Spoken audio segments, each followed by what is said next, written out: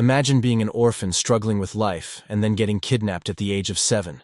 You would think, what could be worse? But that was just the beginning. The ones who kidnapped you were mad scientists who experimented on you, implanting minerals from the gate and monster cells inside you, slowly turning you into a chimera hunter. They forced you to fight monsters for 70 years, and when your body started to fall apart, they abandoned you in a dungeon to die. But little did they know, they had also implanted the power of an immortal monster within you. That power revived you and turned you human again. Well, this is the tragic story of our main character, who now stands at a crossroads with two paths ahead, one of revenge and the other of forgetting everything to live a normal life in the dungeon. If you guys think this story is good, then make sure to like and subscribe this channel. Then let's start. One day, a sudden tear appeared in the sky, forming a blazing red cross-shaped rift. Its edges crackled with energy, radiating an ominous glow as if the heavens themselves had been split apart. On that fateful day, everything began to change. From the ominous rift in the sky, a gate tore open, flooding the world with chaos. Swarms of monstrous insect-like creatures poured out, their wings beating furiously as they descended upon the earth. And with their arrival, destruction followed. From beyond the rift emerged a world that would later be known as the Demon Realm. From its depths, ferocious and merciless monsters poured into the human world, their presence bringing chaos and ruin wherever they went. In humanity's darkest hour, certain individuals awakened with extraordinary abilities. These chosen ones, known as hunters, rose to stand against the monstrous threat, wielding powers that defied ordinary limits. These hunters were individuals who had awakened to the power of mana, granting them extraordinary abilities that set them apart from ordinary humans. With the emergence of these empowered individuals, humanity finally found the strength to fight back,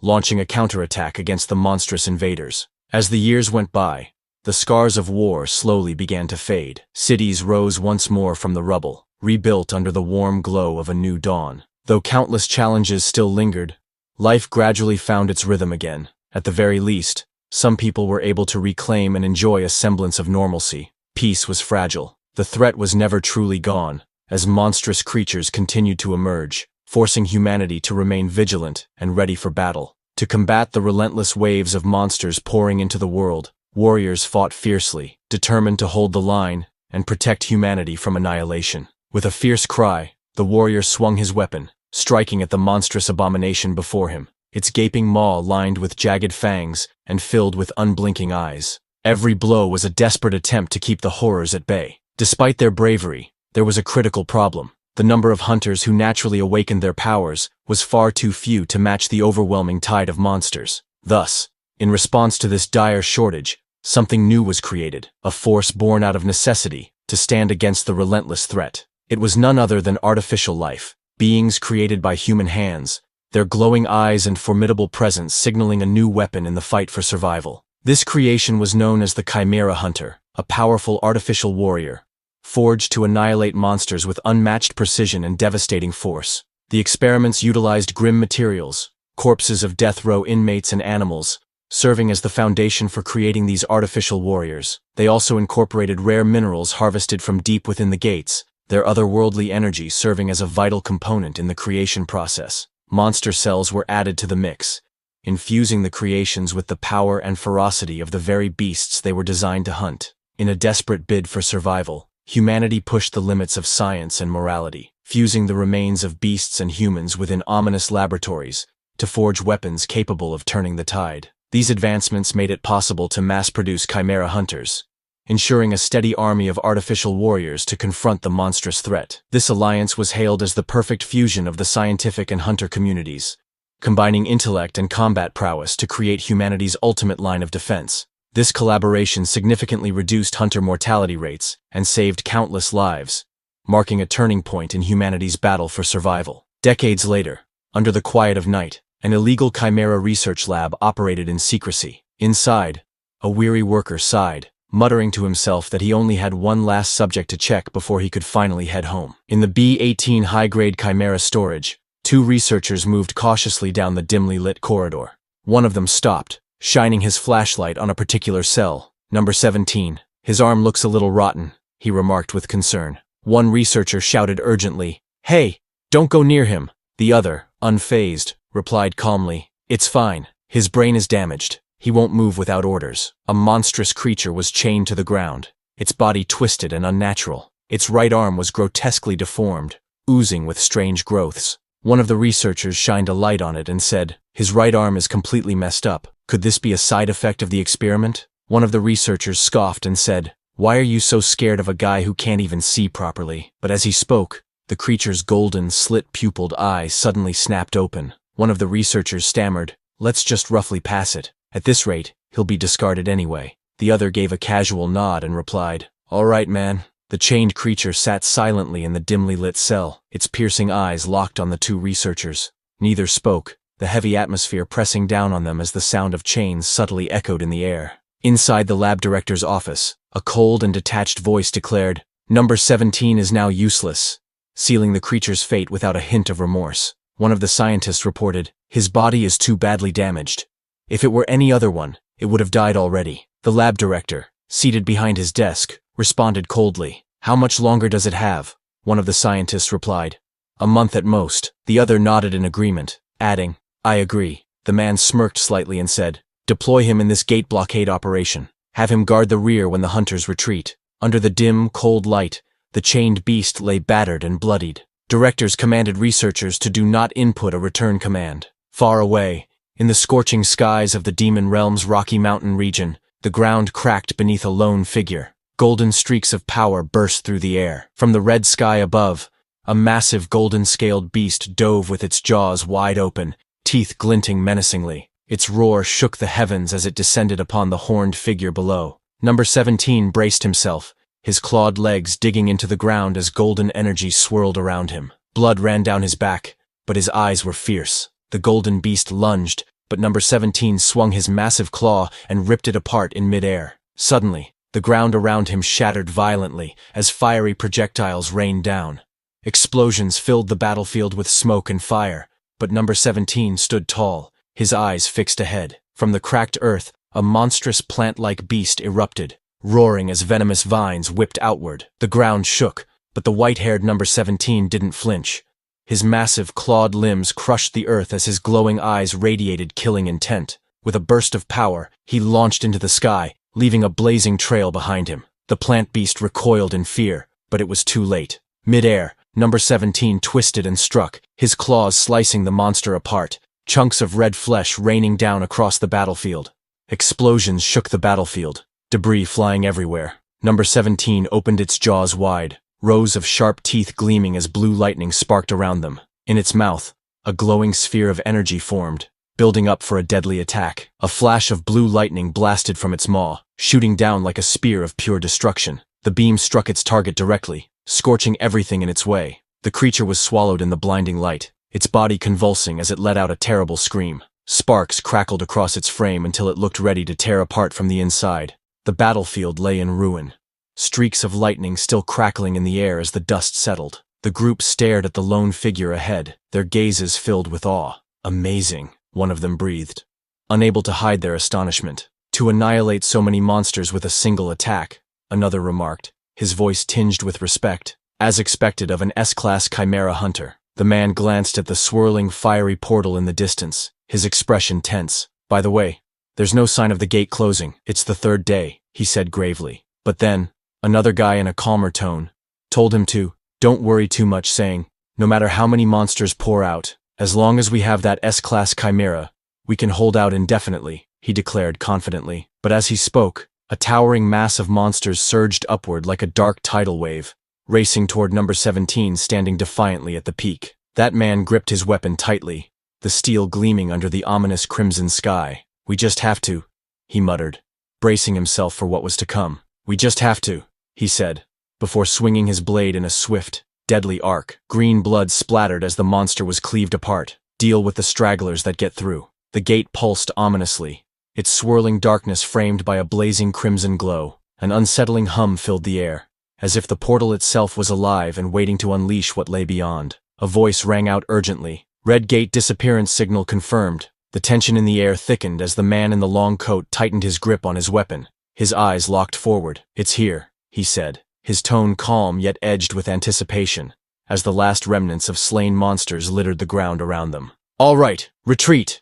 Everyone, exit through the gate." The order rang out with urgency as boots pounded against the ground, their wearers sprinting toward safety before the portal closed. A clenched fist smashed forward with explosive force, the impact shattering the surface it struck as shockwaves rippled outward. Number 17 continued fighting.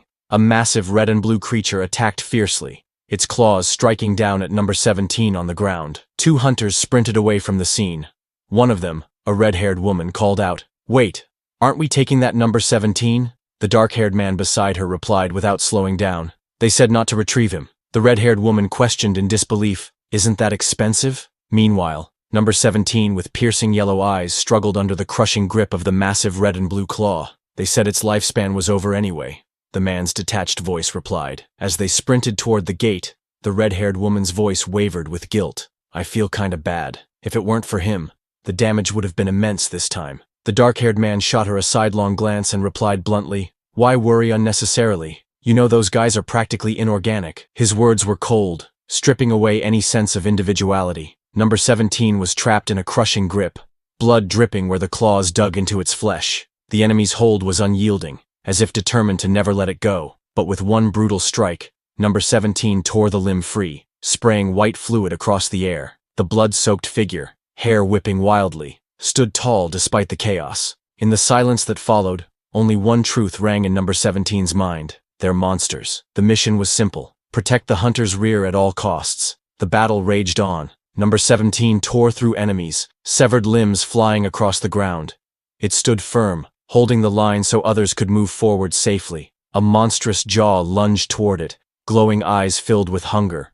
But before it could bite down, blue lightning crackled through the darkness.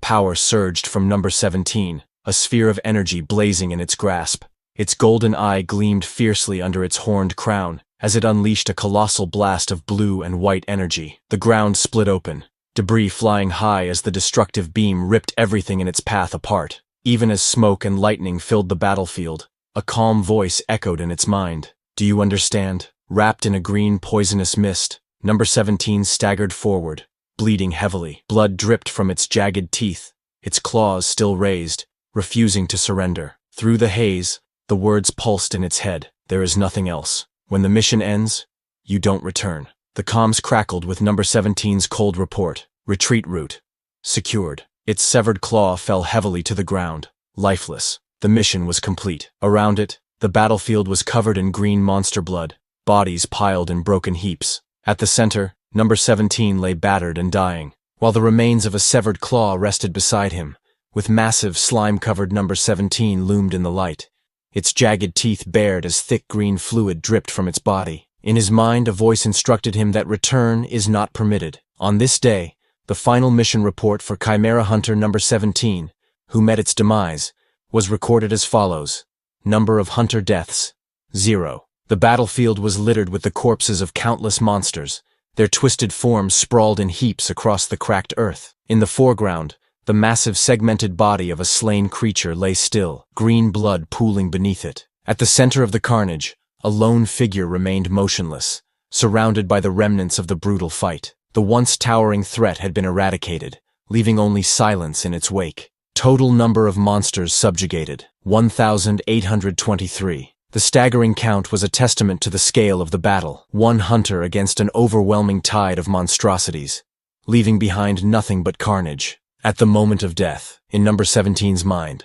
fragments of an unrecorded past began to surface. It recalled that it had once been a complete human, and that it was kidnapped at the age of 9. Starting from that memory, a panorama of number 17's life began to flash before its eyes. Unfortunately, number 17's damaged brain couldn't fully comprehend the meaning behind those scenes. It calmly watched its past life unfold. 79 years ago, at the District 13 orphanage, a man stood outside holding a baby. Looking down at the child, he read softly, "The child's name is..." 70 years ago, a boy sat silently on a chair, his head lowered. A man stood before him, scolding, "You hit a friend with a stone because they teased you a bit? How many times has this happened now?" The boy remained wordless. Snow fell quietly outside as the doors slammed shut with a loud bang. "We can't keep you anymore." With those words echoing in his mind, the boy stepped out into the falling snow, arms crossed against the cold, leaving the orphanage behind. The boy collapsed face first into the snow,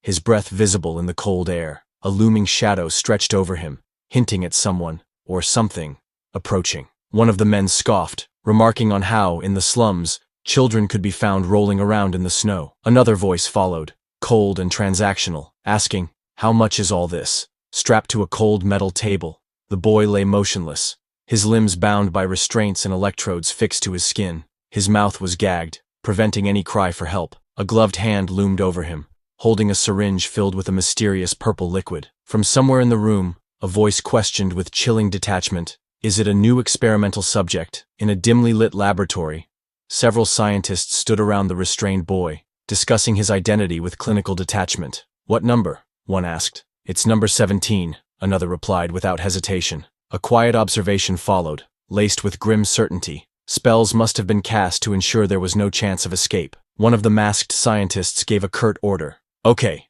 record it." Another, holding a clipboard, noted in a clinical tone, "Number 17. S plus class silkworm larva cell injection." Number 17's restrained hand twitched violently, the black tattoo stark against his pale skin. One of the observers spoke with clinical anticipation. "Let's watch now. What kind of reaction will appear?" One of the researchers stared at the readings in disbelief. "No side effects." Another observed the restrained boy in the chair and added, "A special ability has appeared, but his human form and ego are maintained." One of the researchers examined the data carefully and remarked, "It seems to have a unique constitution." Another, with a cold and clinical tone, ordered, "Keep implanting various things until there's a reaction." The group of scientists huddled closely together under the harsh white light, their lab coats forming a wall of secrecy. Whatever they were observing seemed to demand their full attention, the air in the dimly lit lab thick with tension. Then 64 years ago, in the midst of a crumbling room, number 17 stood firm, energy radiating in a brilliant blue sphere between his hands. The ground beneath him cracked from the force, while behind him,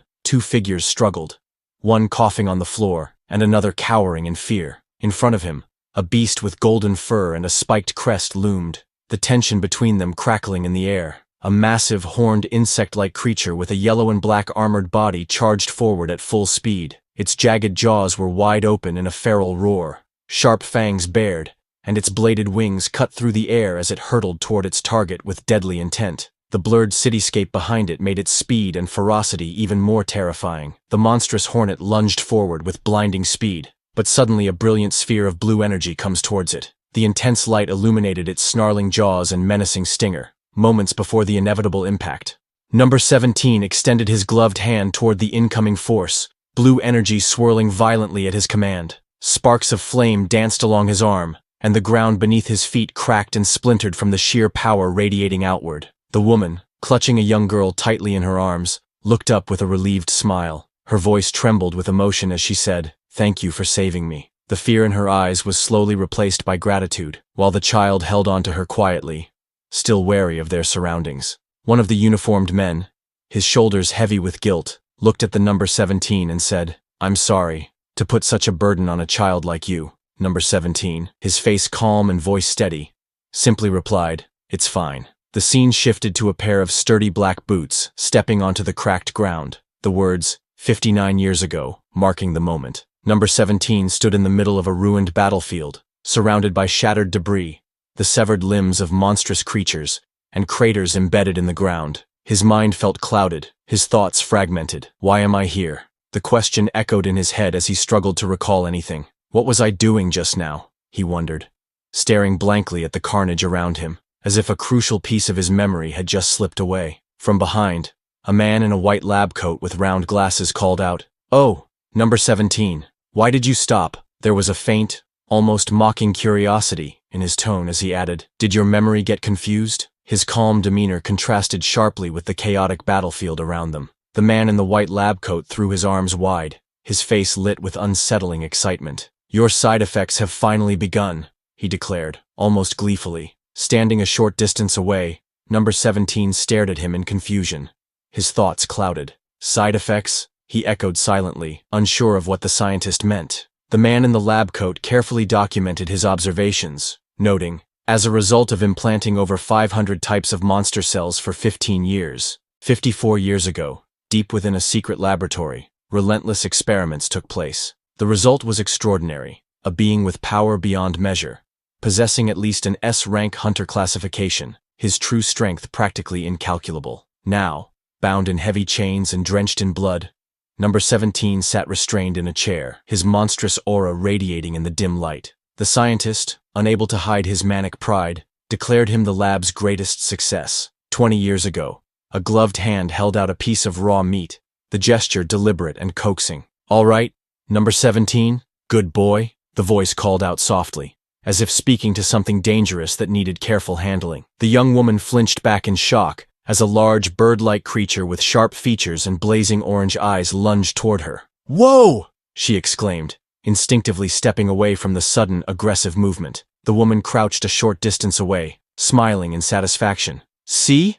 I told you it would eat," she said, watching the creature tear into its meal. This monster was Number 17, nearby. A mother turned away in disgust. "It's gross." A man gently covered his young son's eyes. "Don't look at things like that," he said firmly. 3 days ago, a blinding surge of energy erupted in the air, splitting the sky with crackling light. Number 17's golden eyes widened, reflecting the storm of power as arcs of electricity danced violently around it. Massive, grotesque Number 17 let out a final haunting roar as its body began to dissolve into fragments of light. Its fading voice echoed through the air, repeating in a broken mechanical tone, "All missions complete." As the sun dipped low on the horizon, its golden rays illuminated a vast, jagged chasm that tore through the barren land. The ground was littered with bones and remnants of the fallen, a silent testament to the devastation that had unfolded here. A haunting wind whispered through the canyon, carrying with it the echoes of battles long past. Amid the desolate expanse, a single weathered bone lay half buried in the dust. The bone shifted suddenly, scraping against the dry earth as if stirred by an unseen force. In an instant, with a blinding pillar of light, that bone erupted from the ground, tearing through the darkness and piercing the sky. A massive spinal column, brimming with crackling energy, shot up from the earth, each segment pulsing with unnatural vitality. The narration echoed ominously. This was no ordinary relic. It carried within it the combined power of 527 different types of monster cells, a grotesque fusion of countless creatures' strengths. Its skeletal frame continued to assemble, ribs locking into place around a dark, pulsating core. This abomination was no mere monster, but Chimera Hunter Number 17, a weapon forged from the cells of hundreds of deadly beasts, reborn for one purpose alone. From its spine and ribs, sinewy cords of muscle began weaving into place, twisting and binding together with unnatural speed. The once lifeless bones pulsed with grotesque vitality, each fiber brimming with monstrous power as the creature's body took shape. A blinding explosion erupted, flooding the darkness with searing light. Then bare feet touched down softly on the cracked ground, the air around them still hazy with lingering smoke from the explosion. He looked down at his hands in disbelief, his voice trembling. "What is this?" The unfamiliar warmth of flesh replacing what he had once been. A haze of confusion filled his mind as he took in his transformed body. "Human again now?" he asked himself, the words barely more than a whisper. Bathed in the warm glow of the rising sun, he stood at the center of the barren land, his shadow stretching long across the cracked earth. The massive stone arch framed the light behind him, as if the world itself was announcing his return. Revival. The man stood there, looking down at himself in disbelief. His voice trembled as he wondered if he had truly returned to being human again. He looked at his hand, noticing the monstrous claws that had formed. Although he appeared human, he realized that the monster cells within him still remained, meaning he couldn't truly call himself human. Reflecting on the situation, he thought that a lot of time must have passed, and since the lab hadn't come to retrieve him, something unusual was going on. He realized he had been discarded. The experimental number once engraved on his wrist had vanished as well. Looking at his hand, he wondered if this meant he was finally free, no longer bound to the lab or its control. Thinking about the nature of this power, he concluded that such a transformation could only belong to an immortal-type ability. He understood the nature of the ability. It allowed the body to revive up to 3 times, as long as its core remained intact and wasn't destroyed. He recalled how it was believed that human and immortal cells could never fuse. Yet, looking at himself now, he realized that his body had fully recovered, restored to its peak condition. He realized that with all the side effects of the experiment gone, his condition had reached its best state. The constant haze that clouded his mind since the beginning had finally lifted. Even the spells engraved on him to prevent escape or rebellion had completely disappeared. He thought to himself that if his existence as experiment number 17 had truly ended, then perhaps it was finally time for him to live a normal life, as a human. He reflected that number 17 was nothing more than a label forced on him by the lab. His true identity had been buried beneath that number. He remembered someone once telling him that while he might seem rough or even unstable, he should strive to live with purpose, by consciously helping others. He recalled the words spoken to him. If he could live a life helping countless others, that would give him true purpose. And in that moment, his original name came back to him, Cheon Do-woon. He scoffed at the idea,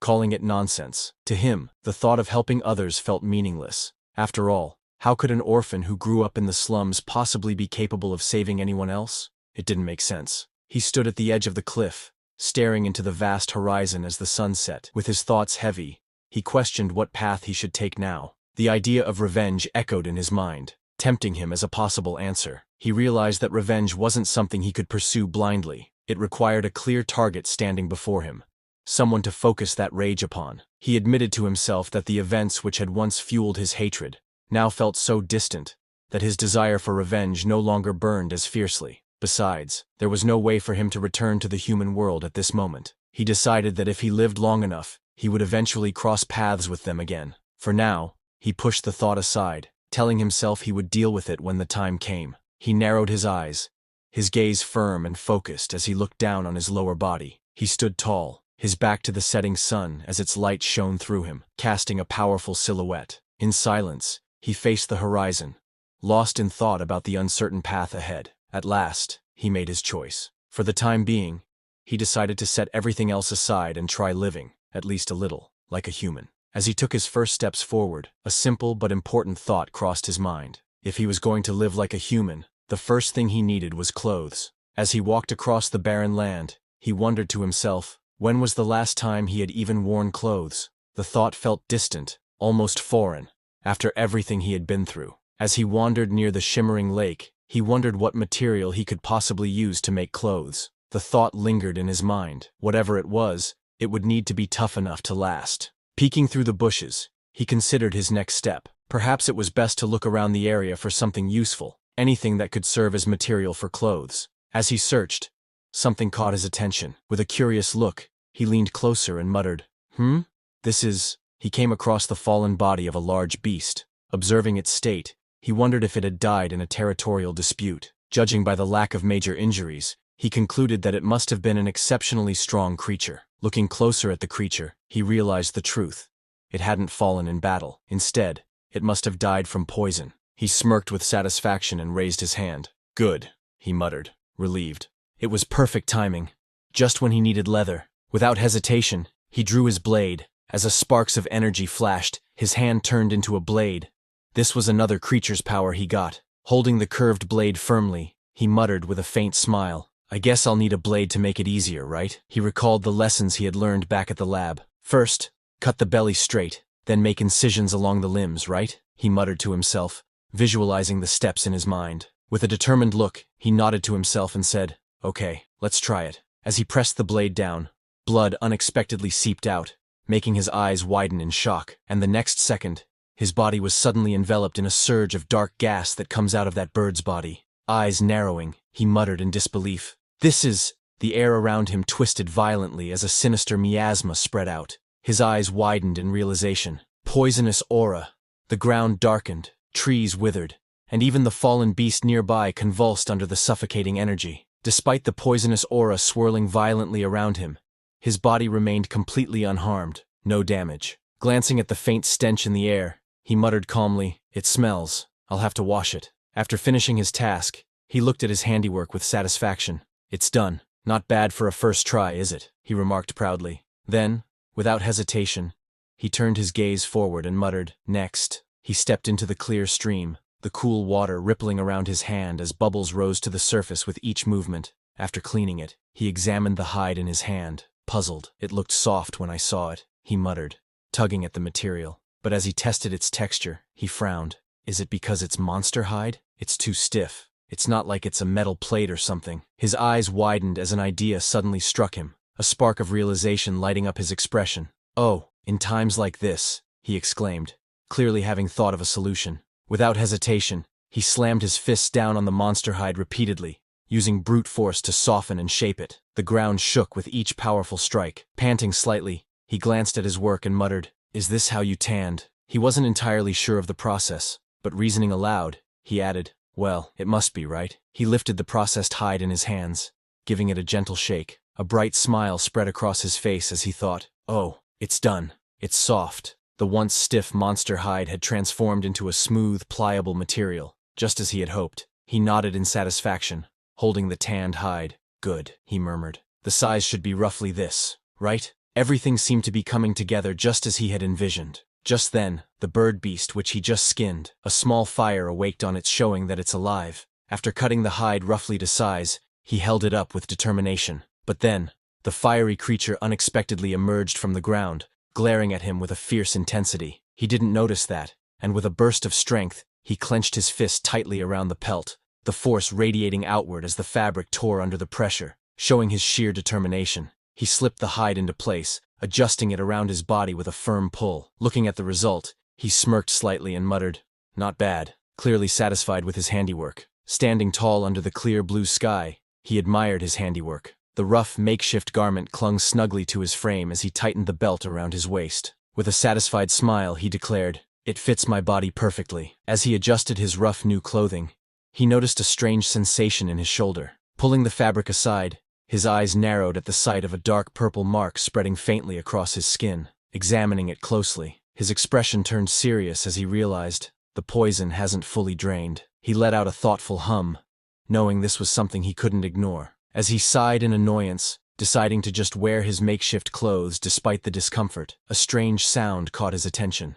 Startled, he turned toward the source and froze. By the water's edge, the creature he thought was long dead suddenly stirred, flames flickering weakly from its head. With a puzzled look, he muttered, "What? Wasn't it dead?" The creature suddenly gasped and choked, its twin flaming heads twitching as if in distress. Despite its weak state, it seemed to react to his presence, almost as though it could understand him. Observing the strange creature struggling yet still alive, he stroked his chin thoughtfully. "Seeing that it's alive despite having rigor mortis," he muttered, narrowing his eyes. "This one must be an immortal type too." He looked at the struggling creature, its flames flickering weakly. "If it were before, I would have killed it without hesitation, because I was a hunter. But now, as he studied it more closely, he realized, the opponent is already weakened, and not even a threat. There's no need to kill it." He looked at the weakened creature and smiled softly. "You and I are both lucky. Since it's our second life, let's live well." As he turned and walked away, he glanced back one last time. "If fate allows,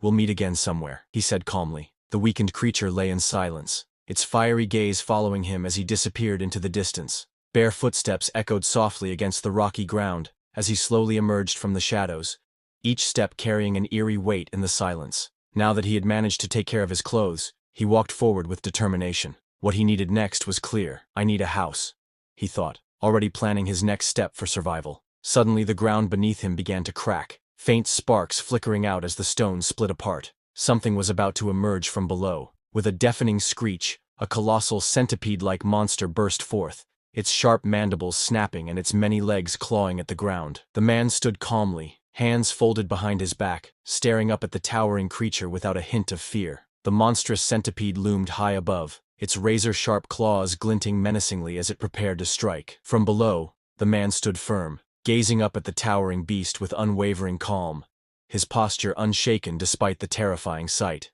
The young man looked up at the towering creature with calm eyes, tilting his head slightly as he asked, almost casually, "Is it too dark here?" With a single sweeping motion of his arm, the young man unleashed a devastating strike. A sharp arc of force ripped through the air, slicing cleanly across the monstrous centipede's body. Green blood sprayed wildly as the beast screeched in agony, its massive form reeling back under the overwhelming power of his attack. The young man calmly turned his back. With his hands folded neatly behind him, he walked toward the light at the end of the tunnel. His voice was cold and indifferent as he dismissed the fallen creature with just one word: rejected. Then he went to a snowy mountain. A cold wind swept across the mountains, carrying with it a relentless flurry of snow. Their large, white-furred beast with a blue face lay in the snow, its mouth wide open in a cry filled with sharp fangs. Snowflakes fell around it as it struggled. Our MC walked past the fallen snow beasts lying across the ground. Looking at the desolate, frozen land around him, he thought to himself that it would be difficult to find any food in such a place.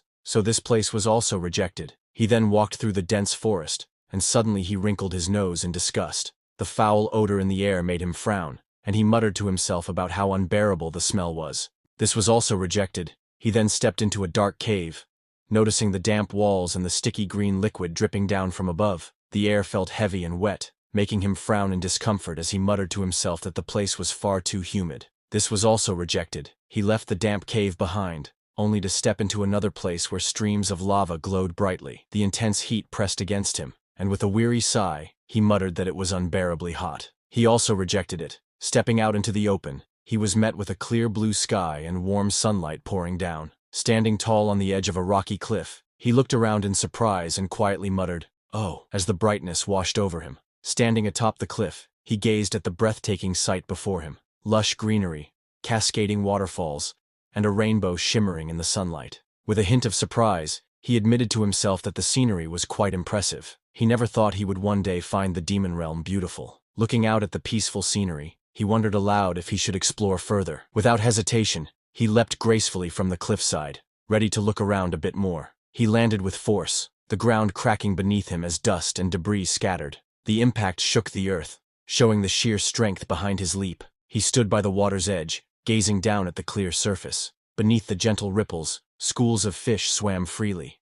Observing the scene, he noted that the water was clean and full of life, with plenty of fish to be found. From beneath the surface, sharp-toothed fish lunged upward with menacing glares, their jaws wide open. Watching them, he thought they looked quite delicious. He imagined that if he caught one and roasted it on the spot, it would feel just like camping. He rubbed his chin thoughtfully, imagining a simple life by the water. With the abundance of fish acting as a natural food source, he pictured himself building a small house, sitting outside by a campfire, and living peacefully in the area. As he walked further, his eyes caught sight of bright yellow flowers blooming under the clear sky. As he continued walking, he noticed the fresh scent carried by the breeze. Standing among the tall trees with sunlight filtering gently through the leaves, he took a deep breath of the fresh air. Surrounded by flowers and greenery, he felt a sense of peace, and simply thought to himself, "Good." With a calm smile, he looked up at the sunlight streaming through the leaves above. Feeling at peace, he softly envisioned the name for his future home, Cheon Do-woon House. As leaves gently rustled down from the trees, a single word seemed to echo through the air: approved. At the same time, in that dungeon beneath the wide blue sky, leaves drifted gently across the open plains. The land stretched far into the distance, with mountains rising faintly on the horizon, as if marking the beginning of a new journey. Suddenly, cracks began to spread across the space. The cracks in the space split wide open, releasing a blinding blue light. In an instant, a swirling vortex appeared, twisting violently as if tearing through space itself, ready to connect this land to another realm. With a thunderous crash, something comes out of the vortex and slammed into the ground, scattering dirt and debris in every direction. From within the smoke and dust, a dark figure emerged. Sparks of red energy crackled around its body, and its heavy steps pressed into the ground. Through the smoke and glowing embers, a robot-like figure appeared, its eyes burning a deep, menacing red. Sparks of energy flickered across its body as it looked around, its mechanical voice echoing with a question. "This is the demon realm." On the other hand, our MC clenched his fist, determination shining in his eyes. He told himself that the first step would be finding a proper site to build his house, setting the foundation for the life he envisioned. With a powerful motion, golden energy burst forth from his hand, arcing through the air. It shot downward like a blazing streak of light, slamming into the forest below with explosive force, marking the spot where he intended to build his home. The golden energy struck the forest floor with blinding force, instantly slicing through the massive trees. MC surveyed the fallen trees and the cleared land with a nod of satisfaction. "This much for the site should be enough," he murmured, acknowledging that the space was now ready to begin the next stage of construction. With a wave of his hand, the logs floated up, bound by glowing strands of energy. He carefully separated the sturdy, well-preserved trees from the rest. MC stood with his arms crossed, gazing at the neatly stacked logs. "This many trees should be enough," he muttered thoughtfully. Then his eyes shifted to the stumps scattered across the clearing, a slight frown crossing his face. "Is the floor too uneven?" he wondered, already considering the next step in preparing the site. MC gripped tightly and pulled with all his strength. In an instant, the ground erupted with a thunderous crack as roots and earth were torn apart. Splinters, soil, and leaves burst into the air, the sheer force of his action flattening the uneven land beneath him. He looked over the vast cleared land, satisfied with the result of his effort. The once uneven ground was now leveled, open to the sky. He pressed his hand firmly against the wooden surface, his thoughts calm and focused. I just moved my hands and feet as my heart guided me, he reflected, allowing instinct to lead the way rather than overthinking. Balancing the massive log on one shoulder, he examined the ground carefully. First, I'll plant pillars at each corner, he muttered. The heavy logs sank into the ground with a solid thud as he planted them firmly in place. What do they call this? Free will? He wondered, a faint smile tugging at his lips. Despite the sweat on his brow, there was a lightness in his heart. Anyway, it's fun. Is it because it's my first time building my own house? He thought, feeling an unfamiliar sense of satisfaction. He moved quickly, almost like a blur, placing one plank after another with steady precision, straightening the base of the structure. Step by step, the house was beginning to take shape. He examined the sticky green substance oozing in his hand, its slimy texture bubbling faintly. Building walls, he muttered. Since there were no nails to use, he had to improvise. With a firm nod, he decided, I'll use snail-type monster mucus instead. He carefully pressed the logs together, using the thick green mucus as adhesive. Once it hardens, he thought, it'll be as solid as rock. A faint smile crossed his face as he added, waterproofing, in a way, as the bright sky, golden rays spilling down as the leaves rustled gently in the breeze. Now, for the finishing touches, he murmured, ready to complete his work. He looked up with a satisfied smile, hands resting on his hips as the sunlight shone down on him. Good, he said confidently. Most monsters won't even dare to approach. MC stood proudly in front of the small wooden hut, its walls reinforced with snail-type monster mucus, and decorated with silkworm larva's cocoon silk. Despite its unusual construction, he smiled with satisfaction. Quite cozy. I like it, he said, clearly pleased with his work. He stood in thought as he examined his work. But it's a bit lacking, he muttered to himself, a slight frown forming.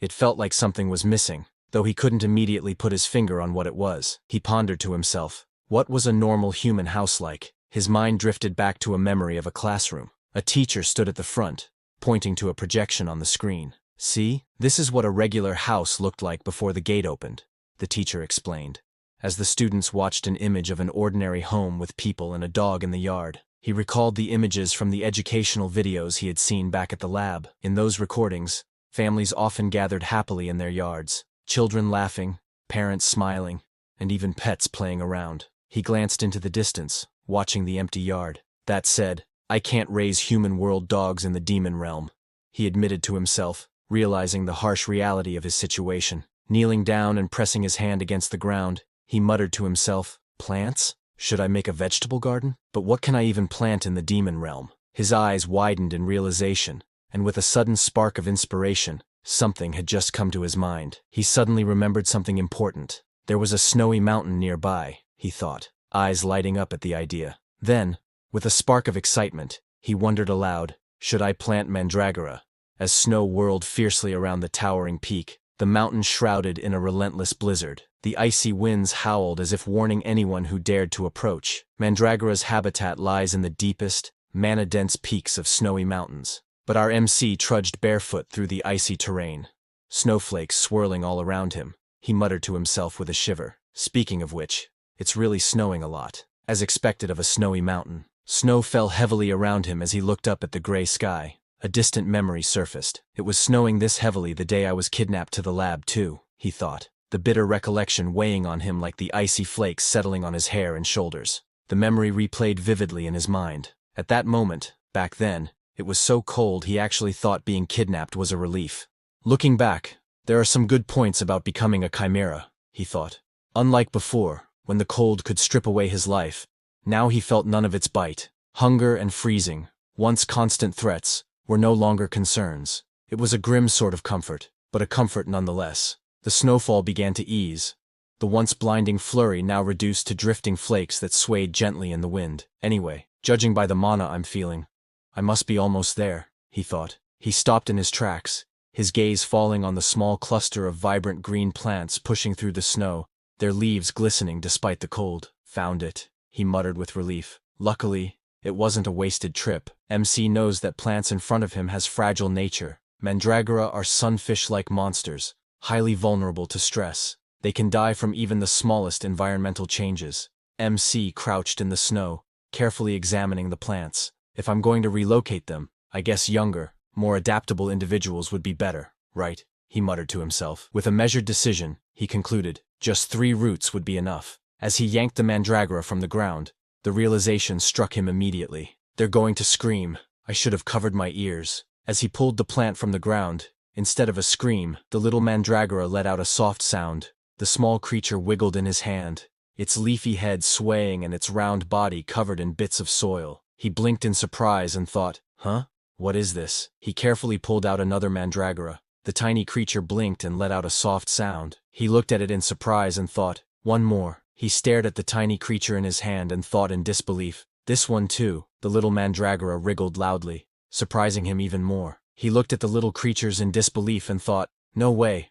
Are they? The tiny mandragoras wriggled in his hands, making soft noises. Watching them closely, he wondered, are they sleep-talking? It was well known that mandragora scream is actually a phenomenon that happens only when humans artificially cultivate them. It was revealed that in the low-mana human world, when mandragoras are placed under extreme stress, if they are forcibly pulled out, they let out a terrifying scream, and die as a result. MC observed that since this was the demon realm, the mandragoras didn't scream when pulled out. However, what puzzled him was their lack of resistance. At this point, they should have been struggling desperately to escape, yet they remained still. He suddenly realized the reason behind the mandragora's unusual behavior. Instead of resisting, they seemed to recognize him as kin. Because mandragora cells had also been implanted in his body, he calmly tucked the small mandragoras away, relieved by how easily they accepted him. With a faint smile, he thought that this worked out well. After all, it was better for them if they felt less stressed. MC began to imagine the possibilities for the future. Once the mandragoras had grown well, he thought, perhaps he could ask them for a few root tendrils to brew tea, or even enjoy their fruits as snacks. The thought made him smile as he pictured it vividly. He suddenly recalled an important fact. If the mandragora fruit was forcibly picked, it would become extremely poisonous. Realizing this, he concluded that he would have to persuade them kindly instead of trying to take it by force. MC stood on the snowy cliffside, his eyes narrowing as he listened carefully. From the distance, faint cries echoed through the mountains. It seems there are hunters nearby, he muttered. Though uncertain of their purpose, he couldn't understand why anyone would risk venturing into such a dangerous snowy mountain. He smirked with a confident glint in his eyes. Turning slightly, he asked aloud, almost playfully, shall I go grab some gatestone quickly? On the other hand, 2 men were fighting something. One of the men clenched his teeth in fury, shouting, damn it, to use us as bait and run off. His companion, gripping his weapon tightly, snapped back with urgency. They're coming again. The tension in their voices revealed just how dire their situation had become. From the darkness of the snowy forest, monstrous creatures lunged down upon the hunters with terrifying speed. The 2 men on the ground braced themselves, weapons raised, but the overwhelming number of beasts was too much. A monstrous snow beast lunged forward, its gaping jaws splitting unnaturally wide. Inside its maw, rows of razor-sharp fangs glistened, but what was even more horrifying were the writhing, fleshy tentacles that extended from its throat. The hunters were now face to face with a nightmare far beyond their imagination. One man thrust his hand forward, summoning a glowing blue barrier that blocked the charging beasts. The creatures slammed into the shield with force, but he gritted his teeth and held on, straining under the impact. Sweat ran down that man's face as he gritted his teeth, his expression filled with strain and fear. His strength was failing, and with a trembling voice he muttered, no good. Cracks began to spread across the barrier, glowing faintly under the pressure. His hands trembled with effort as he realized in fear, the barrier will break soon. The cracks in the glowing barrier spread rapidly as the man's strength faltered. Beads of sweat rolled down his face while regret filled his thoughts. He cursed himself silently. I should have just stuck to odd jobs. Why did I even volunteer to find the chimera? The barrier finally shattered into glowing shards, scattering into the air. The man screamed in pure desperation, his voice cracking, help! As monstrous beasts lunged toward him. Just then a light shined in the sky. It crashed down from the sky, followed by a deafening explosion. The ground erupted, blasting dirt and stone into the air as shockwaves tore through the battlefield. The monsters, feral rabbit-like beasts with bloodthirsty eyes, snarled and growled, surrounding the 2 men trapped in the chaos. One soldier, barely able to stay on his feet, trembled as he raised his gun, while the other sat on the snow, wide-eyed and frozen in terror. His voice cracked as he stammered, what is that? From within the swirling smoke, an ominous silhouette slowly began to emerge. Through the thick smoke, The soldiers squinted their eyes in shock. One of them stammered in disbelief, realizing the dark silhouette was not a beast, but a human figure slowly emerging from the haze. Out of the dust and smoke, and our MC finally appeared. His face was calm and unreadable, his silence carrying more weight than words as he stood there. He narrowed his eyes at the creature before him. It looked like a snow rabbit, but its fierce glare and sharp fangs revealed it was anything but ordinary. But the snow rabbits froze in place,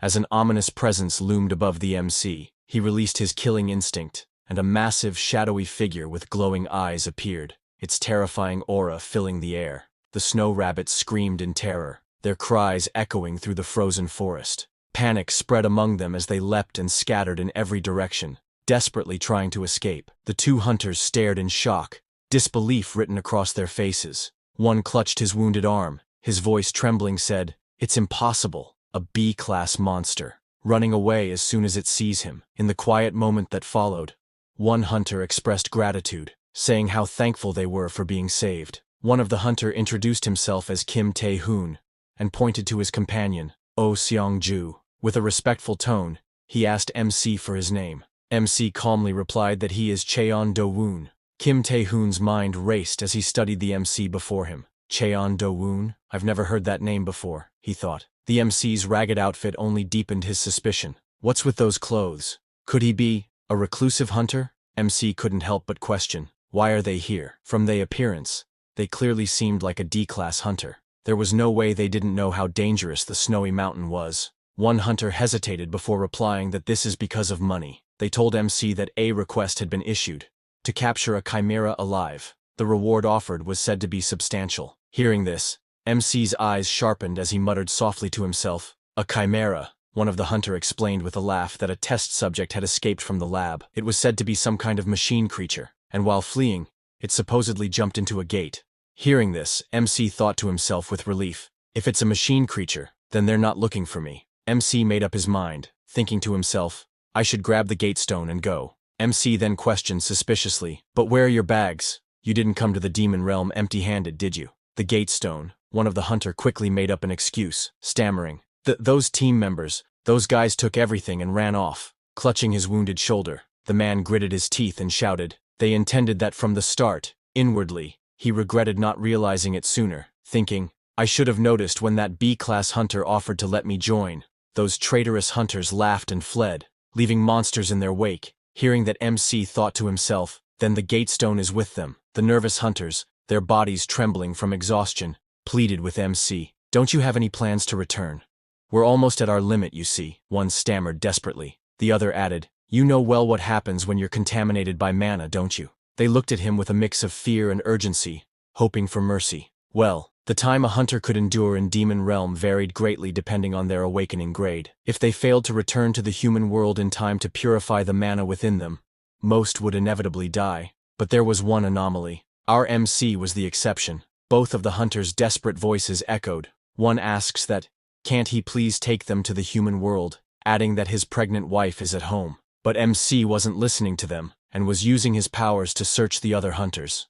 Found them, he muttered, locking onto his targets with unwavering focus. The desperate plea of the hunters was suddenly cut short. With a thunderous burst, MC shot forward with terrifying speed, the force leaving a deep crater behind. The two hunters froze, wide-eyed, as Cheon Do-woon suddenly leapt into the sky with incredible speed. The hunters panicked and shouted after him.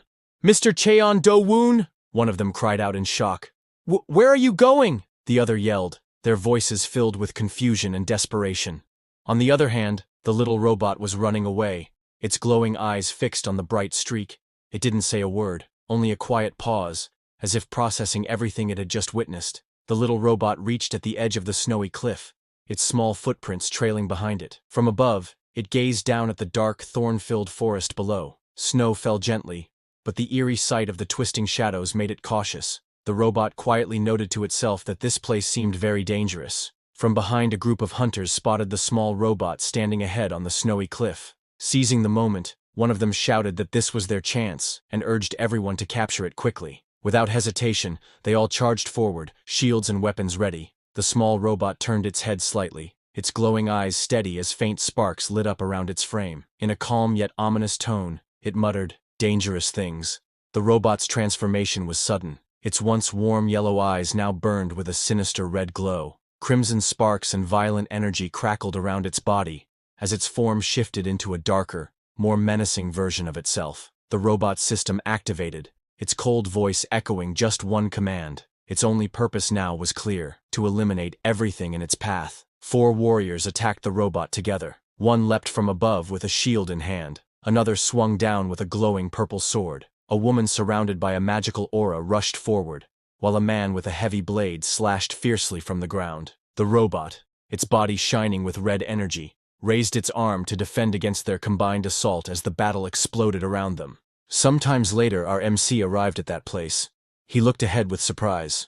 In a worried voice, he wondered if he had arrived just a little too late. He walked across the blood-stained snow, noticing the abandoned gear scattered around. From the scene and a return stone floating in air, he realized that all the hunters had already run away. The hunters had even left behind their luggage in their rush to escape. On the ground, mixed among the bloodstains, were both small childlike footprints and the tracks of animals. Seeing that, MC wondered if the creature had been fighting those hunters while changing its form. He remembered those hunters telling him that an experimental subject had escaped from the lab. It was a mechanical creature, and during its escape, it transformed and jumped into a gate before vanishing. The creature was created from liquid metal, allowing it to freely change its shape. However, since the material was rare, it was made small, about the size of a child or a large dog. MC thought about the mechanical creature. The fact that it managed to overpower 5 B-rank hunters all on its own was truly impressive. On the other hand, Kim Yao urgently called out, telling Xiongju to snap out of it.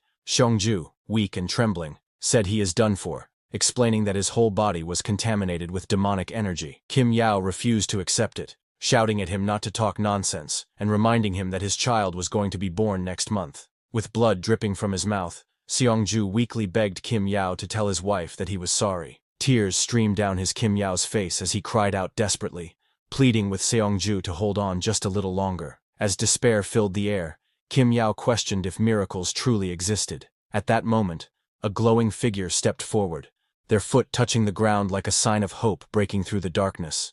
Tears still streaming down Kim Yao's face, his eyes widened in shock as a sudden radiant light appeared before him. As the golden light cleared, the Kim Yao's eyes widened in disbelief. Standing before them was Cheon Do-woon, carrying a huge pack on his back. They were stunned to see that the pack he carried was their missing luggage. Immediately, Kim Yao rushed forward, going towards Cheon Do. He dropped to his knees in desperation, his voice trembling as he pleaded. He begged Cheon Do-woon to save them, his cries echoing through the snowy forest. Cheon Do-woon stood there surprised to see him.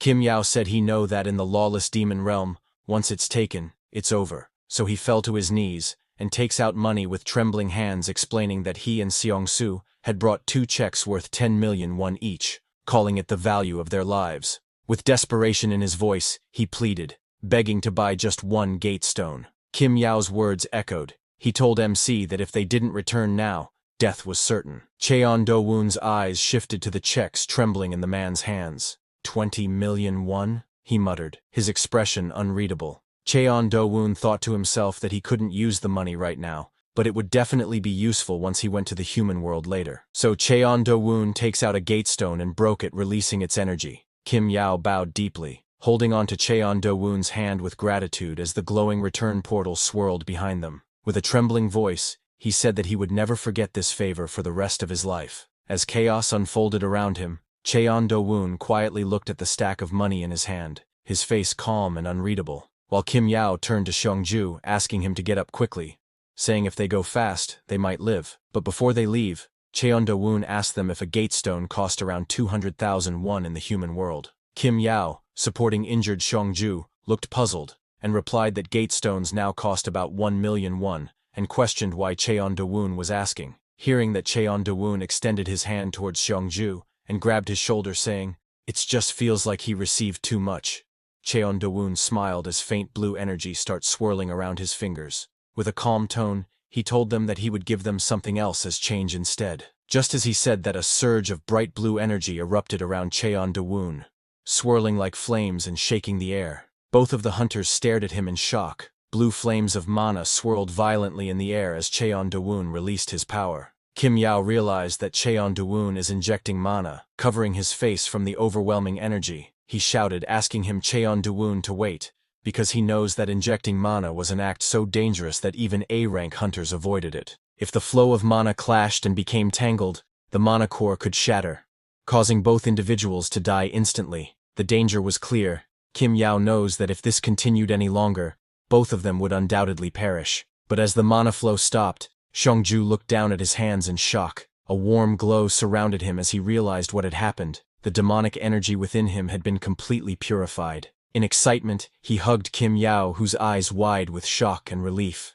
Xiongju cried out with joy, shouting that they were alive. Both of them had survived. But deep down, Kim Yao still struggled to believe it, whispering to himself that such a thing should have been impossible. As Cheon Do-woon turned to leave, Xiongju behind him dropped to his knees in gratitude. He thanked him with teary eyes, swearing never to forget the favor. While Kim Yao could hardly believe what had just happened, Cheon Do-woon had purified demonic energy by injecting mana, something thought to be impossible without an overwhelming amount of power. After witnessing the impossible, a single thought echoed in their minds: just who exactly is Mr. Cheon Do-woon? On the other hand, Cheon Do-woon walked steadily with a large pack strapped to his back. His expression was calm as he let out a thoughtful hum, lost in his own thoughts. Cheon Do-woon arrived at his small wooden home, relieved to see that no intruders had disturbed it. He looked at it fondly. He thought it had been a satisfying outing, especially since he had gained some unexpected income. Cheon Do-woon glanced at the small mandragora tied to his waist who had waken up. Seeing its drooping leaves, he wondered if the long journey had worn it out. Cheon Do-woon knelt down in front of his small home, carefully planting those mandragora into the soil. As he worked, he thought to himself that this much should be enough. But as the small mandragora swayed in the soil, their faces gloomy. They let out low, unhappy sounds, clearly showing their dissatisfaction. MC noticed the little mandragora unhappy expression and frowned. He wondered aloud what they didn't like. Maybe they are upset because their home had been moved by force. Then, thinking further, he guessed they might be hungry from being carried around without soil. Cheon Do-woon reached out his hand, letting a soft blue glow of mana flow from his fingertips into the soil, asking little mandragora, shall he give them some mana because they usually enjoyed it. The little mandragora began to glow with joy, happily responding to the mana they had received. Watching this, Cheon Do-woon remarked that they seemed more at ease now. But Cheon Do-woon suddenly sensed something unusual. Narrowing his eyes, he thought to himself, this presence, it feels familiar. Cheon Do-woon realized that it's the robot the hunters have been chasing. It was a small mechanical creature, clutching branches as if to camouflage itself. Confused, MC wondered, what business does a machine like that have with me? Cheon Do-woon decided not to overthink it. Calmly, he thought to himself that, well, if it really has business with him, it'll show itself sooner or later. Cheon Do-woon glanced at the stack of money and thought to himself that there was no rush. He would keep it aside for now and only use it when he truly needed it later. Then he sat inside the wooden cabin and unpacked those hunters' backpack. Inside was cooking pots and many supplies. He looked down at them and thought to himself that it was time to organize the luggage he had brought. Cheon Do-woon began checking through his belongings one by one. He had a portable burner and a cooking pot set, perfect for outdoor cooking while hiking, camping, or fishing. There were also 8 gate stones, items that allowed free travel between the human world and the demon realm. He pulled out some spare clothes, though they were contaminated with pollen and needed washing before use. Lastly, he had 2 sleeping bags and a blanket, essential for staying warm at night. Seeing all of this, he thought to himself that those hunters had come very well prepared, which was definitely a good thing for MC. Cheon Do-woon picked up a red packet and realized it was ramen. A wave of nostalgia hit him, as he wondered if the last time he had eaten it was back when he was a child living in the orphanage. Cheon Do-woon smiled as he held the ramen packet in his hands. Feeling the hunger in his stomach, he thought it was the perfect time. With a spark of anticipation, he decided to try cooking ramen. Cheon Do-woon read the ramen recipe, which instructed him to fill 500 milliliters of water. Standing by the river with a pot in his hands, he wondered if he should just estimate the amount by weight. As Cheon Do-woon stood by the river with his pot, ready to collect water, a sudden splash broke the surface. Fierce-looking fish with sharp fins leapt out toward him. Cheon Do-woon, who held the pot of water, remembered that people usually add extra ingredients when cooking ramen. He thought that ramen would taste delicious with fish, and so strike with finger, killing the fish instantly. The recipe suggested adding ingredients like eggs or green onions for better taste. Cheon Do-woon noticed some roe and thought it should be fine to use as a replacement for eggs. Since there were no green onions around, Cheon Do-woon decided to use some other greens he found, thinking it would work just as well. Cheon Do-woon finished gathering all the ingredients, placing them into the pot. With everything ready, he decided it was time to head back. As Cheon Do-woon walked back with the pot in hand, a metallic foot appeared behind him. It was the little robot, which stared in awe, its glowing eyes wide and leaves rustling faintly on its head. Holding its stomach as if overwhelmed, it muttered in disbelief, "That man is cooking." Cheon Do-woon lit the fire under the pot, carefully watching the flames rise. As he glanced at the instructions, he frowned slightly, realizing they didn't mention when the fish should be added. Cheon Do-woon stood by the wooden table he had just crafted from a log moments ago. Looking at the pot, he shrugged and decided, "I guess I'll just boil it all together," as he tossed the ingredients in to cook. But as the smell of his cooking loomed over nearby mandragora, their tiny bodies trembling, they twitched uncomfortably, smelling the strange scent. The strange scent drifted through the air, winding its way past the trees as the sunlight filtered through the leaves. The little robot caught the drifting aroma, its sensors twitching as drool leaked from its mouth. "Cooking smell," it murmured, clearly drawn toward the source. "I want to eat it too." "How?" it muttered, its steps following the trail despite knowing it wasn't built for such desires. Its memory stirred, tying the present scent to something once glimpsed long ago. Its body transformed because it saw it in the lab that humans like dogs and humans help if they felt pity. So it transformed into a pitiful-looking dog, whose one leg is injured. Robot let out a soft whine as it approached. Cheon Do-woon, sitting at the table, glanced over with a puzzled expression. He remembered that this mechanical creature has been following him ever since. As he looked at the robot, he wondered if the robot transformed into a dog just to lower his guard, and is it pretending to be hurt on purpose, trying to stir up sympathy? From its actions alone, the MC could tell it seemed like a young creature, one that didn't yet understand much. The little dog barked happily, wagging its tail with innocent excitement. Seeing that MC frowned in thought. How on earth did a creature like this escape from the lab and make its way all the way to the demon realm? MC looked at the food and said it seemed ready. He asked the little dog if it wanted some too. The dog barked happily in response. Cheon Do-woon picked up his chopsticks and looked at the food, while the little dog stared eagerly at the bowl, drooling with sparkling eyes. Cheon Do-woon looked down at the strange, bubbling dish filled with odd ingredients and wondered to himself if he should try eating it. He sat at the table, eating from the pot with his chopsticks, while the little dog happily munched on its own share from a plate beside him. As he tasted the food, his eyes widened in surprise, the flavor overwhelming him. Beside him, the little dog tilted its head in confusion, still chewing, while the Cheon Do-woon's thoughts echoed. This taste is... A memory of the past surfaced in his mind. He recalled sitting on the floor with his friends, all gathered around a steaming pot of ramen. Their faces were full of joy as they laughed and chatted. Cheon Do-woon slurped the hot noodles, sweat running down his face, his cheeks flushed, and steam rose around him as he struggled with the heat, but his expression showed pure enjoyment. Cheon Do-woon smiled softly as he tasted the noodles, thinking to himself that this was how it used to taste. In that moment, he remembered the ramen he had eaten when he was just 7 years old. While the sun set behind the mountains, shadows stretched across the forest. From within the trees, Cheon Do-woon's faint voice echoed just one word: delicious. Afterward, Cheon Do-woon stood with his hands on his hips, looking at the dog. He told it that if it was done eating, it could leave since he needed to clean up. The dog then turned and began walking away, while limping on its one foot. Seeing that, Cheon Do-woon pointed out that the dog had been limping on its left foot earlier. The dog froze in shock, realizing it had been caught. With a sheepish look, it quickly changed the lead it was limping and walked away, while Cheon Do-woon watched with a knowing smile. Then Cheon Do went to a waterfall.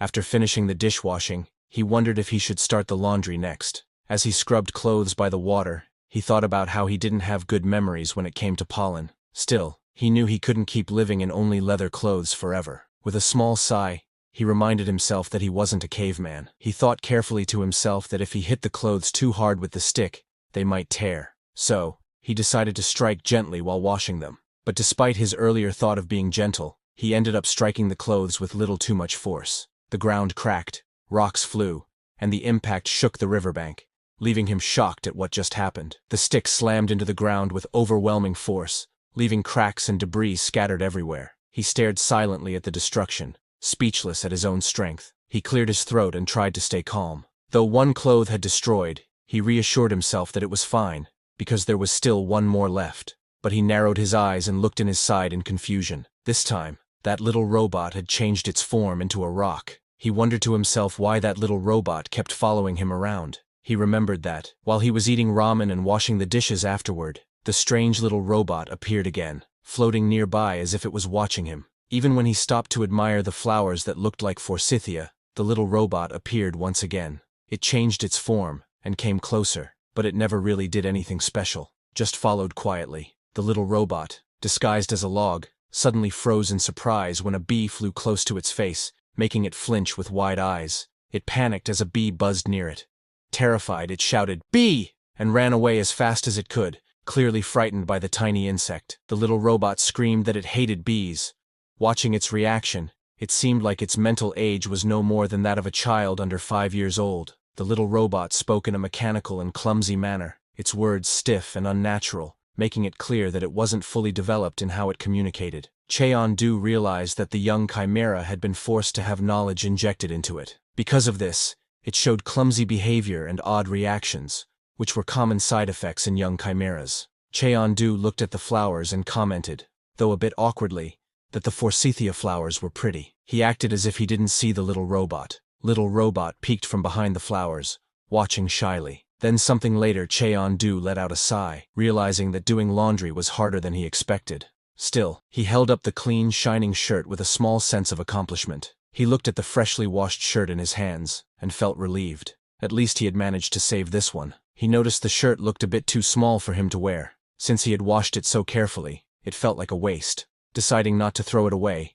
he hung it to the side. Then, he thought to himself that it was time to go check on the mandragoras. While he goes to check on them, the little robot, disguised as a rock, stayed silent, only its glowing eyes showing any sign of life. The little robot grabbed the wet shirt, thinking that since the man wore clothes, it should too. The little robot put on the wet shirt and said proudly that it also wore clothes, trying to imitate the man. The little robot happily declaring that it now belonged to him. He stood proudly, glowing with excitement. Golden light surrounded the creature as its form began to change. Shiny, wavy brown hair appeared, glowing beautifully in the transformation. The golden light continued to glow as the transformation went on. From within the shining clothes, a human hand appeared, clenched tightly into a fist. The transformation was complete. The small robot now stood in a full human form, with long brown hair flowing behind and fists resting proudly on its hips. It felt perfect, as if this form was its true self. On the other hand, Cheon-du looked at the little mandragoras in concern.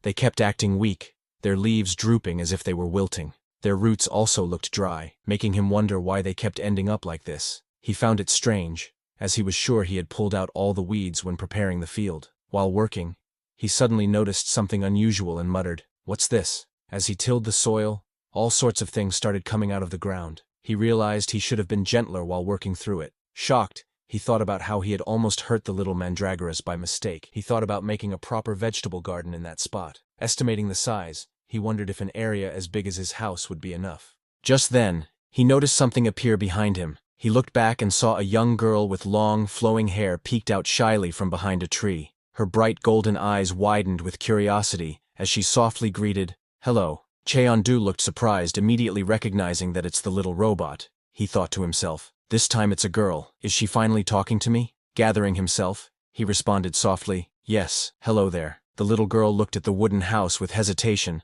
and asked softly if it belonged to him. Cheon-du simply replied with a calm, "Yes." The little girl nervously asked if he was a native of the area. Hearing her question, Cheon-du smirked slightly and thought to himself whether he should tease her a little. Cheon-du said yes and asked her which tribe she belonged to. Surprised and nervous, the little girl stammered, repeating the word tribe in confusion. The girl nervously pointed far away, claiming she came from across the waterfall, a very distant place that he wouldn't be able to find. Cheon-du thought for a moment and asked if she was from the coconut tribe, since they lived near the waterfall. The girl quickly nodded, flustered but determined, and insisted that he was correct. She claimed that she came from the coconut tribe. Cheon-du noticed the outfit and pointed out that it looked like his. The girl quickly explained, flustered, that in her tribe, whoever picks something up owns it, so the clothes were hers now. Cheon-du, amused, simply agreed and told her she could keep it. The girl let out a happy squeal. Cheon-du asked the girl what brought someone from the coconut tribe to this place.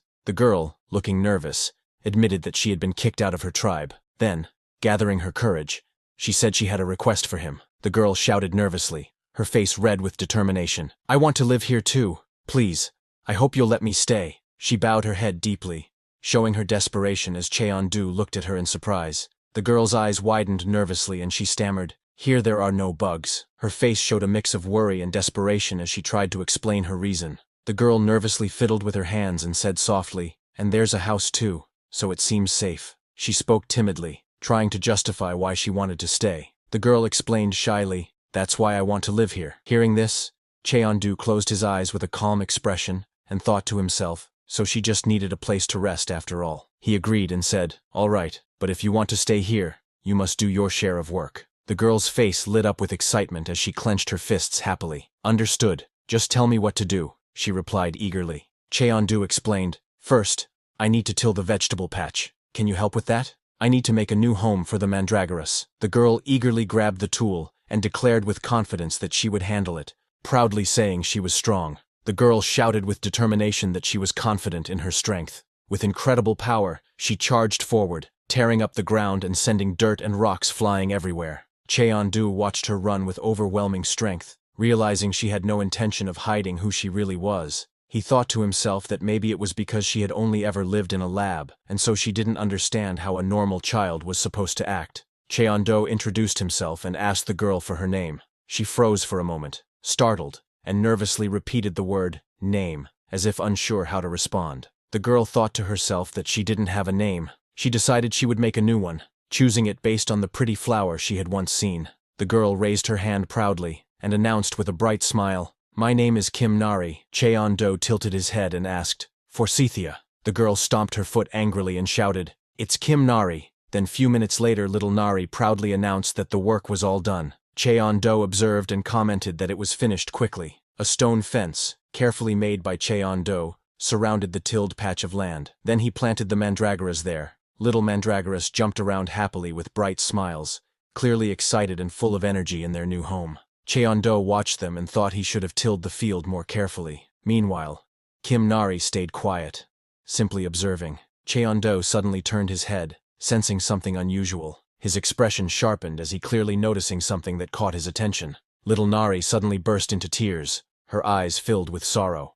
Cheon-du looked at her in surprise and asked why she was crying. Sniffling, she admitted that seeing the mandragoras reminded her of her lost friends, and the memory overwhelmed her with emotion. Cheon-du looked at her with surprise, thinking to himself, "Friends? There's no way she could have had something like that in the lab." He couldn't believe her words, feeling puzzled by what she meant. Just then, little Mari's eyes widened in shock as a loud, terrifying noise echoed around her. A tear rolled down her cheek, and she gasped in fear. Dark shadows spread across the sky, surrounding the area where the small house and vegetable patch stood. Cheon-du calmly told little Nari not to be too surprised, explaining that the frightening noise was just monsters hunting each other, a common sound in this place. Little Nari, trembling and crouched on the ground, nervously admitted that before coming here, she had seen a monster that looked like a chick, and it seemed like several monsters were attacking it.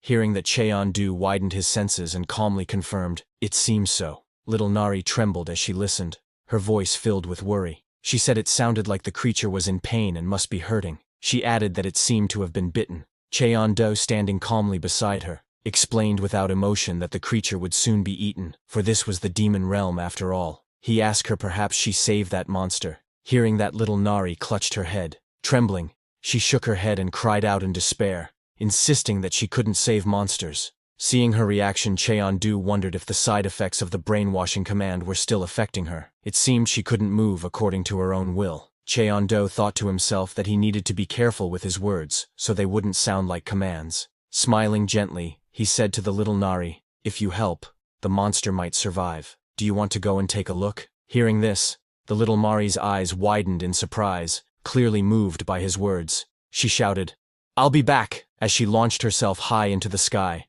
leaving Cheon-du watching her soar upward with determination. On the other hand, huge insect-like monsters with sharp wings and fierce eyes rushed forward aggressively, their movements fast and threatening as they filled the battlefield with danger. Their target, a small, fluffy creature, lay on the ground, weak and injured, its body trembling in fear. One of the giant insect monsters struck at it with a sharp claw, aiming to finish it off as the helpless creature cried out softly in pain. Just then, little Nari rushed in, shouting, Don't torment it! She struck the giant insect monster with all her strength, knocking it back. The small, fluffy creature on the ground looked up in shock as she defended it bravely. Little Nari clenched her fist tightly, determination shining in her teary eyes. With a firm resolve, she thought to herself, I will save it. A memory of past flashed in front of her eyes. In a dimly lit hallway, two children whispered nervously. Pointing at little Robot 1 asked if she had taken first place again in the rank battle. The other, sweating with worry, muttered that if this continued, they would be used for dangerous experiments with high chances of failure. This made those children angry, and they took little Robot's small, yellow toy and torn it. They throws it on the ground, with tufts of its fluffy feathers scattered around. The other children shouted angrily, Let us live too, if only you weren't here. They ganged up, kicking and beating the small robot. Curled up on the floor, the robot thought sadly, Why, I just did as I was told. The small robot trembled. In its mind, it cried out, It hurts. Please stop. Little Nari could not save her toy there, so this time she have divided to save this little white creature. Little Nari shouted with all her strength. Stop! Her cry echoed as the ground shook. Green liquid splattered, and energy burst outward. The force of her will pushed against the chaos, demanding everything to come to a halt. She clenched her fist tightly, her eyes burning with anger and pain. She shouted that many people tormenting just one person was wrong. Her voice filled with the weight of her emotions as energy flared around her. Little Nari shouted with all her strength, declaring that ganging up on one person was a bad thing. With fierce determination she charged forward, her energy bursting out wildly as she struck against the attackers. On the other hand, Cheon-du knelt on the ground, gently touching the small mandragoras on the soil, giving them energy. Looking at them closely, he asked softly, Is it delicious? Just then, little Nari shouted loudly, calling out, Mister! Cheon-du, startled, quickly turned his head to ask her, but it froze mid-word. Little Nari's eyes filled with tears as she clutched the small creature in her arms. Panicking, she cried out. Little Nari held the small, injured creature tightly in her arms. Its eyes were swirling as if it had lost consciousness, and faint marks and bruises covered its body. Cheon-du tried to calm himself down, but then froze in shock. That tiny creature reminded him of the white monster with fiery eyes and a burning presence that he skinned before. He stared at the creature, a strange feeling creeping over him. It seemed familiar. Little Nari clutched the small creature in her arms, her face filled with tears and panic. She looked up desperately and cried out, calling Chen-du uncle, asking what they should do. With trembling words, she explained that the creature wouldn't wake up, her fear and helplessness clear in her voice. She cried out that it didn't look good, and asked fearfully if it was dying. Cheon-du walked toward her calmly, and told her that they should take a closer look. He slowly reached out his hand, blue energy swirling gently around his fingers as he prepared to use his power. He placed his glowing hand gently on the creature, blue energy flowing around his fingers. After checking, he sighed in relief and thought that, fortunately, the wound didn't seem to be fatal. He realized that every monster's magic carried a unique history within it, something that made each one different from the other. He noticed that the creature had shrunk in size, and its color had become lighter, but he was certain it was still the same immortal-type monster from before, now weak and barely conscious in the girl's hands. Cheon-du wondered why the creature had shrunk so much, and if its way of healing was different from his own. Meanwhile, the little Nari, holding the small creature in her arms, anxiously asked if it was truly dying. Cheon-du explained that the creature wasn't dying, but simply malnourished. He noted that it had shrunk because it hadn't been able to get enough food. Little Nari repeated the word, malnourished, in surprise, trying to understand. Cheon-du explained that he had given the creature some mana, so if they left it alone, it would recover on its own. Hearing that little Nari looked down at the creature quietly, her face filled with concern. She remembered her past where two children were very angry at her, and they destroyed her small, worn-out stuffed toy. Looking at that small creature, she remembered that She held up the small, weak creature with worry in her eyes. She pleaded that if they left it alone, it would surely die. Pointing out its condition, she compared it to a rice cake, limp and lifeless in her hands. Little Nari clutched the small creature tightly to her chest, her eyes filled with determination. She asked if she could raise it, saying she wanted to take care of it. Nervously, she promised that she would train it properly, and feed it well too. Her voice trembled as she asked if that would be okay. Cheon-du with a calm smile, and remarked that the creature might grow quite large in the future. Little Nari quickly insisted that she would only feed the creature a little. Cheon-du then allowed her to do as she wished. Hearing this, little Nari's eyes lit up with joy, and she asked in disbelief if he really meant it. Cheondu said yes, and suggested that she could let the creature roam around the yard and even guard the house. While they were talking suddenly, the small creature slowly opened its eyes, looking weak and confused. In a dazed voice, it wondered to itself, "Where am I?" And the next little creature suddenly jolted in shock as it noticed Cheondu standing in front. The small creature's eyes widened in alarm as it recognized the him. With a trembling voice, it thought to itself, "It's the one who took my skin." Back then, hearing the creature's voice, little Nari looked down.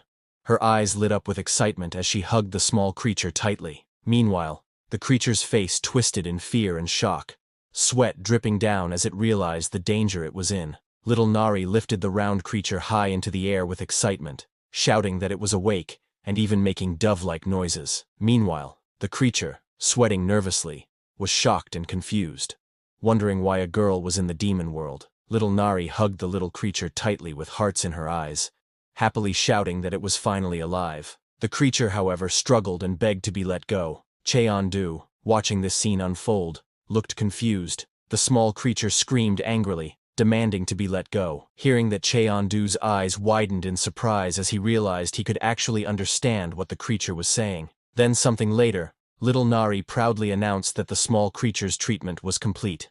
The round creature, now wrapped tightly in bandages, groaned in frustration, saying it couldn't move at all. With excitement sparkling in her eyes, little Nari looked at her uncle and told him she had already picked out a name for it. The little creature angrily shouted to be let out. Ignoring its protests, little Nari happily suggested naming it Coo, since it made cooing sounds like a pigeon. Cheondu, carrying heavy logs on his shoulder, looked over and simply said that the name wasn't bad. The small creature angrily complained about being named without permission. It reminded them that it already had a name of its own. Little Nari, however, simply looked at it curiously, unfazed by its protest. She poured a bucket of water over the small creature, thinking it was thirsty because it kept making noises. She believed giving it more water would help it stop crying, but little Nari panicked as she saw the creature puffing up like a blowfish and asked her uncle what to do. The little creature weakly begged for the water to stop. Watching this, Cheondu realized that Nari doesn't understand that creature's language. He calmly told her that the creature had already had enough water. Little Nari suddenly realized the creature might be hungry. With excitement, she shouted that she would go find some food for it, and quickly ran off. After she left, Cheondu noticed that many small tasks were piling up. To stay organized, he decided it would be best to build a storage cabinet. He measured the logs, and thought to himself that the cabinet should be about this size. It didn't need to be too big, just enough to serve its purpose. With his hand blade, he tries to cut the log, but it broke in pieces, making Cheondu paused in surprise, not expecting it to cut so easily. He stood puzzled and muttered to himself, wondering what went wrong, since he had built it the same way he had made the table and chair. The little creature, wrapped in bandages, clicked its tongue, and explained that the wood was different. It pointed out that the one in front of him was soft wood, easy to break. Hearing that, Cheondu realized that wood strength varied by type and asked about it. The creature, surprised, said it was obvious, and couldn't believe he didn't know. Curious, Cheondu then asked which color wood was the strongest. The creature confidently began to say that the strongest wood was obviously the red one, but then it suddenly froze in shock, its eyes widening in surprise. The creature panicked, and asked if the man had just understood what it said. Cheondu, deep in thought, muttered to himself about red wood. Ignoring him, the creature grew cautious, and thought to itself that although it seemed impossible, it should try just in case. With glowing eyes, it decided to attempt reading the man's mind. The creature activated its ability, and a glowing light surrounded it. It used telepathy to read thoughts directly. But Cheondu Chimera power activated and looked through the whole forest carefully. But no matter how hard he searched, he couldn't see any red wood. He wondered if the red wood might only grow in a different place. Meanwhile, the small creature was shocked, realizing that Cheondu had blocked its telepathy instantly. It thought to itself that it was even more than just blocking. It nervously asked in disbelief if Cheondu could actually hear its thoughts. Cheondu explained that it wasn't exactly like hearing a voice. Instead, the words simply appeared in his mind. Then, with a serious look, he added that there was something even more important to discuss. He pointed out that it was even stranger for a monster to understand human speech. The little creature froze, startled, and stammered, "That's..." Seeing his hesitation, Cheondu realized that the creature must be one of the rare intelligent monsters that are born against all odds. Though he had heard of such beings before, this was his first time seeing one in person. He looked closely, and asked calmly if they had met before. The creature said yes, and admitted that it had really wanted to see him again. Surprised, Cheon-du asked why it felt that way. The creature said that it didn't matter why, but Cheon-du had saved its life. Because of that, it wanted to repay him and help if they ever met again. Hearing that, Cheon-du realized that back then, he had removed the poison, which allowed the creature's immortal core to survive. That was why it managed to live. He asked if the creature could help him now. Surprised, the little creature nervously responded, asking if he meant right at that moment. The little creature's eye widened, showing its nervousness and hesitation at the Cheon-du's request. But the small creature agreed with determination. It spread its wings and declared that it would guide Cheon-du to the place where the red trees grew. Meanwhile, inside the forest, little Nari, who goes to get some food for small creature, screamed in fear, running desperately as fireballs blazed behind her. With tears in her eyes, she cried out for it to go away, shouting that she hated the lab. Little Nari ran as flames burned behind her. Tears streamed down her face as she cried out in pain, shouting that it was too hot. Suddenly fell face down on the ground, and that fireball hit the wall in front, and a massive explosion erupted in front of her, flames and debris scattering everywhere. Seeing that, little Nari trembled in fear, tears streaming down her face. She thought the lab had come to capture her. Panic filled her mind as she cried, terrified of the flames, admitting she hated fire more than anything. On the other hand, a person held a device showing a radar with a red dot. Watching it closely, they confirmed without doubt that she was the mechanical creature, the one capable of freely changing its shape. A tall man with long hair walked calmly through the raging flames, his expression cold and serious. Fire surrounded him, but he seemed completely unfazed, holding burning energy in his hand as he stepped forward with authority. The man stared ahead with a cold, serious expression. Surrounded by flames, he admitted to himself that it didn't feel right to attack a child, but he was prepared to do it anyway. The man's eyes burned with determination as flames swirled in his hand. He shouted fiercely, explaining that his life was at stake, hoping the child would understand why he had to fight. The man thrust his hand forward, unleashing a massive wave of fire. Flames roared violently, rushing toward little Nari, who looked tiny and helpless in the distance. The man shouted that this was the end. As flames rushed forward, little Nari's eyes widened in fear, tears streaming down her face, her body frozen in shock as she realized the danger closing in. Just then, with small creature perched on his shoulder, Cheon-du appeared right in front of little Nari, stopping the fire with his bare hands. Behind him, frightened little Nari wiped away her tears. Cheon-du thought to himself that all he had wanted was to finish building the cabinet and eat in peace. But now he was forced into this fight. The small creature's eyes glowed with determination as it used its telekinesis, and told Cheon-du it would reveal the location of the trees later. For now, saving the child was the top priority. Cheon-du's eyes glowed with determination, ready to act. Kim Nari sat trembling on the ground, clutching her head as she muttered for the fire to go away. Seeing her, Cheon-du realized she is terrified of the flames, and clearly not in a stable state of mind. He calmly said to the small creature that they should put out the fire first. The small creature on his shoulder agreed, angry at the thought of someone bullying a child, calling it the act of a scumbag. Seeing Cheon-du, the man cloaked in flames glared fiercely and demanded, "You're clearly not some caveman. Whose side are you on?" He narrowed his eyes and added, "You're after the mechanical creature too, aren't you? Then listen carefully. I'll only say this once. Leave while you still can." Both Cheon-du and that fire guy stood across from each other, tension filling the air. One was wreathed in flames, while the other remained calm and steady. Breaking the silence, the Cheon-du spoke firmly, "You talk too much." This made the fire guy, engulfed in flames, roared in fury. He shouted that his opponent was getting cocky, his rage spilling out with the fire around him. Then, with gritted teeth, he growled not to ruin the moment. Fire guy, consumed by fury and flames, shouted loudly for his opponent to get lost. With fire blazing around him, he slammed his hands into the ground, sending out a powerful fiery attack. Seeing that Cheon-du stood firm with a serious expression, his eyes sharp with focus, he raised his hand and pointed forward, a bright blue light shining from his fingers. Cheon-du pointed forward, releasing a powerful burst of blue energy that clashed against that fire guy's fiery attack. Cheon-du's attack created a massive explosion of light and force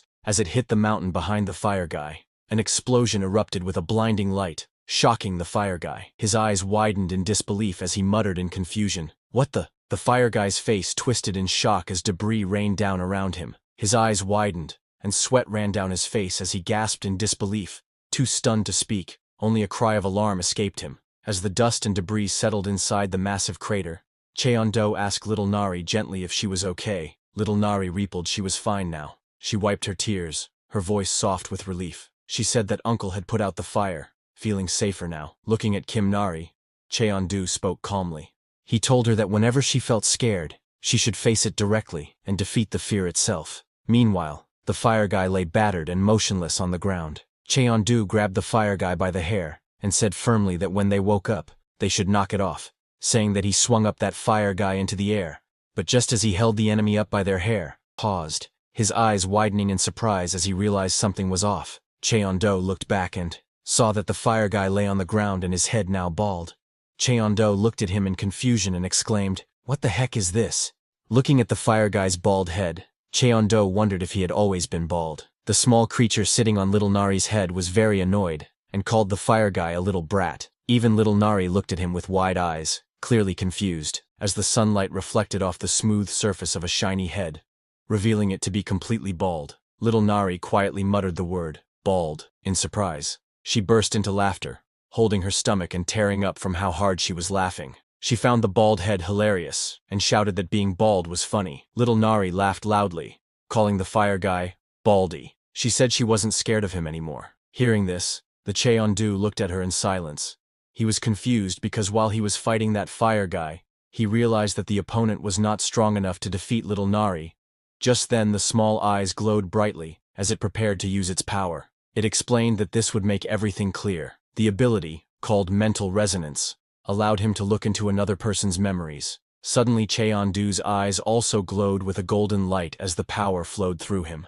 Little creature's ability not only allowed it to look into memories, but also to share those memories with others. In little Nari's memories, Cheon-do saw a dark room. There a man in a lab coat stood before a glowing screen, his posture tense as he leaned on the table. A low, unsettling laugh escaped him, echoing through the room. The man's glasses glowed brightly, hiding his eyes as he grinned with a twisted smile. His expression was filled with a sinister excitement. A small slime creature trembled nervously, its round eyes showing fear as it shifted on the floor. It was little Nari when she was just made. Watching her reaction, the man remarked that it seemed to be dodging him now, and noted that the slime had finally started to develop a sense of self. The man stretched out his hand, blue flames burning around his fingers. His voice was cold and commanding as he called out to the slime, telling it to come closer. The man spoke in a cold, dismissive tone, saying there was nothing to fear. To him, this was just another durability test, nothing more. A loud scream echoed as that man burned Miss Little Nari with fire. Seeing all that, Cheon-do finally understood everything. He gently placed his hand on little Nari's head and praised her, saying she did well. Little Nari looked up at him in confusion, not fully understanding. Cheon-do thought to himself that trauma doesn't disappear so easily, but perhaps this was the first step toward healing. Then looking at that bald guy, Cheon-do wondered what they should do about him. Little creature tapped the bald guy's head, checking if he's awake. Suddenly, little Nari got an idea. Little Nari stood proudly with her hands on her hips. Stars sparkled around her as she announced with confidence that she had a great idea. Then few minutes later, that bald man was tied by ropes was held down a waterfall. Water surged powerfully, making his coat and boots were soaked. Seeing him, little Nari shouted excitedly that if he got wet, his fire would go out. And now the bald uncle wasn't scary anymore. The bald man stood there, soaked and stunned, water dripping from his face. He admitted with frustration that this wasn't the reason he came to the demon world. When little Nari saw that bald man had awakened, she angrily pointed at the bald under the waterfall and called him a bad bald uncle. The soaked man clenched his fists in frustration, thinking to himself in annoyance. Meanwhile, Cheon-do nearby reminded little Nari not to judge people based only on their looks. Little Nari smirked mischievously, while Cheon-do calmly held a pot with a gentle smile. Watching her reaction, he thought to himself that maybe she would recover faster than he had expected. Then Cheon-do crouched by the river, filling a pot with water. The little creature flew nearby, watching him closely and asking what he was doing. Calmly, Cheon-do replied that he was getting water to make ramen. Hearing that, Kim Nari shouted with excitement, declaring that uncle's fish ramen was the best. Cheon-do glanced at her with a faint smile and asked in disbelief, "Really?" Cheon-do asked if the coconut tribe also ate fish ramen. Flustered, Kim Nari quickly raised her fists and shouted that they did, insisting that the coconut tribe loved ramen. Meanwhile, Water splashed on that bald guy. Water dripped down the man's face as he narrowed his eyes. From his sharp gaze, he judged that Cheon-do was at least an A-plus class hunter. He thought to himself that Cheon-do might be even stronger, just hiding his true ability. Meanwhile, Kim Nari splashed into the water with her legs kicking, shouting that she would catch the fish. Beside her, Cheon-do calmly held a pot, watching her. Looking at him, the bald man thought to himself that Cheon-do was probably a reclusive hunter living off the grid. Meanwhile, Cheon-do looked at the water and muttered that he would need more if he was cooking for 3. Seeing them preparing to make ramen frustrated, bald guy thought that catching someone and then sitting down to eat ramen, even for the demon world, this situation felt completely wrong and messed up. Suddenly, little Nari burst out of the water with a fierce expression, holding up 2 large, sharp-toothed fish in her hands, while another clung to her head. With excitement, she shouted proudly to her uncle that she had caught a fish. Cheon-do told little Nari to give him just 1 fish, and release the rest back into the water. Seeing that fish, that bald guy got shocked. Little Nari quickly agreed, and urged him to hurry so she could toss it in. The bald man stared nervously at the strange fish, sweat running down his face. He wondered what these creatures were, and worried that using one would only make the broth smell terrible. Little Nari dropped the strange fish into the pot filled with water, causing it to splash. Watching this, the bald man grew more uneasy, wondering why Cheon-do was using so much water in the first place. Frustrated, the bald man wondered if they even knew how ramen was supposed to be made. Meanwhile, little Nari happily ran forward with small creature sitting on her head, cheering that it was ramen time and that she was excited. Cheon-do calmly followed behind, holding the pot of water. Bald man suddenly shouted for them to wait. Kim Nari stopped in her tracks. Cheon-do also stopped behind, looking slightly confused. The bald man struggled in the rushing water, looking desperate. He asked if they could finally let him down. With frustration in his voice, he shouted that he would cook the meal himself. And then few minutes later, the bald man stood at a wooden table under a spotlight, placing a packet of ramen on it. To some, ramen was just food. But as he carefully opened the packet with trembling hands, he thought differently. For him, at that moment, it wasn't just ramen, it was life or death. Cheon-do and little Nari, along with the small creature, sat nearby with dark expressions, silently watching, their red eyes glowing with hunger and anticipation. The bald man reminded himself, ramen must be made with sincerity. He decided to stick to the basics, since he didn't know anything fancy anyway. The bald man stood in front of a pot, focused and serious. He trusted his instincts to decide the amount of water, since he was cooking 3 servings. He added the noodles and soup base into the boiling water, knowing it had to cook for exactly 4 minutes and 30 seconds. With his heartbeat steady at 60 per minute, he decided to count 270 beats to track the perfect time. As the seconds passed, he concentrated deeply, his heartbeats guiding him. Finally, when the time was right, he lifted the noodles high into the air, shouting his technique. Air shower. It was a crucial step. Exposing noodles to air, like that, adds that perfect chewy texture in noodles.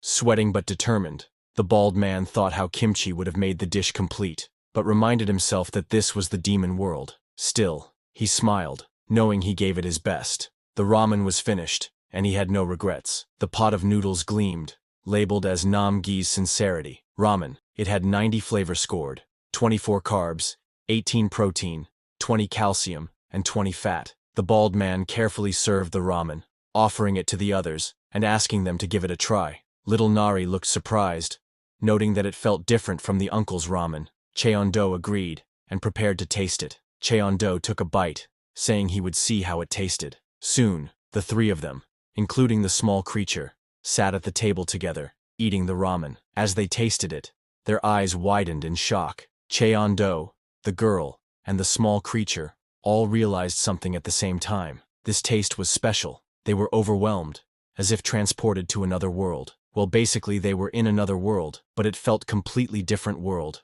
They thought to themselves that this was not just food. This was the true taste of sincerity. Little Nari's face lit up with joy as she exclaimed how delicious it was. The small creature chirped, asking if humans ate such food all the time. Cheon-do smiled, admitting even he was impressed, before suggesting they eat first. After the meal, the small creature lay on the table, completely full and exhausted, letting out a satisfied sound. Cheon-do also placed his chopsticks on the table after eating. The bald man laughed nervously and asked if the food suited their taste. Cheon-do, little Nari, and the small creature had already finished eating, their bowls completely empty. Cheon-do stayed quiet for a moment. Then, with a serious look, he told the man to name his price. The bald man was shocked and confused. Cheon-do explained that the meal was far too good to eat for free. He insisted that the bald man ask for something in return, and if it was within his ability, he would grant it. Surprised, the bald man asked if he really meant it. When Cheon-do confirmed, the bald man dropped to the ground, bowing deeply, and shouted for him to teach him. The man revealed his name, Hunter Nam-gi, and begged to be trained. He declared that he wanted to become strong like Cheon-do. Cheon-do looked confused, asking why he was being called that, and what Nam meant by teach. Nam-gi, still bowing, praised Cheon-do as the strongest hunter he had ever met. He assumed Cheon-do must be here for a long-term mission, judging by his house. Desperate, Nam-gi tried to convince him further. He claimed he could cook many other dishes and even had certifications, though he admitted he didn't really. He shouted that his father owned a fried chicken shop, and that he could make amazing fried chicken. That was true. Pushing harder, Nam-gi pointed out how troublesome it must be to pass through the gate constantly for supplies and clothes. He offered to be Cheon-do's runner, handling errands for him. Finally, he promised to even pay any price Cheon-do wanted in exchange for lessons. The bald man knelt down before Cheon-do, his voice filled with desperation. He begged for the chance to train under him, declaring his dream of reaching A-class. Cheon-do, however, remained calm, and asked only one question. He wanted to know the bald man's true reason for attacking little Nari. Was it really just for the bounty? The man stammered, confused, asking if Cheon-do meant the robot. Before he could finish, Cheon-do quickly whispered that they should stick with the Coconut Tribe story and play along. Realizing his mistake, the man nervously agreed. Lowering his head, tears forming in his eyes, he admitted that it was personal and difficult to explain. But soon his voice grew louder with emotion, as he cried out that he didn't care about rewards or little Nari at all. What mattered to him was passing the hunter rank test, nothing else.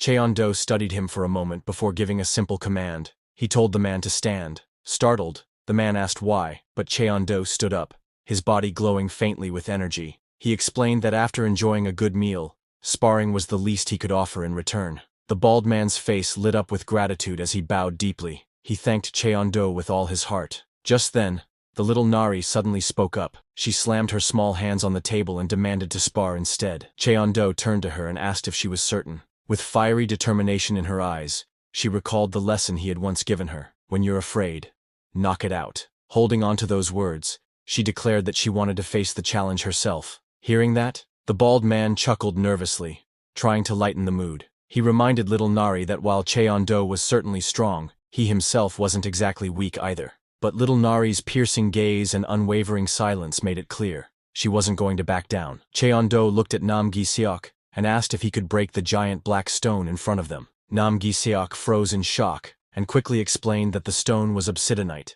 a material said to be many times harder than diamonds. He nervously laughed, saying it was impossible to break unless one was at least an A-class hunter. But before he could finish his words, the stone suddenly shattered with a loud explosion, leaving him wide-eyed and trembling in disbelief. Nam-gi-seok froze, his face pale with shock as sweat trickled down his cheek. As he tried to process what just happened, Kim Nari stood up, her small body glowing with energy. She was the one who used her power to break that obsidian. With a fierce expression, she pointed her hand at him and declared with confidence, "Baldy uncle, come out. Let's spar." Nam-gi was known as a natural awakener, once considered a highly promising hunter. Unlike most people who awakened their powers in their late teens, he first awakened at just 8 years old. This made him an exceptionally rare case. With talent and relentless effort, he grew at an astonishing speed. Before even reaching the age of 20, he was already promoted to a B+ rank hunter. His rise was meteoric, and fame quickly followed. During those days, he dreamed of becoming the greatest hunter, and it felt like nothing was missing from his life. But there was one flaw that haunted him: his hair. While others his age were just beginning to awaken, he started losing his hair far too early. What began as thinning at the crown in his early 20s soon turned into a receding hairline by his mid-20s, forming a deep M shape. The once brilliant hunter, who carried such promise, now found himself staring at his own reflection in despair, clutching his thinning hair and crying out. Nam-gi tried everything to stop his hair from falling out. He went through countless treatments and visited every clinic he could find. Desperate, he told the doctor that he had money and could pay for another transplant, but the doctor only shook his head and said it would just fall out again, telling him to give up. Hearing that Nam-gi was left in despair and could only cry, despite his good looks and natural talent, nothing worked. Once, he had been someone who shined brighter than anyone else, but over time, that light began to fade. His career as a hunter also slowed down. In one test, he was disqualified, and people remarked that so much for him becoming A rank. With his dreams slipping away, Namgi sank deeper into frustration. At home, surrounded by bottles and trash, he lay on the couch watching TV. Then one day, a program featured Dr. Han Myung-do from the Hanbit Institute. The host asked him about an unusual case from his research. The doctor explained that liquid metal was a rare material, even in the demon world, but someone had accidentally spilled it on their head. By chance, it made their hair grow back. The doctor then revealed himself. His hair was full and long again. Smiling, he proudly announced that he was nearly 90 years old, yet thanks to liquid metal, his hair had returned. Seeing that Namgi was shocked, lying on the floor, he couldn't believe what he just heard. He gets very angry, asking what kind of bullshit is this. But because he could, the reporters laughed and asked the scientist if he would create a cure for baldness next. Hearing that, Namgi's eyes widened with sudden hope, his heart racing. But the doctor only laughed it off, saying that the mysterious demon world reminded him of how little they understood. He spoke about serving humanity as an awakener, creating more mechanical beings, and aiming for Korea's first major award. Hearing this, Namgi clenched his fists. Why? He thought. Why chase awards when a real cure could change lives? He screamed in anger, smashing a bottle. Just make a cure for baldness. That would actually help humanity. But it was no use. No one heard him. Then a few days later, he read shocking news. Hanbit Institute's mechanical creature had accidentally fallen into the demon world. Seeing that, Namgi's eyes lit up because he knows that in the demon world, there were no rules, only survival. That meant whoever found it could claim it. Determined, Namgi swore to himself that he will find it and will dump it on his head, noting that no matter what, it will be his. And now here he was thrown to the ground, his face covered in dirt. Shocked, he muttered in disbelief, unsure of what had just happened. He realized he had been defeated once again. Little Nari standing before him celebrated cheerfully, while Cheon-do shook his head, remarking that Namgi couldn't land even a single clean hit. While working with wood, Cheon-do warned Namgi sternly that if he kept performing this poorly, he wouldn't be allowed to take shuttle duty. Panicking, Namgi quickly promised to do better, begging for another chance. Cheon-do proudly admired the cabinet he had just finished building. It felt strong and sturdy, likely because it was crafted from redwood. The small creature by his side agreed, noting it would last a long time. From a distance, Cheon-do then looked at Namgi, who had been beaten earlier. He couldn't help but think that the Namgi had guts. Despite being beaten all day, he still stood tall and full of energy. Clenching his fists, Namgi summoned flames in his hands. Seeing that, Cheon-do wondered why Namgi seemed so full of energy. Then a thought crossed his mind. Maybe it was because the Namgi had taken off his wig. Fueled by fiery determination, Namgi shouted, asking Little Nari for another match, his flames burning brightly as he prepared to fight once more. Small creature, observing the scene, admitted that Namgi's flame ability wasn't bad, but if he couldn't even beat a kid, it wasn't impressive. Hearing that, Cheon-do calmly pointed out that Kim Nari wasn't an ordinary child, Namgi charged forward with flames trailing behind him, shouting that this time he would surely win. Little Nari stood her ground confidently and told him to bring it on. With fiery force, the Namgi slammed down, creating a massive explosion, but to his shock, Little Nari's body suddenly melted into a liquid form, slipping away unharmed. Namgi stared wide-eyed, stunned, and muttered in disbelief that she had liquefied. Before he could react further, Little Nari reappeared behind him and kicked him into the stomach with overwhelming strength, sending Namgi flying crashing into the wall behind. The impact shook the area, leaving Namgi buried in rubble of the wall while Little Nari landed gracefully. She stood proudly, laughing, and declared that she was no longer afraid of fire, thanks to him. Lying in the crater, Namgi let out a tired laugh. He wondered if this was the limit of a lifelong B rank, admitting to himself that he had run out of techniques. But then, determination sparked in his eyes. Refusing to give up, he pushed himself back to his feet. He told himself he would stand again, because where else could a washed-up man like him experience such a battle? Namgi, the man who didn't know how to quit, rose once more.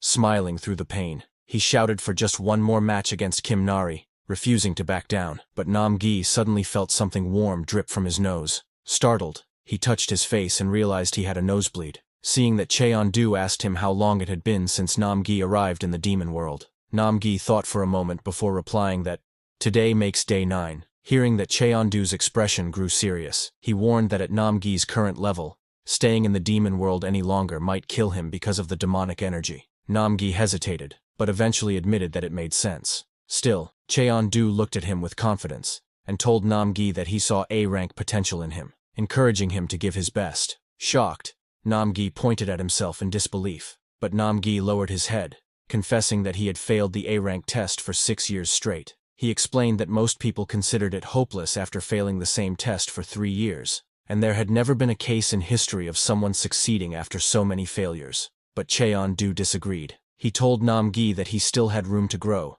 and that his mana hole wasn't fully developed yet. With a firm voice, he told him not to give up. Hearing those words, Namgi's eyes welled up with tears. Overwhelmed, Cheondu gave him one last piece of advice, telling him to cleanse the demonic energy properly once he returned.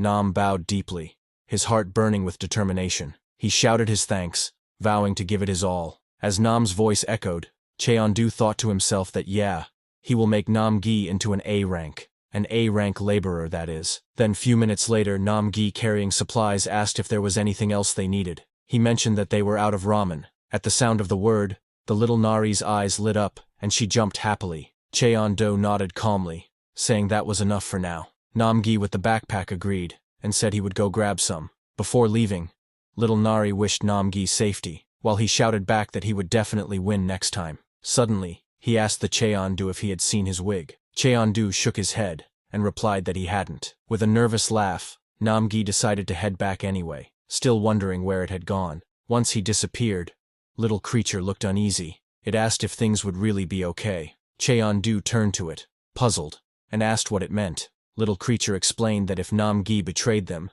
it could be dangerous, and he might even bring other hunters. Cheondu reminded it that it could read memories and asked what it thought. Little creature thought back and recalled how serious the Namgi had been about getting stronger. Even his baldness was genuine. At the very least, his sincerity made him likable. Smiling faintly, Cheondu admitted that Namgi might actually be worth investing in. Hearing him talking, little Nari asked her uncle if could really understand what Ku, the small creature on her head, was saying. Cheondu casually replied that he could, in fact, understand Ku's speech. Then both of them went inside the house. Cheondu proudly showed the cabinet he had built, explaining that he had done it with Ku's advice. The house looked tidier now, though little Nari pointed out that it still felt a bit dark inside. Hearing that, Cheondu paused, then asked if she wanted a window. Without waiting long, he used his sword-like hand and cut into the wall, but suddenly sparks stared flying beside him until a clean opening appeared. It was little Nari who used her eyes' lasers to create a small window for herself. She cheered happily that brightness was better. Cheondu simply nodded in satisfaction, but he reminded her that at night they would still need a proper light source. Curious, little Nari asked how they could get one. Cheondu explained about glowstones, crystals that shined in the dark. A few of them on the ceiling would keep the room bright. Hearing that, little creature Ku frowned and asked if he even knew where to find them. Calmly, Cheondu answered that glowstones could be found in volcanic zones. Hearing that, Ku's expression grew serious. Volcanic zones, after all, were some of the most dangerous areas for hunters. And there was more thing.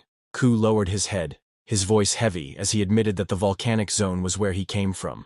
The thought of returning made him uneasy. Hearing that, Cheondu couldn't understand why Ku looked so gloomy. After all, going back home should have been a good thing. Curious, little Nari hugged Ku tightly and asked her uncle what it was saying. Noting that Ku's tone sounded strange, almost upset. Hearing that, Ku frowned, realizing little Nari was sharper than expected, noticing things that others might miss. Cheondu told her that Ku was worried about them going to the volcanic zone. He suggested going alone, telling little Nari and Ku to stay behind, but little Nari crossed her arms and refused. She declared that she wanted to go too, saying she wasn't afraid of fire anymore. Her determination surprised Cheondu. He hadn't expected her to overcome her fear so quickly. When he asked Ku, Ku also agreed to go. It admitted it had unfinished matters to deal with in the volcanic zone. Seeing their resolve, Cheondu finally smiled and agreed. He told them all to prepare, but first, he would craft special gear to withstand the volcanic zone, and use the spider monster's power. At the same time, in the volcanic zone, the ground trembled as the volcano erupted, spitting out fire and smoke. From within the thick smoke, a pair of glowing eyes appeared, sharp and menacing. A low rumble echoed as a massive shadow began to rise,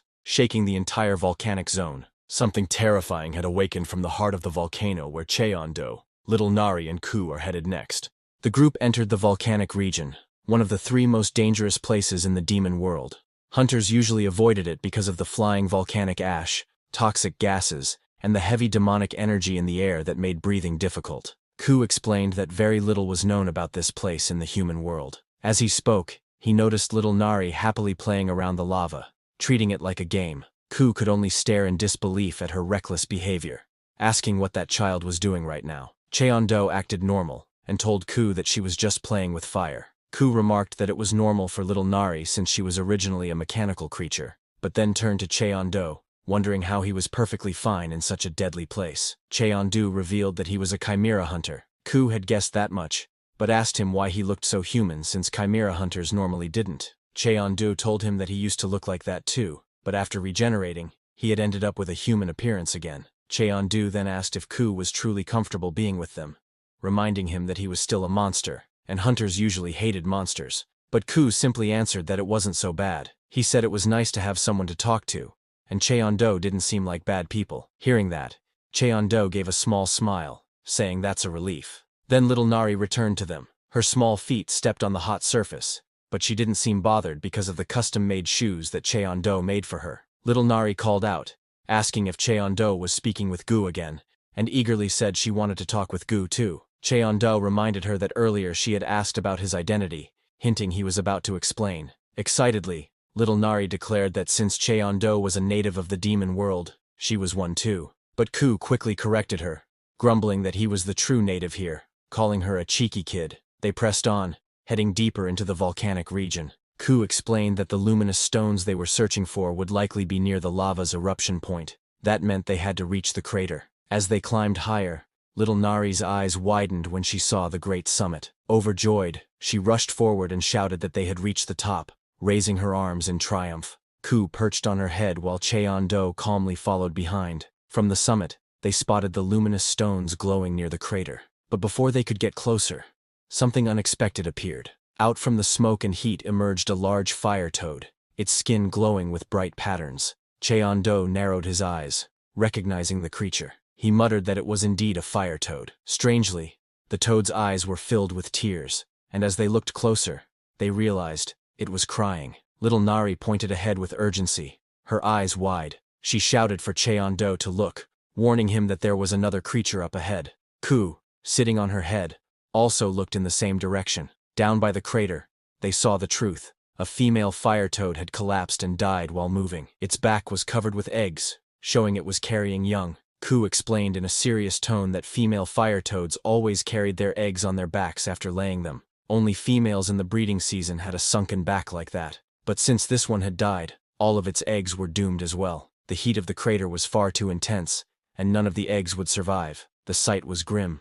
Little Nari's voice softened with pity. She said the poor fire toad must be sad because its partner had died. Cheon-do, however, remained quiet, his expression unreadable as he watched the scene unfold. Suddenly, Cheon-do told little Nari to stay behind and wait. Pressing his foot firmly on the ground, he launched himself forward with great speed. Startled, little Nari called after him, asking where he was going. She watched as he leapt down the rocky slope, heading straight toward the giant fire toad. Cheon-do landed powerfully in front of the creature, his body steady despite the heat and smoke around him. Ku panicked, shouting for him to come back quickly. He warned that the fire toad was extremely sensitive at that moment, and that getting too close was dangerous. But Cheon-do ignored the warnings, his expression calm and focused. The fire toad glared at him, its throat glowing before it unleashed a burst of scorching flames. The air shook as the fiery breath erupted toward him. Little Nari cried out in fear, calling his name. Yet instead of retreating, Cheon-do charged straight through the fire. His figure, which had a sharp spike coming out, cut through the blazing flames and he emerged unharmed. He stood directly before the massive beast, and placed one finger on the fire toad's head as he pierced that sharp spike into it. Instead of attacking again, the fire toad stopped trembling and lowered its head. Cheon-do, speaking softly, told it to stay still just like that. Slowly, the toad calmed down, its heavy breathing easing under his touch. From that sharp spike, Cheon-do carefully used the paralysis toxin of the Neko Cobra. He only applied a small amount, enough to calm the fire toad without harming it. Since fire toads were naturally immune to the toxin, he knew the creature would wake up soon. From a distance, little Nari shouted anxiously, asking if he was all right. Cheon-do turned his head back and gave her a reassuring smile, telling her that he was fine. He explained that the reason he could stand so close without being harmed was because fire toad cells existed inside his body. Looking at the fallen creatures, he admitted he couldn't do anything for the ones already dead, but he believed the living ones could still be saved. His eyes shifted to the cluster of glowing eggs. He said the eggs carrying life would survive. A few minutes later, the fire toad opened its eyes. By then, Cheon-do had secured the fire toad eggs tightly with bindings on the male fire toad, saying it should be fine until it regained its strength. The toad let out a low sound, as if speaking, but suddenly, Cheon-do saw something surprising. He saw the male fire toad rubbing his head against the female fire toad. Seeing that, Cheon-do paused, wondering if the creature was saying its final goodbye to its fallen companion. Then the fire toad scraped against the ground, and in an instant, it leapt powerfully into the air. Little Nari could only watch in shock as the bound creature soared upward. She gasped, her voice breaking out in surprise, unable to believe what she was seeing. The toad landed with a heavy crash, shaking the ground beneath. Slowly, its massive eye turned, glowing faintly as it looked straight at her. For a moment, it felt as though the beast was trying to convey something. Little Nari's wide golden eyes reflected her astonishment as she stared back. Then, with another powerful jump, the fire toad launched itself into the distance. Little Nari quickly turned to Cheon-do, her voice filled with wonder. She said that the fire toad had looked their way, and that it almost seemed like it was giving thanks. Cheon-do, in a steady tone, remarked that the toad must have seen its dead mate. Then, turning his focus back to Little Nari, Cheon-do told her to come down so they could mine the luminous stone quickly and return home. Hearing this, Little Nari's face brightened with excitement. She answered eagerly, saying they should dig it up fast and head home together. Little Nari's small hands gripped a glowing stone tightly, pulling it free from the rocky wall. Her face lit up with excitement as she lifted it above her head, proudly showing it off. "It came out!" she shouted happily, her golden eyes sparkling with joy. The stone shone beautifully in her hands, casting light all around. Completely mesmerized, Cheon-do, standing nearby, gave her a calm warning. He told her to be careful, reminding her that if she dropped the stone, it could hurt her foot. Ku also dug out a luminous stone and flew back with his small wings while carrying the stone.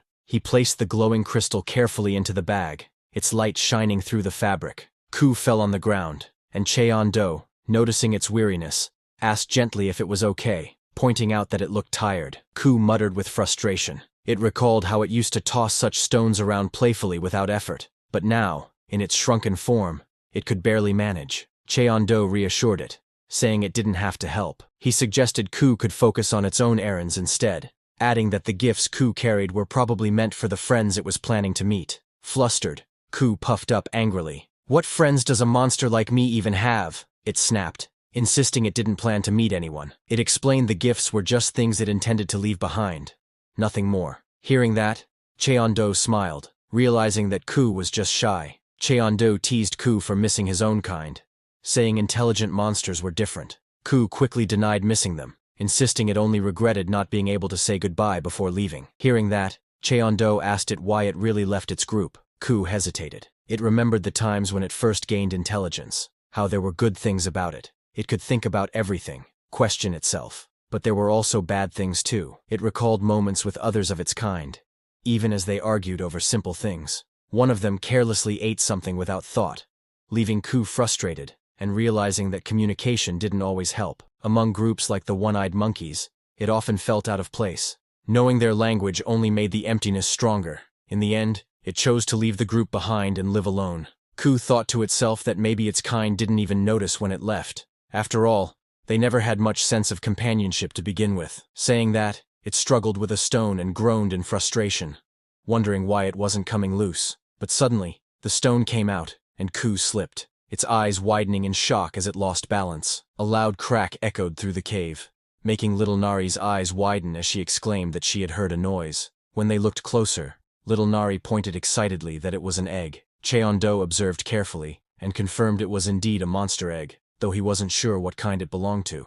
On closer inspection, they noticed a small crack, possibly caused when Ku had dropped a luminous stone onto it. Looking at the cracked egg, Cheon-do explained that the baby inside should break the shell on its own, as that was how it would grow healthy and strong. Little Nari, however, was unsure what they should do. After a moment of thought, she insisted they take the egg with them, worried that if they left it behind, it would be roasted by the heat of the cave. But Cheon-do hesitated, uncertain, while Ku panicked at the idea of something hatching. Still, little Nari's determination remained firm, her wide eyes fixed on the egg as the group sat together, facing the decision of what to do next. Cheon-do thought quietly, and realized there was actually a safe spot near their house that could serve as a nest. He was also curious about what was inside. Finally, he decided they would take the egg. Hearing that, little Nari happily volunteered to carry it, while Ku protested, saying no sane person would take such a strange egg. But Cheon-do asked Ku, who told it to drop a luminous stone onto it. Hearing that,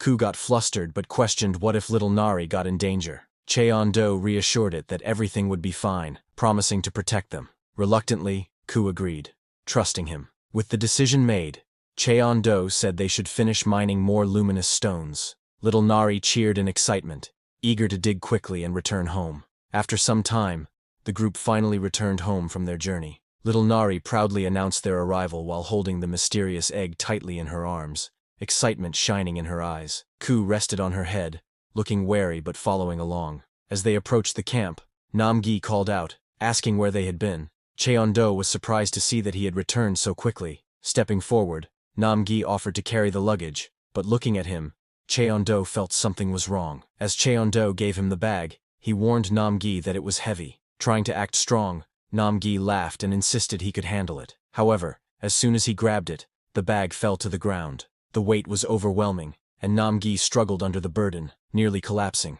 Shocked, he asked what could possibly be inside that made it so heavy. At that moment, Cheon-do saw his face. He asked Nam-gi to raise his head. Nam-gi's face was covered in scratches and bruises. Cheon-do asked him what had happened, wondering if he had been beaten up somewhere. Cheon-do looked at him with surprise, admitting that he never thought Nam-gi was the type to get beaten so easily. Nam-gi scratched his head with an awkward smile, trying to brush it off. He explained that it wasn't what they thought. Little Nari often beat him up during training. Hearing this, Cheon-do was shocked.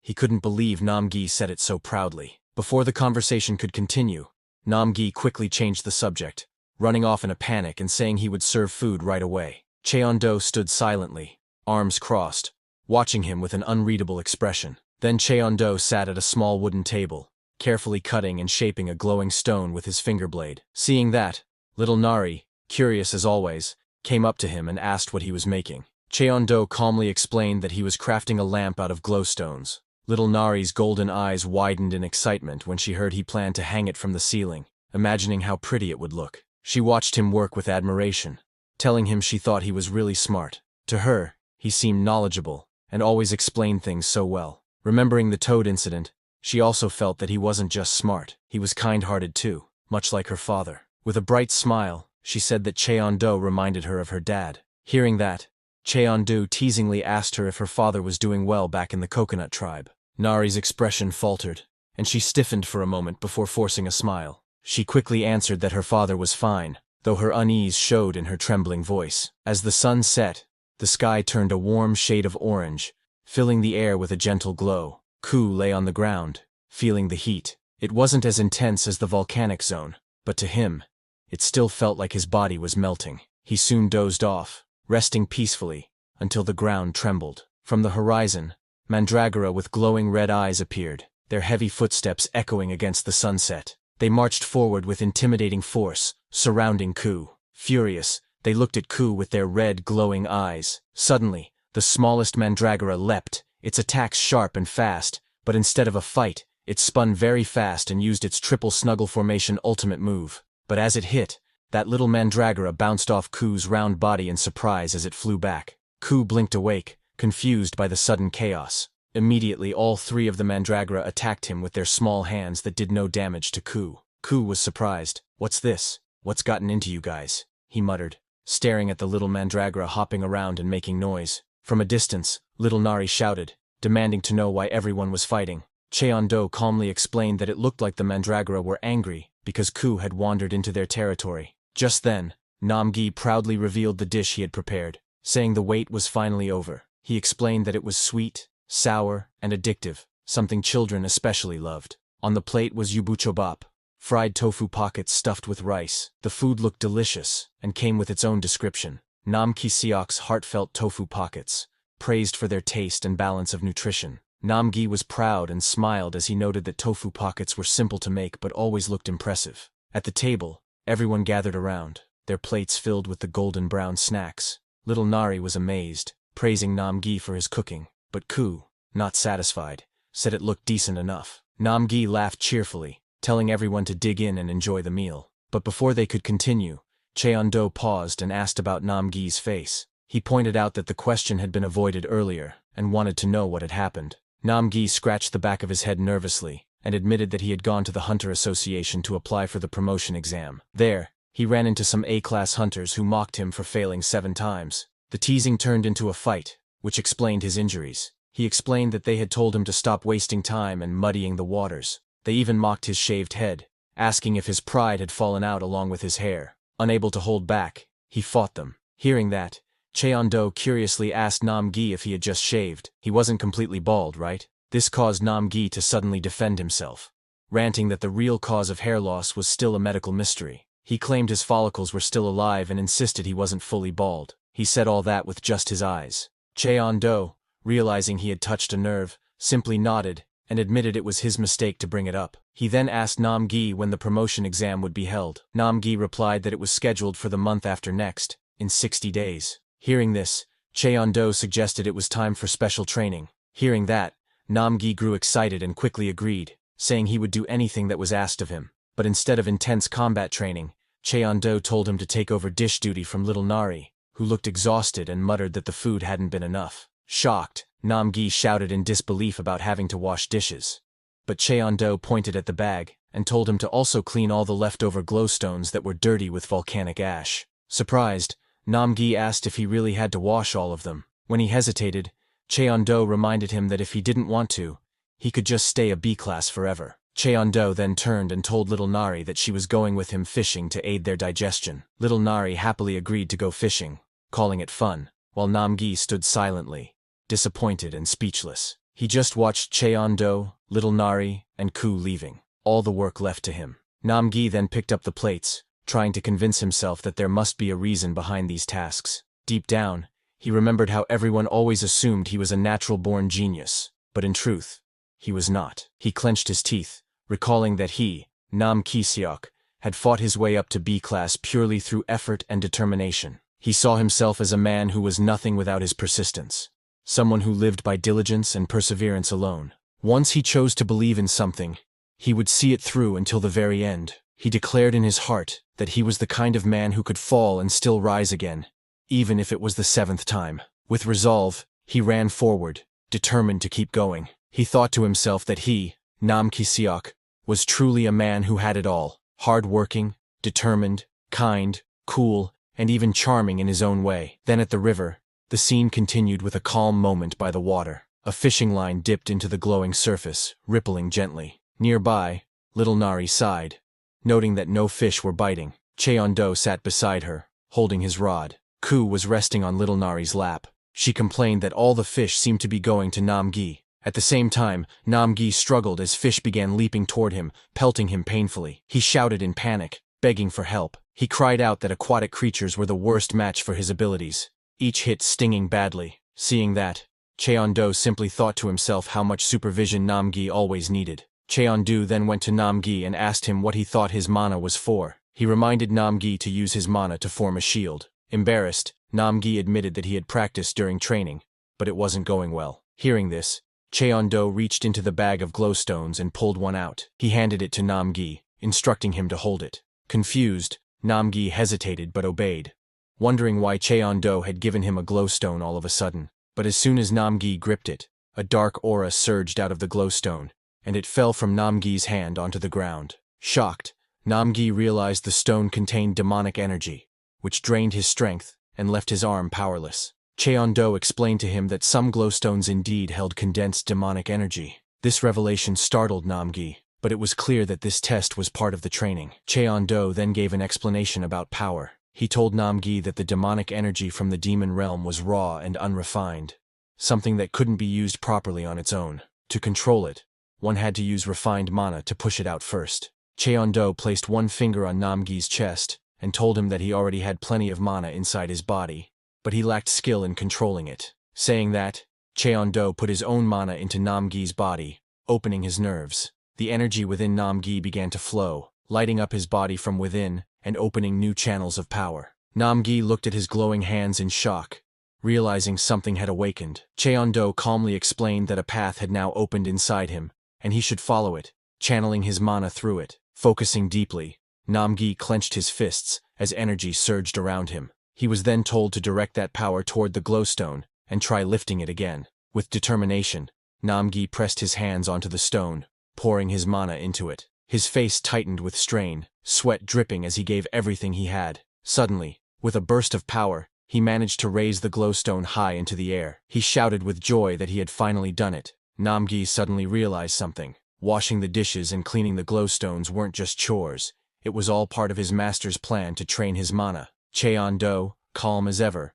told him that if that was the case, then he should continue channeling his mana and take care of the dishes from now on. With a wide grin, Namgi declared confidently that his master could count on him. Standing proudly by the waterfall, he proclaimed himself as a man who could polish anything until it shined. Truly, a domestic man at heart. Deep inside, Cheon-do encouraged himself quietly that he could do it. At night, the full moon shone brightly over the small wooden cabin. Inside, as the glowstone glow on the ceiling brightening the room slightly, everyone was fast asleep under the blankets, peaceful and quiet. Namgi mumbled softly in his sleep, as he was quite exhausted after doing all the work in day. Beside him, Cheon-do sleeps quietly beside little Nari. Nearby, the Ku lay awake in its drawer bed, hugging that strange cracked egg glowing with fiery orange lines. It muttered regretfully that it shouldn't have taken a nap earlier. Suddenly, its eyes widened in surprise as it noticed something unusual. It saw the little Nari quietly getting up and leaving the cabin.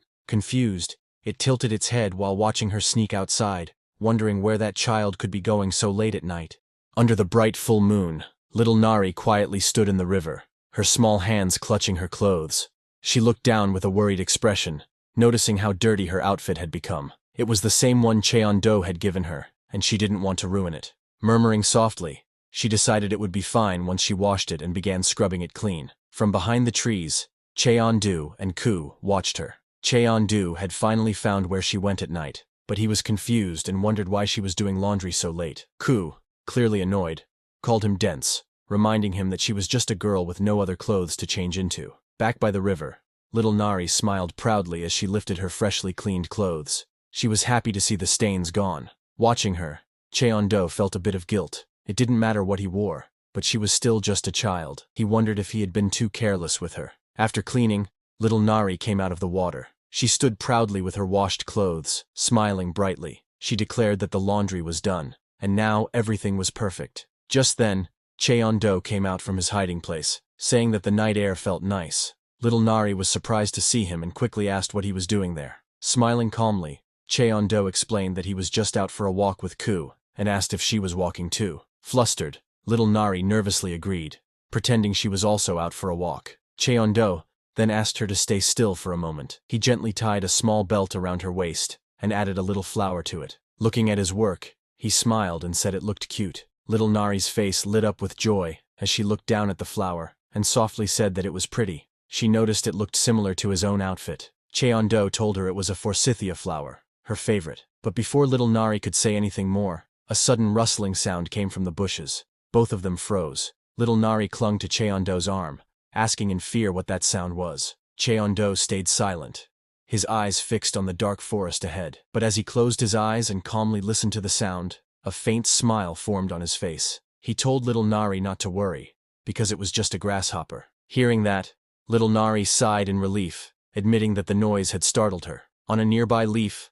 a steel locust, a B-class monster that looked like a metal grasshopper, crawled slowly under the moonlight. Cheon-do then suggested they head home, and little Nari nodded in agreement. As they walked back together, Cheon-do asked if she needed anything, perhaps new clothes or shoes, but little Nari smiled and replied that he had already given her some. Holding his hand tightly, she said she really liked the one she was wearing. Cheon-do looked down at her and smiled softly. "If you say so," he said, as the two continued walking under the quiet, starry night. The next day, Cheon-do went near the slums in District 13. He arrived through a glowing blue gate. He thought to himself that little Nari said she was fine, but he still felt uneasy. As he walked barefoot through the streets, people around him whispered in confusion. wondering why he looked that way. Cheon-do thought about how wrong it felt to make little Nari wear just one old outfit that didn't even fit her properly. Ku had also been nagging him to do something about it. He knew it might have been better to bring little Nari along to pick her own clothes, but the human world could still be too much for her because of her past trauma. Besides, she still had a tracking device attached to her body. Cheon-do chuckled to himself, finding it funny that he used a gatestone just to come back to the slums for children's clothes. Looking around, he muttered that there should be a clothing store somewhere nearby. Suddenly a boy grabbed his sleeve and asked if he was looking for a clothing store. Before Cheon-do could reply, the boy grinned and said he could guide him there for a fee of 10,000 won. Looking at Cheon-do, who clearly didn't look local, the boy proudly told him that he knew a cheap and good place. Hearing that, Cheon-do told the boy that he didn't have any small bills at the moment, but would pay once he got change. Hearing that, the boy glanced at him suspiciously, thinking it was strange for a hunter to not even have 10,000 won. He sighed, assuming Cheon-do must be a rookie who went to the demon realm and got completely scammed. He asked if Cheon-do actually had money to buy clothes. Without waiting for a reply, he waved his hand casually and told him to follow. Cheon-do nodded and walked beside him. The boy added that he usually took payment up front, but was making a special exception because Cheon-do looked too pitiful. Hearing that, Cheon-do gave a small smile and thanked him.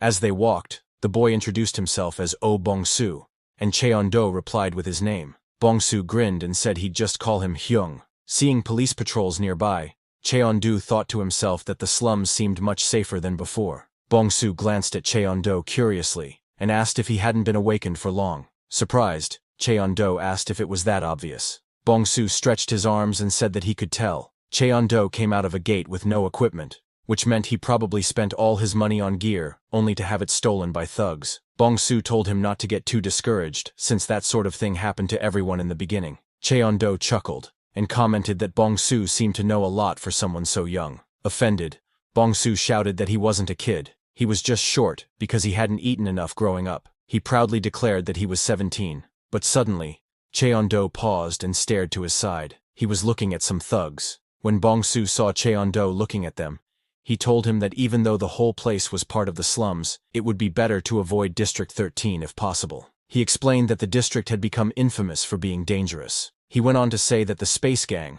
which used to operate in District 11, had recently expanded their territory into District 13. The police had mostly given up on controlling that area, so people avoided going there entirely. He pointed out that they were currently in District 12. Hearing that name, Cheon-do looked thoughtful. Space Gang? He muttered inwardly, his expression hardening. He then wondered if the orphanage he used to live in back in District 13 was still standing. Elsewhere, in a small clothing shop, a woman sighed tiredly while staring at a sales sign that read, 1+1 for just 20,000 won. She leaned on the counter, complaining to herself that she must be crazy for trying to run a clothing store in the slums. She lamented that young couples didn't even have children anymore because they couldn't afford them, and since children's clothes were her main business, sales had dropped badly. Looking around the quiet store, she wondered aloud if she should just switch to a different kind of business altogether. But suddenly, the small bell above the shop door jingled as Bong-soo and Cheon-do entered. Bong-soo raised his hand and shouted cheerfully, calling out to the shop owner, "Boss Park Ajuma, I'm here." The blonde woman immediately snapped at him, her face filled with annoyance. She yelled that it was Nuna, not Ajuma, and reminded him she wasn't even married yet. While she shouted, Cheon-do looked around quietly, thinking to himself that it was his first time coming to a clothing store to actually buy clothes. Bong-soo pointed at Cheon-do and told the woman that this man, a hunter, needed some clothes. Hearing that, the blonde woman's expression darkened as she called Bong-soo over in a sharp tone. Nervously, he asked why, but before he could react, she grabbed him by the collar, shouting if he planned to keep bringing broke hunters to her store. She scolded him for not realizing how much debt she was already owed from unpaid tabs. Struggling, Bong-soo mumbled that he had no way of knowing whether Cheon-do had money or not. The woman pointed furiously toward Cheon-do, asking if he looked like someone with money. Meanwhile, Cheon-do calmly examined the store racks, wondering if he had accidentally walked into the children's section. Still being held,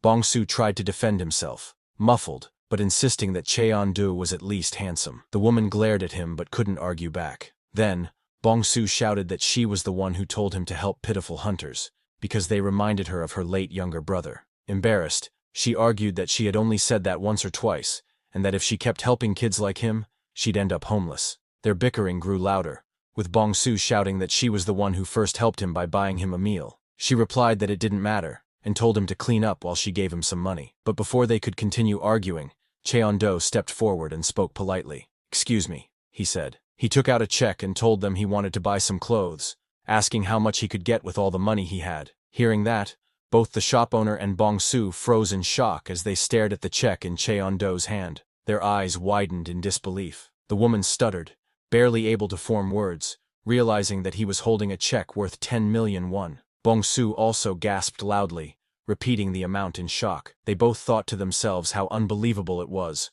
Cheon-do had said, "This is all I have," while casually handing over such a huge amount. After a brief pause, the woman quickly clapped her hands together with a forced smile, her tone suddenly cheerful and polite. With a bright sparkle in her eyes, she introduced her store with enthusiasm, welcoming him warmly to Happy Kung World, the place where one could meet a new you every day. The scene changed as Bong-su hurriedly pulled out a chair for Cheon-do, and the woman began speaking in an overly friendly tone, offering him food and drinks. Cheon-do sat down quietly, a bit confused by the sudden hospitality. The woman eagerly explained that her store had everything, from adult clothes to children's clothes, and asked whether he was shopping for himself. Cheon-do calmly replied that he wanted clothes for a preschool-aged girl, and something for himself as well. Her expression softened instantly, and she called it sweet, saying he had come to the perfect place since children's wear was her specialty. She excitedly suggested starting with the latest spring and summer collection. As she began showing options,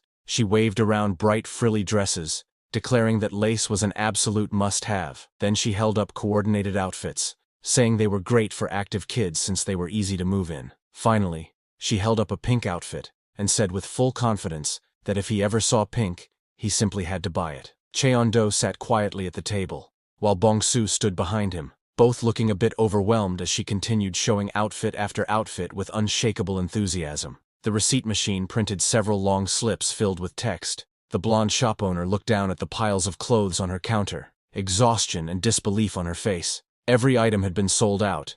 She sighed, thinking she could have sold even more if there hadn't been a stock shortage. She looked up at Cheon-do standing before her, and told him that he had bought over 100 items, asking if he wanted them delivered. Cheon-do calmly replied that he would carry them himself. Before leaving, he handed a small package and some money to Bong-su, saying it was for him. Bong-su froze in surprise, unable to respond right away. Cheon-do told Bong-su he had one more favor to ask. As they walked down the street, Cheon-do carried his bag of clothes with a light smile, remarking that buying new clothes felt pretty good. Bong-su followed beside him quietly. Eventually, they arrived at a small inn. Bong-su explained that it was a clean and decent place, close to a police station, and run by a kind owner. Cheon-do nodded and said he would check it out. He told Bong-su to wait outside for a moment before heading in with his bag. Bong-su, a bit nervous, nodded and said softly that he would wait. Bong-su stood outside the inn, frowning slightly. Something didn't feel right to him. He thought that no matter how rich that man was,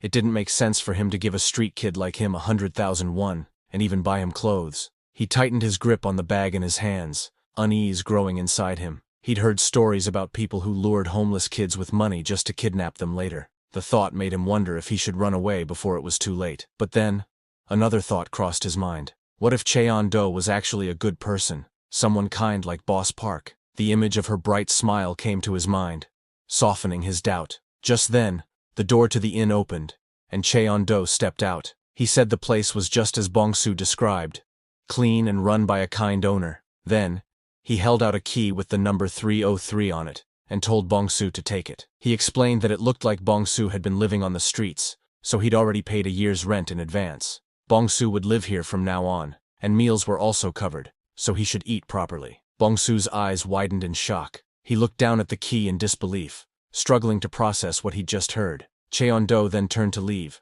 saying he would be on his way. Bong-su hesitated before asking quietly if he would be kidnapped if he went inside the hotel. As he said that, suddenly, a bright blue portal swirled in front of him. Cheon-do turned and asked Bong-su what he was talking about, reminding him that he was the one who had introduced them. Hearing that, Bong-su questioned Cheon-do, asking what his real goal was, if not that. Bong-su looked at him with an expression filled with doubt and emotion. He said softly that they had only met for the first time that day. The finder's fee, the new clothes, and even the room. He couldn't understand why Cheon-do had been so kind to him. Hearing that, Cheon-do smiled faintly, and told Bong-su that he simply reminded him of how things used to be long ago. Cheon-do confessed that he once lived the same way Bong-su did, though that was a very long time ago. As the portal shimmered brighter, Cheon-do's voice echoed gently, saying goodbye, and that they would see each other again someday. With that, Cheon-do returned to the demon world. Standing under the clear blue sky with a large bag in his hand,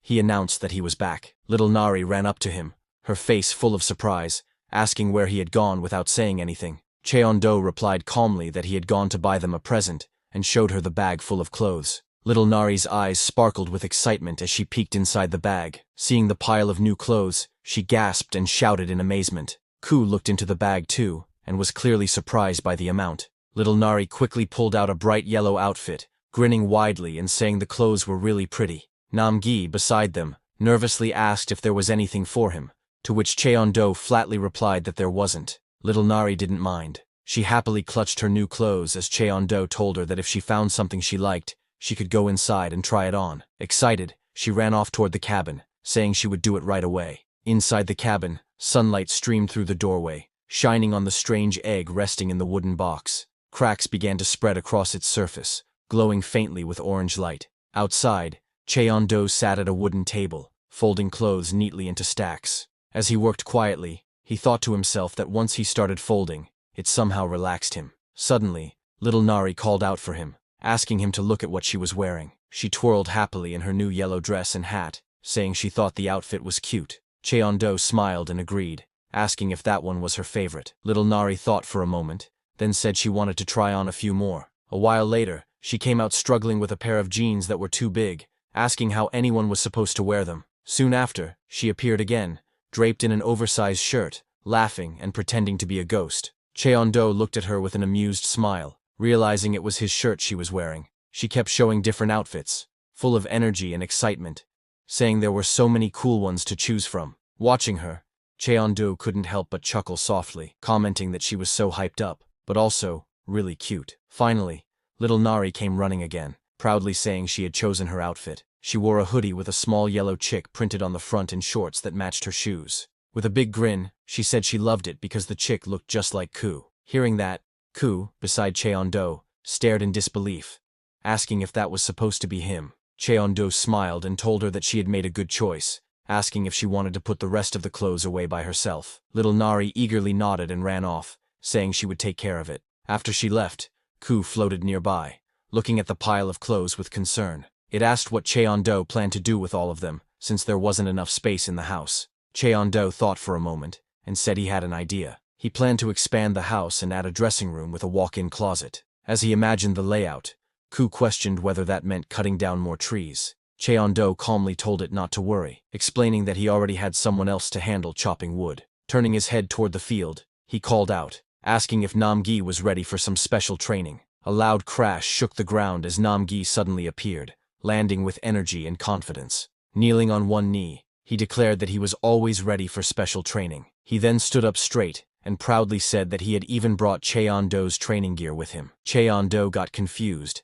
and asked what he meant by training gear. Nam-gi proudly held up the old leather armor made of Ku's skin, asking, "Isn't this Cheon-do's training uniform?" He mentioned that the armor was covered in some kind of strong poison, admitting he had accidentally touched it and nearly died. Excited, Nam-gi looked at Cheon-do and said that it must be part of his extreme training, pushing his limits even during daily life. With admiration, he declared that he respected Cheon-do greatly and promised to work even harder by following his example. Hearing him, Cheon-do thought to himself that he had just never bothered to wash it properly, and Nam-gi misunderstood it. Cheon-do then told Nam-gi that since he respected it so much, he should wear it himself. Hearing that, Nam-gi froze in fear, unsure if he had heard correctly. Cheon-do seriously told him that he was already done with his own training. He told Nam-gi to put on the armor and start chopping wood, while he and Ku would choose which trees to cut. Panicking, Nam-gi shouted that he would die if he wore the poisoned armor and questioned why they suddenly needed wood.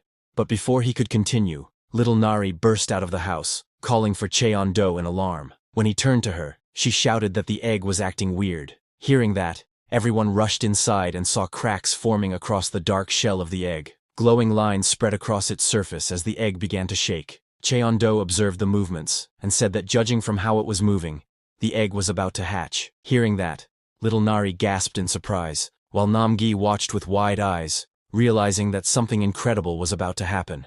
Namgi nervously asked Cheon, what if the creature inside the egg might be a disaster-class monster? Hearing that, Cheon-do began to think, but little Nari laughed excitedly and claimed that she was sure it would be something cute. Namgi frowned and muttered that they could never be too sure, but little Nari immediately shouted in protest, refusing to believe it could be dangerous. Just then, a crack spread across the egg, and a glowing yellow eye suddenly appeared from within. The group froze as the shell began to break apart. Namgi panicked, yelling that it was hatching. Little Nari's eyes sparkled with excitement as she repeated the words, her voice filled with wonder. The egg shattered completely, and a claw covered in golden scales burst out. Sharp talons tore through the air, followed by a powerful tail that smashed through the remaining shell. As the creature emerged, Namgi described what he saw in horror. Sharp claws, thick scales, and a tongue that lashed out in fury. He shouted that the monster looked terrifying and tried to say what it was, but then, the newly hatched creature lifted its head and let out a cheerful chirp. Everyone froze in shock as they saw the small, bright-eyed baby staring at them. Despite its fearsome entrance, it looked surprisingly cute. Namgi stared at the tiny creature in disbelief, asking if it was a chick or a snake, completely unsure what he was looking at. Little Nari's eyes sparkled with excitement as she leaned closer, shouting that it was adorable. The small creature tilted its head and chirped, making her squeal with joy. But before anyone could react, it suddenly jumped off the table, moving with surprising speed and agility. Everyone's eyes widened in shock as the strange creature leaped high into the air. In an instant, it landed right on Namgi's face, wrapping its tiny body around his head. He stood frozen, eyes wide, as the creature's tail flicked and its tongue playfully stuck out. There was a brief moment of silence. Then Namgi's terrified scream echoed through the entire house. Sometime later, as Cheon-do constructed, Namgi carried a heavy log on his shoulder while wearing his leather armor. Ku sat on his head, urging him to hurry, saying they had a mountain of work to do. Namgi frowned, feeling slightly annoyed, wondering why the little monster sounded like it was scolding him. Not just that, there was poison on his clothes, making him struggle even more. He clenched his teeth, gasping for air and struggling to breathe under the poison's effect. He shouted in frustration, questioning how Cheon-do could have ever worn such a poisonous outfit before. Meanwhile, under the clear blue sky, Cheon-do stretched his arms after folding a pile of clothes, satisfied and relaxed. He smiled and said that it felt good to fold clothes again. Just then, little Nari called out to him, pointing excitedly. She shouted that the little creature was eating the bread. Holding the small snake-like being in her hands, she smiled brightly and said that it was obedient and gentle. Cheon-do nodded, explaining that it probably recognized her as the one who had saved it. Little Nari then asked what they should name it. After a short pause, Cheon-do suggested calling it Sasa, since it was a snake. But before anyone could respond, the golden snake suddenly dashed away, glowing with energy. Startled, little Nari shouted in panic, asking where it was going. She ran after it, yelling for it to come back. Watching them from afar, Ku smiled and commented that those two seemed to be getting along well. Cheon-do agreed, and added that little Nari really seemed to like their new family member. Cheon-do then looked at the small golden creature with curiosity, and asked Ku if it was a rare species. He mentioned that he had never seen one like it before. Ku agreed, saying it hadn't seen one either. Then, speaking in a serious tone, Ku said that if the golden snake had come from the volcanic region, they would need to watch the mandragora carefully. Hearing that, Cheon-do got confused and asked why. Ku explained that monsters from volcanic regions often loved eating plant monsters. Since plants were scarce there, they would eat any kind they found. It added that those monsters especially liked plants filled with demonic energy, meaning the snake would likely try to dig up and eat the mandragora. Just as Ku said that, the golden creature charged at the mandragora. As it looked at the mandragora with its red glowing eyes, Ku warned them that this snake might be the mandragora's natural enemy. The ground shook as the snake and the mandragora faced each other. Cheon-do's group stood back in shock, watching the sudden tension rise. Namgi shouted in confusion, asking what was going on. Cheon-do stayed calm, and replied that it looked like Ku's prediction had been right all along. Little Nari clenched her fists, and shouted that she would stop them from fighting. But Cheon-do crossed his arms and replied calmly, saying it would be nice if they didn't fight. But this was the demon realm, and battles were normal here. He explained that sometimes creatures needed to establish their pecking order, and since they were still young, it wouldn't be too dangerous. He suggested they just watch. As the dust swirled, the mandragoras and the golden snake faced off. The snake's eyes glowed fiercely as it targeted the smallest mandragora. It lunged forward, its sharp claws ready to strike, but before it could hit, the largest mandragora stepped in front and blocked the attack with a wooden stick. Cheon-do, watching, exclaimed in surprise, realizing that the mandragoras had formed a triangle formation, defending first, then preparing to counterattack. The battle between the golden snake and the mandragoras grew intense. After the first mandragora blocked the attack, the second one quickly counterattacked, moving with surprising speed and force. The snake twisted its body, blocking the strike with its tail. Little Nari, watching, gasped,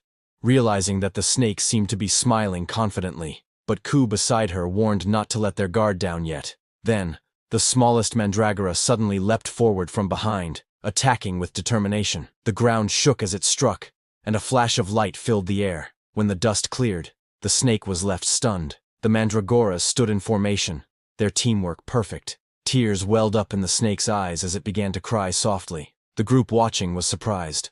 Namgi asked in disbelief if it was actually crying, while little Nari guessed that it must be shocked since it was its first time being hit. As the snake cried out loudly and ran off, little Nari followed it to calm it down. Watching the scene, Cheon-do crossed his arms and declared that the mandragoras had won this round. Seeing that, Namgi stood speechless, his eyes wide in amazement. He admitted that the battle he had just witnessed was truly epic. Ku nodded in agreement, saying that it had been a pretty good fight. Cheon-do then asked them to head back. Hearing that, Ku called out to Namgi, telling him to get up quickly. Startled, Namgi muttered in disbelief, wondering if they were even human. Meanwhile, the scene shifted to the ocean, where the calm waves sparkled under the clear blue sky. Suddenly, a powerful gust cut through the air as a giant winged creature burst out and soared into the sky. It had the body of a warrior but the head and wings of a bird, its feathers glistening with drops of water and blue light. The creature rose higher, spreading its wings wide under the blazing sun.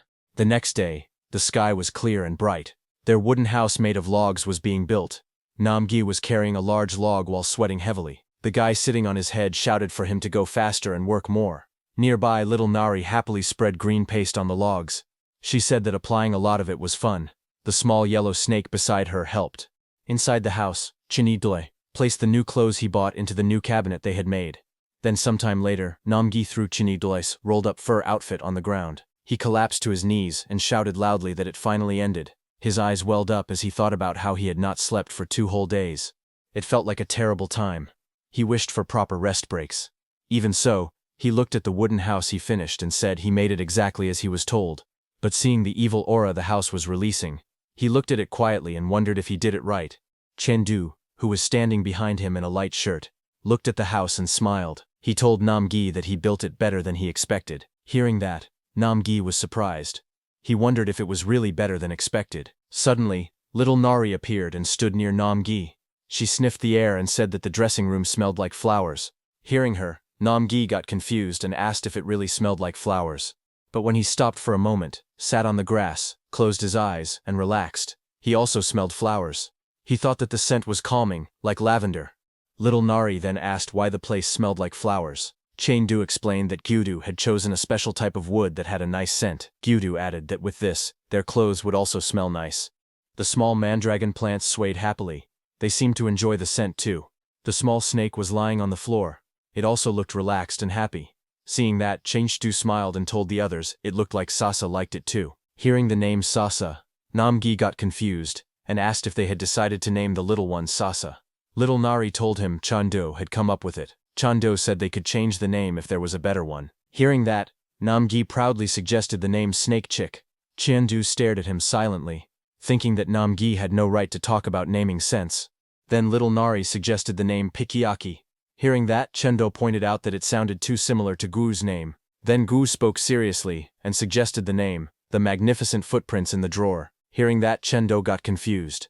He then asked Guo if it said it also had a name and what it was. Immediately Guo said its real name was Rocky Mountain Hoof, saying the name expressed its identity. Hearing the name, Chendo realized that Guo was also hopeless.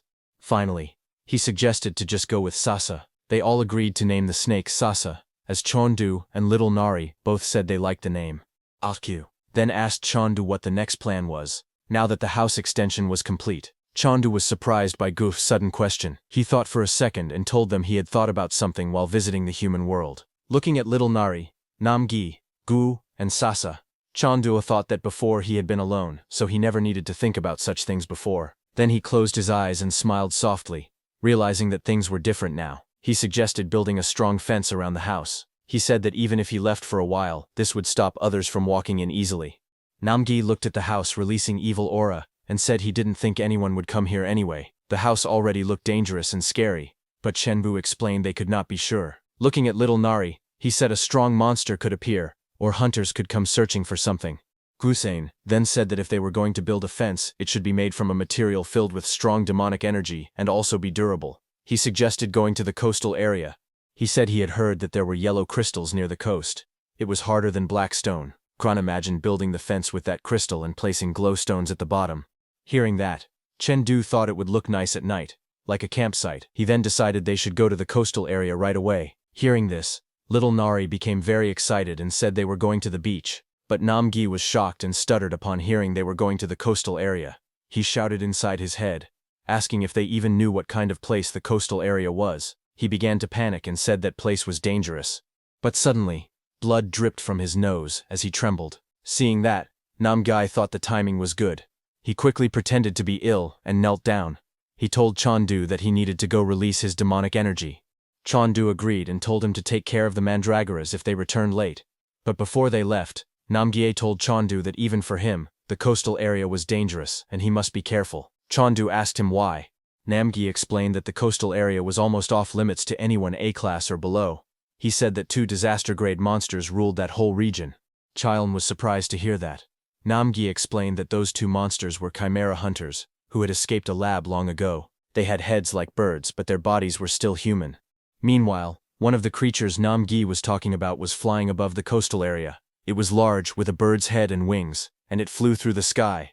On the ground, a group of hunters saw it. One of them pointed and said it had finally appeared. He ordered the others to prepare the tracker. Another person formed a glowing ring in his hands and said he was on it. He threw the glowing ring into the sky. The ring flew fast and hit the bird-like creature in the air.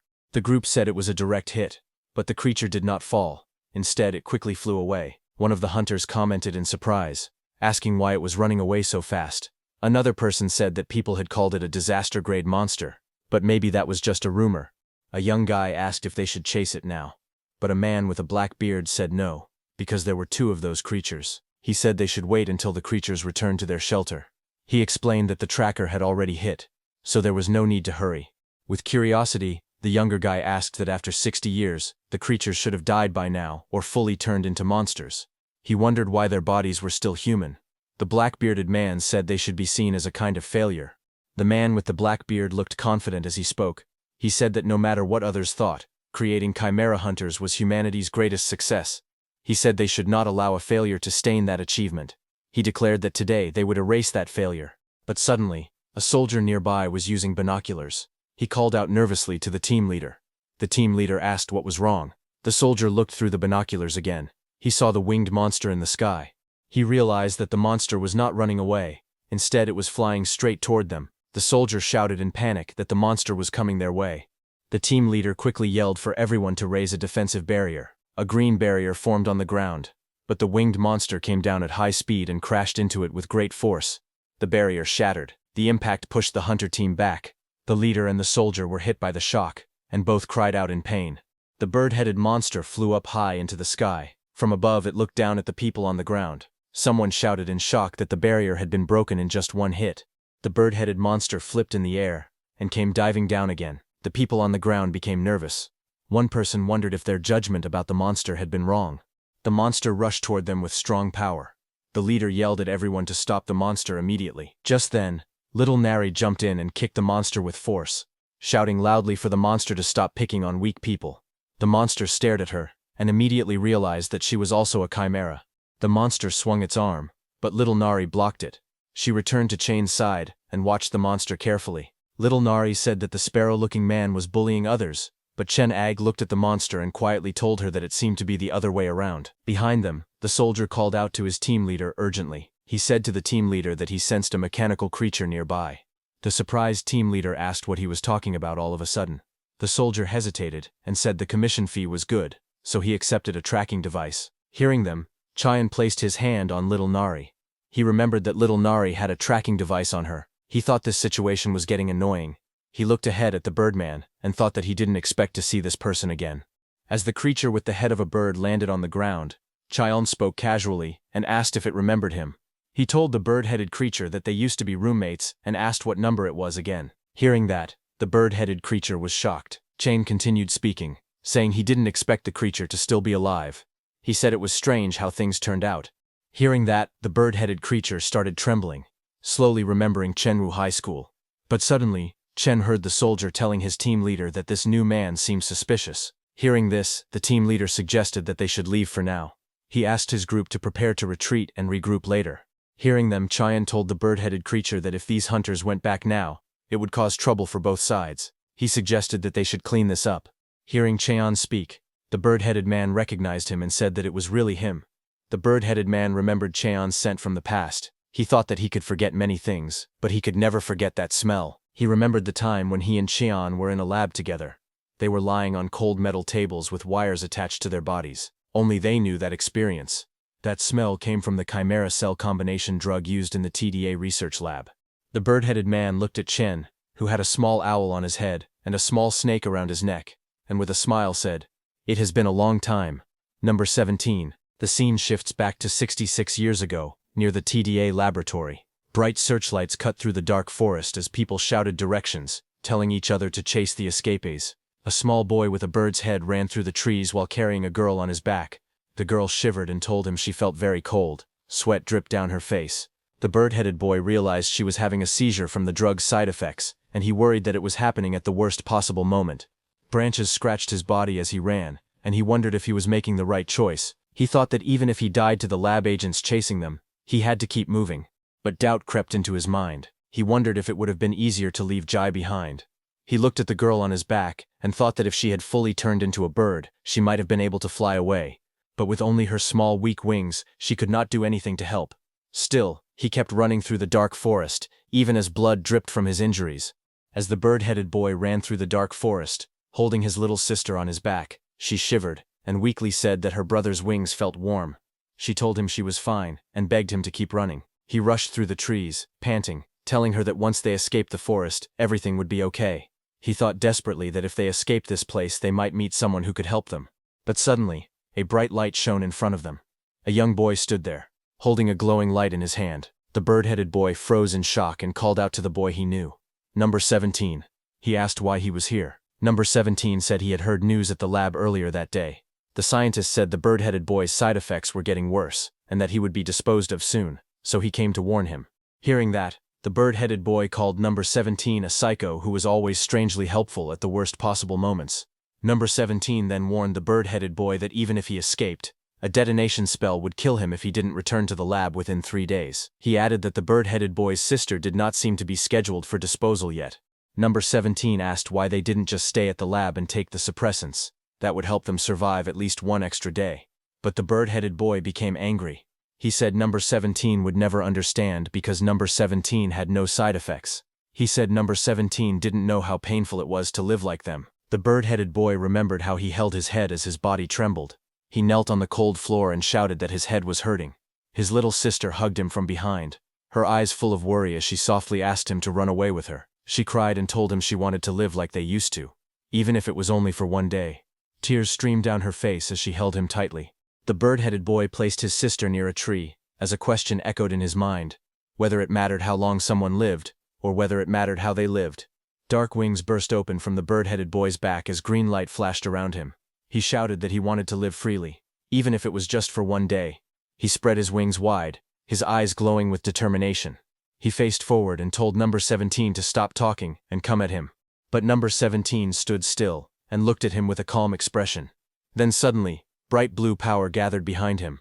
A huge swirling blue gate opened, lighting up the forest. The bird-headed boy stared at the glowing portal in shock and asked number 17 how he got a gate stone. Number 17 told them that if they crossed into the demon realm, only 2 things could happen. Either their human cells would be poisoned by demonic energy, or their monster cells would absorb it and awaken. Pointing at the portal behind him, number 17 told the bird-headed boy that if he meant what he said earlier, then this option was better, because even if they eventually turned into monsters, they could live freely until then. He also added that if they crossed over to the demon realm, the lab's detonation spell wouldn't activate. Hearing this, with a serious face, the bird-headed boy asked if it was possible to survive as a human in the demon realm. Number 17 told him that theoretically, they would have to build up enough mana to protect their body and mind from the demonic energy. He said it would be difficult with their current abilities, but the future might hold different possibilities. While he was saying that, suddenly voices from behind shouted that the gate had opened and ordered everyone to capture them. The bird-headed boy thanked number 17, unsure why he was helping them. He said he was leaving, but before stepping through, he told number 17 that they had been roommates for 4 years, yet they didn't even know each other's names. The bird-headed boy looked back and told number 17 his name was Ubiome, and asked for his name. Number 17 laughed and said his name was Chain Dawoon. With this, the flashback ended, and the bird-headed man returned to the present. He looked at Chen Du, who extended his hand and golden dust shimmered around. Golden dust rushed across the sky, swirling around the field. The soldiers standing on the hill stared at him in shock as the dust spread around their feet. Chen Wu stood in front of them and calmly asked them what his name was. One of the men, whose eyes had turned yellow because of the golden dust Chen released, said he did not know. Then Chen asked him why he had come there. The soldier said he had no idea. Hearing that, Chen opened a glowing portal and said everything had worked perfectly. He pointed toward the portal and ordered the soldiers to step into it. He told them to forget everything that had happened there. When the bird-headed man smelled the scent of the golden dust, he was shocked and questioned if Chen had erased those soldiers' memories using oblivion powder and hypnosis. Chen said that was right, and explained that he had the cells of an oblivion herb transplanted into his body, and about 3 hours of those hunters' memories before and after would be erased completely. Hearing that, the bird-headed man asked Chan if the researchers had transplanted many things into him because he had no side effects. Chan told the bird-headed man that a lot had happened after he left. Chen Wu looked at the bird-headed man and recognized him as number 33, and asked if his name had been Ubeom. Hearing that, the bird-headed man nodded slightly, and was surprised. He admitted he never expected Chen to remember his name.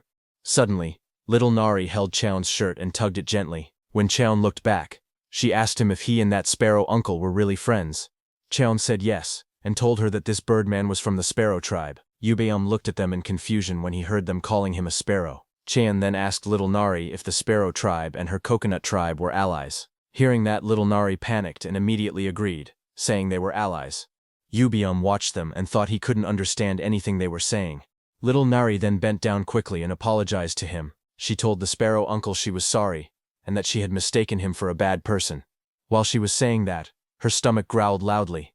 Little Nari looked up and told Chinfro that she was hungry. Hearing that, Chinfro turned to Ubeom and asked where his house was and if he had any food.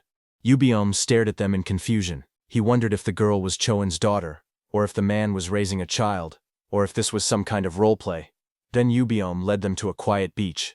In the distance there was a large house shaped exactly like a giant bird's nest, built from woven branches. Little Nari looked at the nest-shaped house with shining eyes and asked if that was Sparrow Uncle's home. She commented that it looked like a real bird's nest. Then all three of them sat on a large mat spread across the sand. Little Nari and Gui sat on one side, while Chan sat calmly in the center, and told Ubeom that he had built the house very well. Ubeom came toward them and held out a bowl, asking them to try some food, though he wasn't sure how it would taste. Steam rose from the bowl as he lifted the lid. Inside were large grilled clams. Melted golden butter was dripping over them, made from a demon realm plant called butternut, which tasted like real butter. On top was bright red moss, another demon realm plant that tasted like samjang. Seeing that, little Nari's eyes widened as she shouted that the clams were huge. Staln looked at the food and said it seemed pretty decent. Gluader then picked up a clam, stared at it seriously, and said it would give it a try. When it took a bite, its eyes widened. It trembled as if overwhelmed and wondered whether it had swallowed the entire ocean or if the ocean had swallowed it instead. Little Nari took a bite too. Her eyes sparkled, and she shouted that the clam felt like it was dancing with every chewy bite. Then Chan tried a clam topped with red moss. He looked surprised as he tasted it. Ubeom, with a proud look, explained that the red moss was an all-purpose seasoning, perfect for almost anything. He said he was glad they liked it and told them to eat slowly. But before he could complete his words, suddenly his eyes widened in shock as he froze. He was trembling in pain, and Chan noticed it but looked at him quietly. Little Nari, who had eaten everything from her plate, rushed toward Ubeom with excitement. She held up her plate and shouted that she wanted more of the food. Trying to hide his pain, Ubeom laughed awkwardly and said he had run out of ingredients for the day, asking what he should do. Hearing that, Little Nari's eyes sparkled as she asked if he could make it again, if she caught more clams. Yubium said he could, but warned it might be dangerous for a kid to catch them. Little Nari ignored his warning and yelled that she would catch 10 of them. She dashed toward the beach with full energy, Gru bouncing on her head and Sasa racing beside her. While running away, Little Nari said she needed 10 clams to feel full. As waves washed onto the sand, Yubium spoke again. He said it was amazing that Cheyenne had come back to life thanks to his immortality cells. He added that Cheyenne's life was truly something else.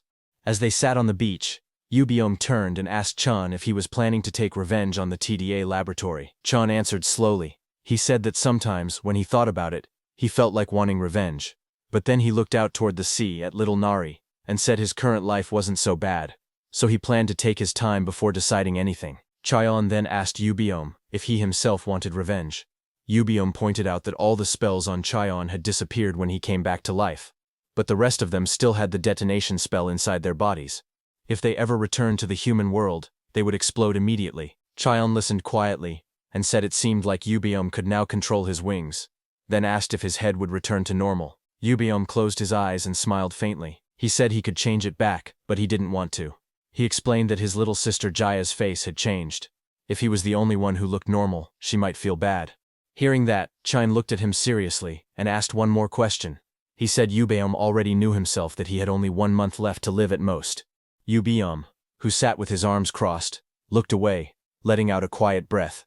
He asked if Chaeyeon had also noticed. He then looked out at the sea, and said that the situation brought back old memories. He explained that things had been very hard when he first arrived in that place. He remembered how he had desperately gathered mana just to survive. Then at some point, his mana and demonic energy had started to balance each other. Because of that balance, he had lived peacefully for a long time. Then he remembered something that happened not long ago. Dark red energy surrounded the scene, as he recalled how something went wrong with Jia. He explained that Jia's mana hole became tangled, and her demonic energy began to rage out of control. Yubium said he had tried to force it open, but ended up hurting his own mana hole by accident. He held his chest while trembling and explained that he was barely enduring the damage, but Jia had started eating fruits mixed with sleeping poison and had been sleeping for a while. Chaerin, sitting beside him, listened quietly and realized that Chaerin had purposely put herself into a deep sleep to slow down the wild demonic energy inside her. After hearing all that, a single word crossed Chaerin's mind: Mandragora. He knew that when someone's mana hole is damaged, they can make a potion with Mandragora and it heals right away. He sighed in disbelief that Yubium didn't know such a simple thing. Meanwhile, inside Yubium's house, a pink fruit rolled across the ground. More of the same pink fruits were scattered everywhere under the dim shadows of the vines. Deep inside the cave, a small creature with glowing eyes sat trembling on a nest-like platform. It was Yubium's little sister, Ja. Suddenly a loud scream echoed through the darkness as Jai's body jerked, clutching herself in pain. Her mask shook, and her voice came out in a sharp, agonizing cry. Yubium suddenly raised his voice in shock. His eyes widened and his feathers trembled as he asked Jonam if both he and Jia could really survive. He clutched his chest with shaking hands, struggling to understand, and stuttered out another question, demanding to know how such a thing was possible. Jonam calmly explained his reasoning. He said that since he had learned pharmaceutics at the research institute from the age of 15, Yubium might not have known since he ran away at 10 years old. Hearing that, Yubium echoed the unfamiliar word with confusion. Jen continued walking across the sandy ground and said that all they needed was Manahal purified water mixed with Mandragora fine roots. He explained that the plant-type monster called Mandragora screamed when pulled from the ground. Their fine roots looked insignificant on the outside, but beneath the surface, the Mandragora absorbed magical energy from underground and even grew into new individuals for reproduction.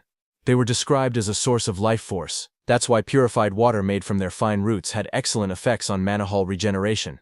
Giant looked up at the sky with a small smile. He thought to himself that he didn't know things would turn out like this, but it was fortunate that he had raised Mandragoras. He then told Yubium that he would go get it for him. Hearing that, Yubium reacted with surprise, asking if Giant would really get it. Giant explained that to make purified water, he needed to find an alchemist, and reminded Yubium that he couldn't go to the human world because of the spell. He asked Yubium to instead take care of the kids while he was gone. Nearby on the beach, little Nari was splashing water on the fluffy guo while shouting "water attack." Yubium watched them and said he was in Jen's debt again. But before leaving, Jen asked Yubium if he had anything to pay the alchemist with, explaining that the alchemist would demand payment. Yubium lowered his head and admitted that he didn't have money. Before suddenly remembering something, he took out a large bag and placed it on the sand. Jen checked it, and it was filled with many items. He asked Yubeom why there were so many things inside. Yubeom explained that he had packed items hunters always brought when they visited. He asked if that would work. Jen lifted the bag onto his shoulders and told Yubeom that it should be enough. John then took out a teleportation stone from his pocket, and with a smile said that he would be back soon. A few minutes later, the scene shifted to the human world. There John met Bong-su again. Bong-su walked down the alley, and John with a large backpack followed him from behind. Bong-su asked if John was looking for an awakener skilled in alchemy. John nodded and said he needed someone skilled. By this point, Bong-su had become the exclusive guide. Bong-su told John to trust him. He explained that the Alchemy Association branch had opened in the slums last year, and if they went there, they could get something. Hearing that, Jen looked confused for a moment. He then asked Bong-su why he was wearing sandbags on his hands and feet. Bong-su glanced down and said he was building stamina. He added that he wanted to become strong like Jen, whom he called Big Brother. Jen was surprised hearing that. Bong-su continued speaking excitedly. He said that Jen must be incredibly strong, someone who entered the demon realm bare-handed. He said he wanted to become like that too, so he ate a lot and exercised hard. Hearing that, Jen observed him and thought that Bong-su did seem a bit taller. Maybe because he was growing. They reached a brick building with a large sign. Bong-su pointed at it and said, "Here it is." As John looked up at the building, Bong-su told him that Manager Kim had come recently, and everyone said he was skilled. Bong-su added that Manager Kim had a good personality. While he was saying that, suddenly the sound of soft whispering filled the air, making Bong-su lift his head with a confused expression. He blinked and looked to his side as he recognized that voice. He looked there and spotted a man nervously whispering into his phone near the entrance of the alchemy building. Bong-su pointed toward him and told John that the person they were looking for was over there. The man on the phone spoke in a shaky voice, saying he hadn't been late on interest payments even once in over 20 years. Bong-su scratched his head as he explained that it looked like another call from a loan shark. John beside him frowned and asked what a loan shark was. Bong-su sighed and said that using loans was common in this neighborhood. He looked at Manager Kim, who was whispering into the phone trembling, and explained that Manager Kim had originally worked at the Gold City branch for 20 years, but was recently demoted and transferred here. Hearing that, John told Bong-su that if he was demoted then he must have done something wrong. Bong-su shook his head and replied that according to what he heard, that wasn't the case. Bong-su described that back when Manager Kim was in Gold City, one supervisor had been stealing funds meant to support the slums. The supervisor, a sharp-faced man in a suit, was known for doing many bad things, like taking credit for his subordinates' achievements. His name was Director An. Bong-su said that Manager Kim had reported the wrongdoing. Because of that, he ended up on Director An's bad side and was eventually kicked out. The scene returned to the street, showing the trembling Manager Kim walking alone with exhaustion on his face. When Bong-su called out to him, Manager Kim turned with surprise and joy, smiling warmly. Manager Kim asked what brought him here. He also noticed that Bong-su seemed a bit taller. Bong-su pointed at Jen and explained that his big brother Jen had come, who was looking for an alchemist. Jen thought to himself that high-rank alchemists were rare, and as he looked at Manager Kim, who was releasing a very positive energy, he noted that it was surprising someone like Manager Kim lived in this neighborhood. Manager Kim gently patted Bong-su on the head, proud that the boy was living earnestly. Seeing how Bong-su knew Manager Kim, John quietly thought that Bong-su seemed like a pretty good kid in his words. Bong-su then stepped back, saying he needed to exercise and would be going. Manager Kim told him to be careful. After Bong-su left, Manager Kim asked John if they should go inside. Inside the Alchemy Association office, a young man lounged back in a chair with his hands behind his head. He complained that having the wrong boss caused suffering. He said that at best, only D-rank hunters would come to buy low-grade potions, and that there wasn't much performance here. He sighed again, saying that promotion was out of reach in this lifetime. Just then, the office door suddenly opened. That young man quickly straightened up as he heard footsteps. Manager Kim entered with Jen following behind. The young assistant stood up awkwardly and asked if the manager was there. Manager Kim replied calmly, telling Assistant Park to bring something to drink, but Jeo spoke first. He said he didn't have much time, so he would get straight to the point. His expression stayed calm as he looked at Manager Kim. He asked Manager Kim if he was an A+ grade alchemist, and asked if he could make Manhwa purified water using mandragora. He added that he needed 2 bottles. Hearing that, the manager instantly reacted with shock. He muttered to himself that mandragora in the slums made no sense. He also wondered how Joan even knew his alchemist grade. Sweat formed on his face as he tried to stay composed. He said he could make it, but explained that they didn't have such precious materials in this place. Hearing that, Giant then held out something wrapped in white bandages and calmly asked, "Will this work?" Seeing that, Manager Kim's eyes widened in disbelief. He recognized the magical energy coming from it. He shouted that this dense magic was definitely from Mandragora fine roots. The younger assistant beside him stepped closer. Both of them stared at the roots glowing in Manager Kim's hands. Manager Kim said the freshness made it feel like it had just been harvested. He said he had never seen Mandragora roots in such perfect condition. Jayan then opened his bag and told Manager Kim that he would pay the manufacturing fee with coastal area special products. He told them to appraise everything inside his bag.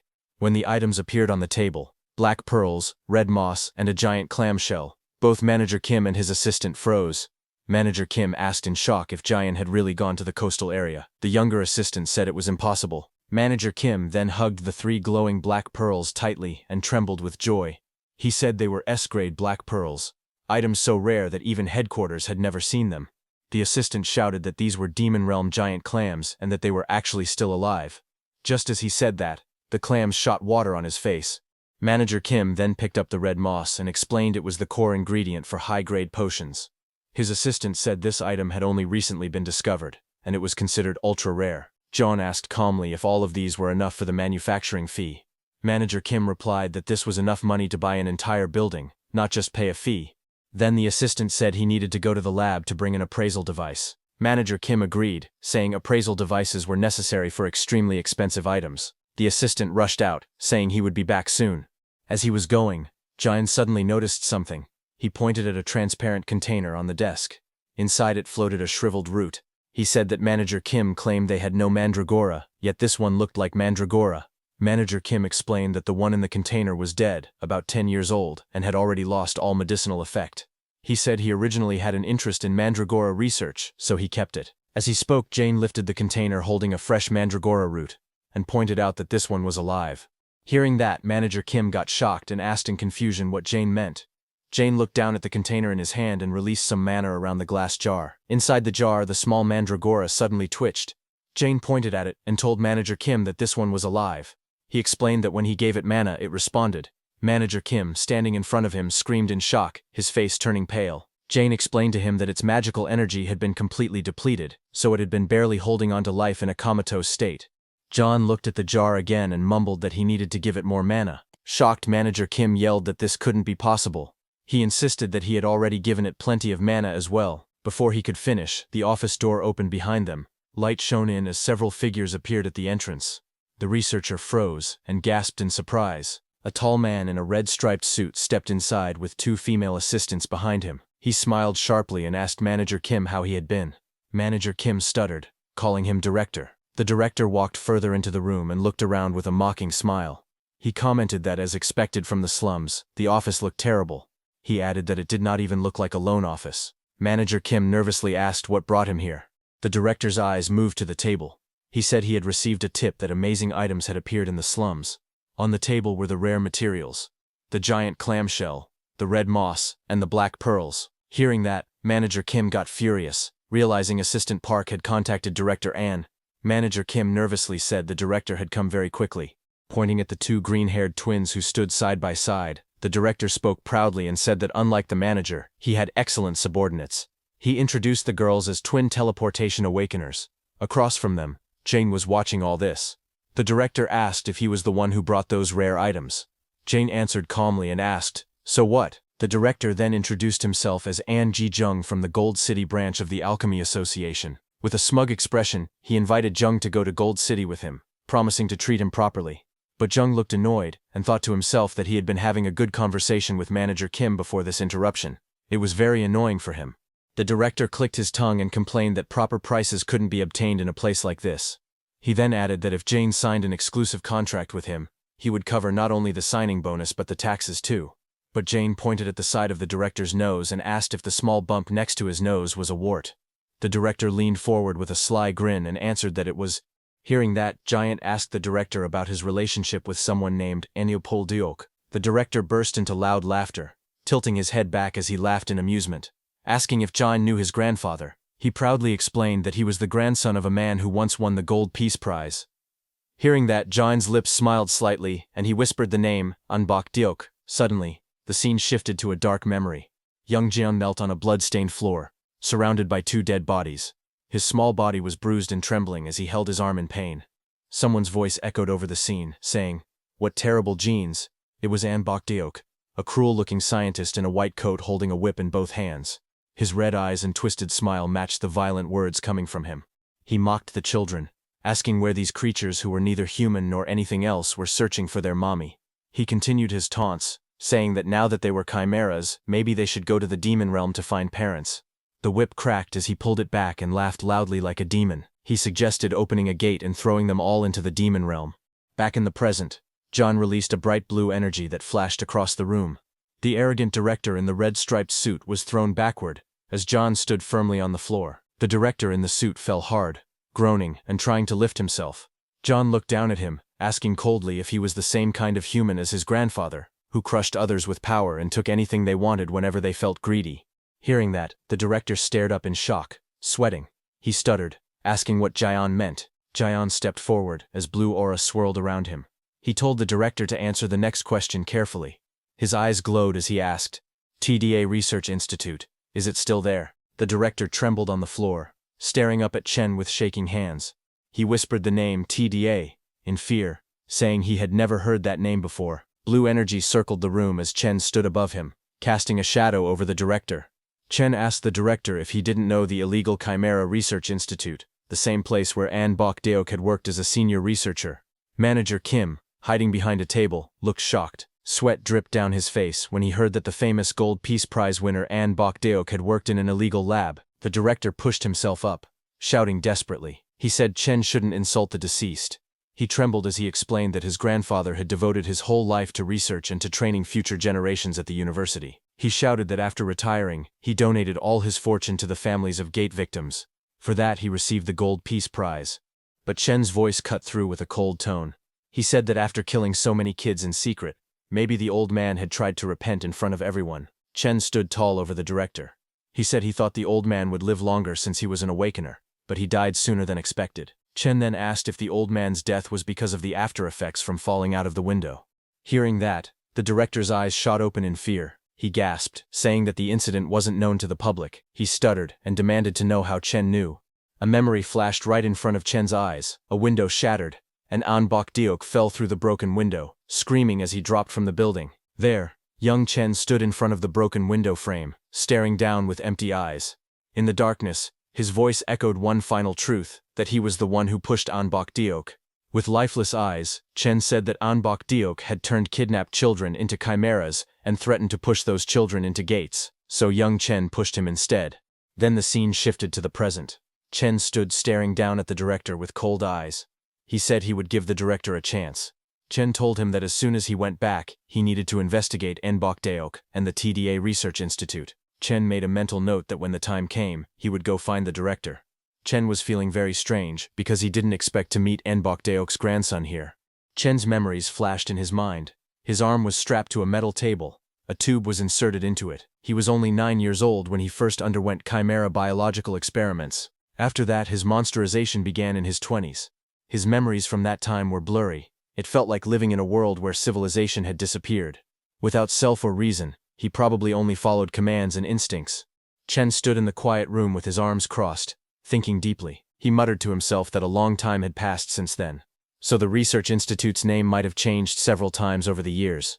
The door suddenly opened, and Manager Kim rushed in with a big smile. He held 2 glowing green bottles tightly against his chest and cheerfully apologized for making Chen wait. Manager Kim proudly showed the bottles with both hands. The liquid inside shined brightly. He explained that it was purified mana water, made from mandragora. Holding one of the bottles, Chen smiled and said as expected from an A+ grade alchemist, Manager Kim worked fast. He guessed it probably took around 30 minutes. Manager Kim laughed awkwardly and said the materials Chen gave him were very high quality, so the work was simple. Chen nodded, and Manager Kim immediately offered to help settle the remaining materials right away. Chen watched him with a calm expression and thought to himself that Manager Kim seemed skilled and had a good personality too. So Chen made him an offer. He said he would give Manager Kim all the leftover combination materials, and asked if Manager Kim would like to sign a personal contract with him. Chen said he would provide the materials, and Manager Kim only needed to handle the combinations properly. Hearing that, Manager Kim froze in shock. His eyes widened, and he stuttered. He asked if Chen was really giving him all of that, plus an exclusive contract. Chen reminded him that Manager Kim himself had said the product made from these materials could be sold for enough money to buy an entire building. Chen asked calmly, Wasn't that a good deal? Hearing that, tears streamed down Manager Kim's eyes. He was shocked and emotional, unable to control himself. Chen, standing in front, looked confused, and asked why he was crying. The manager wiped his tears and slowly said that he was actually from the slums. A memory flashed in his mind. In that memory, loan sharks were yelling inside his childhood home. One man stepped on a long paper while the manager's parents knelt on the floor, begging. The manager explained that when he was a child his parents had taken loans, so he promised he would pay the debt back for them, but no matter how hard he worked his whole life, he stayed in the same place. Tears rolled down his cheeks again as he looked up and asked how he could ever repay such kindness. Hearing that, Chen sighed quietly and thought there was no need to worry about that already. The manager bowed deeply, thanking him again and again. Chen looked at him and thought that from now on there would be many things he needed the manager to do. Then, after getting the purified Manhwa water, Chen came out of the alchemy shop. He looked up to the sky and found that it was already evening. He said he should go back now, thinking surely nothing had happened, but it was Chen's mistake to think that. He should have anticipated Jai going berserk, and it came true.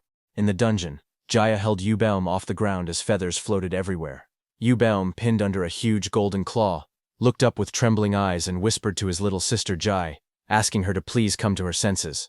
But Jaya's face was already twisted behind a bone mask, her eyes glowing red, and a low growl escaped her mouth. In the next moment, Jael charged forward with a wild scream, throwing Yubeom across the battlefield. Yubeom went flying and hitting the ground with a solid impact, sending rocks flying everywhere. When the dust slowly settled, Yubeom lay weakly on the ground, his head tilted sideways as blood dripped. He thought that it seemed he was too late, but suddenly, two worried faces appeared above him, calling him uncle, and asking if he was okay. Little Nari leaned in with wide, panicked eyes, asking uncle if he was okay, and if it hurt a lot. Beside her was little Guo, who scolded Yubeom angrily, asking what he was thinking just taking hits. Seeing them, a voice rang in Yubeom's head. Badly injured, Yubeom stood up again, as blood dripped from his chest. He lowered his head, and thought silently that he would definitely keep his promise with Chen. Suddenly Yubeom's wings tensed, and his muscles tightened as if he was preparing for something. He said that Chen had already saved them once before, so it was his turn to repay. Immediately, Yubeom and Ji rushed towards each other at full speed. Yubeom took out his claws and rushed forward with all his remaining strength. His glowing eyes were filled with determination. He called out softly, telling his sister Jia that in the next life she should be happy. At that moment Berserk Jia also took out her claws to attack and screamed loudly. Both of them were about to clash violently as their claws and fists were ready with explosive force. But just then, a monster fell from the sky and crashed onto the ground with a solid impact. Yubeom barely managed to dodge the flying monster's crash as Chen was seated above it. It was a huge pink jellyfish-like monster. Yubeom hovered in the sky with a shocked expression. He stared at the giant glowing pink jellyfish below and asked in panic what it was. Chen, who was seated above the jellyfish's head, looked down and wondered if Jai had fainted from just this much force. Below, little Nari spotted him, and shouted happily that it was her uncle. Yubeom trembled in confusion, wondering where that jellyfish came from. Joe, who was crushed under that jellyfish and lay on the ground unconscious, made Yubeom shout loudly, telling Chen that she was his sister, and a girl too. Hearing that, Chen asked Yubeom calmly if there was any other way to stop her without doing this. The Birdman hesitated, covering his face with embarrassment. Then he weakly asked about the medicine. Chen smiled confidently, and took out 2 bright green medicine packs, saying he had gotten them. He told Yubeom to feed one to Jia quickly, adding that one of them was for him. Then sometime later, the night sky glowed faintly, as small sparks drifted through the darkness. A campfire burned brightly on the ground, its flames crackling as fish and skewered food roasted over the fire. Nearby, 2 empty Manhwa water containers lay on the dirt, a bit of green liquid still dripping from their tops. Nearly on a mat, little Nari and Jia slept on the floor, both of them lying flat on their backs. Little Gur also slept beside them, snoring softly. Suddenly, Jia's yellow eyes slowly opened, and just as she opened her eyes, she saw little Nari sleeping in front of her, drooling on the ground with a loud snore. Seeing her, Jia blinked in confusion. She looked around, and wondered, is this a dream? Her mask shifted slightly, as she tried to make sense of her surroundings. Then she noticed something, and stared ahead silently, her expression blank. In front of her, under the quiet starry sky, 2 figures sat on logs beside the campfire. Yubeom sat on one side, and Chen sat on the other, talking. But while they were talking, Chen turned his head slightly when he heard a soft movement nearby. When Jai saw him, she jumped back in fear, covering herself tightly as she screamed, asking who he was. Her whole body trembled in panic. Hearing the commotion, little Nari also woke up. While rubbing her sleepy eyes, she slowly sat up and in a soft, tired voice, asked if the sparrow ant had woken up. Hearing little Nari, Jai froze in shock, wondering if Nari was calling her sparrow ant. From ahead, Ubiome called out, "You woke up, Jai." He didn't turn his head. He just spoke calmly and told her to check her mana hall once. Hearing those words, Jai stiffened. Her voice shook as she repeated, "Mana hall." She lifted her hand, touching the bright blue light glowing inside her chest. Her eyes widened as she whispered that it was normal. She then hurriedly touched the mask covering her face. With trembling fingers, she held the skull mask and muttered in disbelief that her face had come back too. Shocked, Jaya shot up and asked her brother what had happened and wanted to know who all these people were. Ubiome pointed at Chen sitting by the fire and asked Jaya if she didn't know who he was. Ubiome reminded her that she had even sung about wanting to see this person again. She froze and whispered to herself, wondering if it had really been that long. Her eyes widened in shock as she stared at Chen. She stuttered and asked if it could really be him. She looked at Chen, who was eating roasted food on a stick. A faint image of a younger Chen appeared in Jiula's memory, as she muttered Chen's name, "Number 17. Jaya rushed behind Ubiome, grabbing his shoulder in disbelief. She asked again if it was really number 17. Ubiome nodded, and said she was right. Jaya looked toward Chen as her brother spoke again. He said that this time as well, Chen had saved them. While they were emotional, suddenly Chen turned and asked them if there was any more red moss. Ubiome replied that they had used all of it for today. Jaya lowered her head slightly, and whispered that it truly was number 17, saying he still had zero empathy. Jyothra then gently held her bone mask with both hands and slowly lifted it, revealing her face. She smiled brightly and thanked Chen for saving them. Under the starry sky, the sea behind Jia shined very brightly. Little Nari looked up at the sea and tilted her head. With wide golden eyes she asked what that was. Bright sparkles appeared far out on the dark sea. She ran closer to the shore, staring at the glowing waves. She pointed at the light and shouted that something was sparkling in the sea. Jael walked over and, while looking toward the glowing water, told little Nari that it was a sea fairy. Then she covered her face with her mask, saying it was embarrassing to come out after so long. Hearing the words sea fairy, little Nari got surprised. Golden seahorse-shaped creatures floated on the water, glowing brightly. Jai pointed at them and explained that it was originally a seahorse monster that lived in the deep sea, but they gave it that nickname because it looked just like a fairy while playing.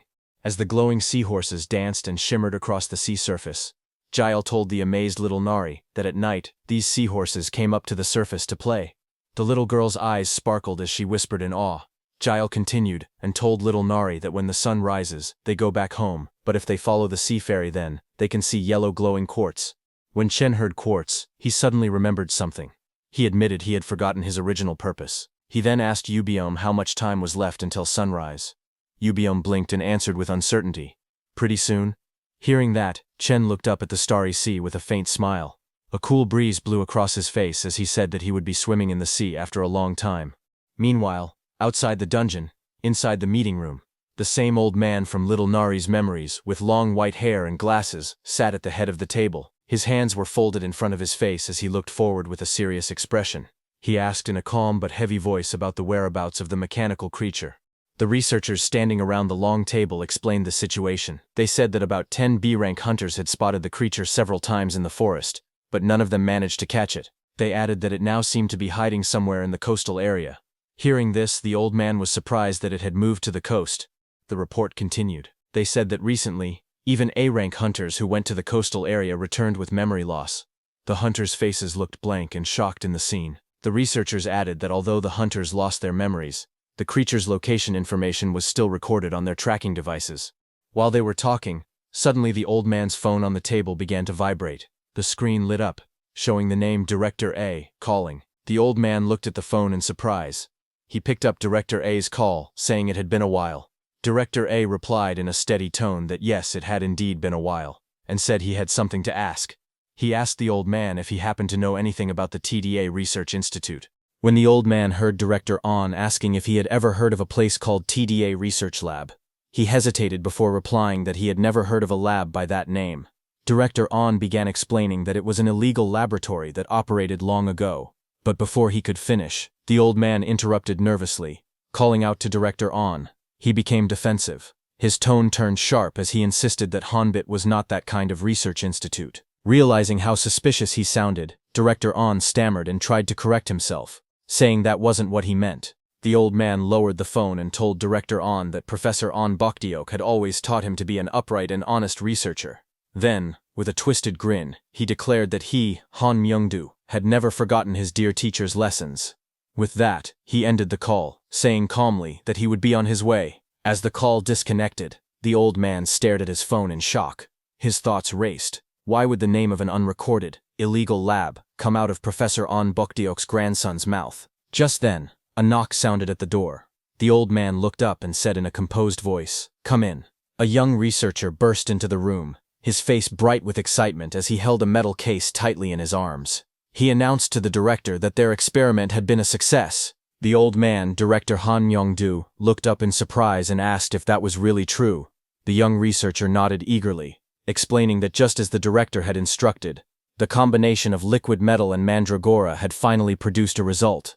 Opening the case, he revealed a small silver creature floating inside a glass container, breathing faintly. It was the liquid metal mandragora. The director's glasses glinted as he examined the creation, his reflection showing the strange life form moving within the tube. He commented that the combination seemed to have turned out well. Mandragoras, he recalled, were monsters with an unusually strong sense of kinship and remarkable sensory abilities. He thought to himself that combining them with liquid metal, a material with an exceptional coalescing property, had created something truly special. His expression darkened with excitement. He declared that a chimera formed from these two would be able to locate the mechanical creature faster than any tracking device. Overcome with fervor, he spread his arms and shouted to his subordinates to triple the bounty immediately and issue a notice for elite A-class hunters. Thinking about little Nari, Director Han declared with excitement that he would find his life's masterpiece no matter what. On the other hand, in the demon world, under a clear blue sky, the scene shifted to a quiet shore where Yubiom stood at the edge of the sea. The sunlight glimmered across the water as he crossed his arms and stared into the distance. He muttered to himself that creating something made of quartz, strange and eccentric, just like the weirdo Chen is. He remembered last night when he sat by a campfire beside Chen. The stars shone above them as the fire crackled between them. Chen smiled and told Yubeom that they should come visit his house someday. He mentioned having a pretty good cook, though bald. Hearing that, Yubeom blinked in disbelief, asking if he was serious and whether he was living in the demon realm. Chen laughed softly, explaining that it wasn't so bad once one got used to it. Hearing that, Yubeom became confused and asked Chen why he was living here, since he could go to the human world. Hearing that, Chen asked Yubeom if he wanted to go back. Yubeom hesitated, his eyes dimming as memories surfaced. He admitted softly that he didn't have any particularly good memories there. Images of a younger version of himself holding his sister in a cold, broken-down room flashed through his mind, moments of hardship and loss. Yet he confessed that he sometimes wondered how things had changed since then. Then Chen beside him turned to speak again, his tone calm but thoughtful. He said that the spell lingering on Yubeom's body might be removable. The sudden words startled Yubeom, who leaned forward in disbelief, asking how that could even be possible. Chen explained that there was an alchemist named Manager Kim, a skilled craftsman who had created refined water. He mentioned that this man might be capable of researching spells, and he was considering asking for his help. Looking into the fire, he told Yubeom to let him know if he was interested.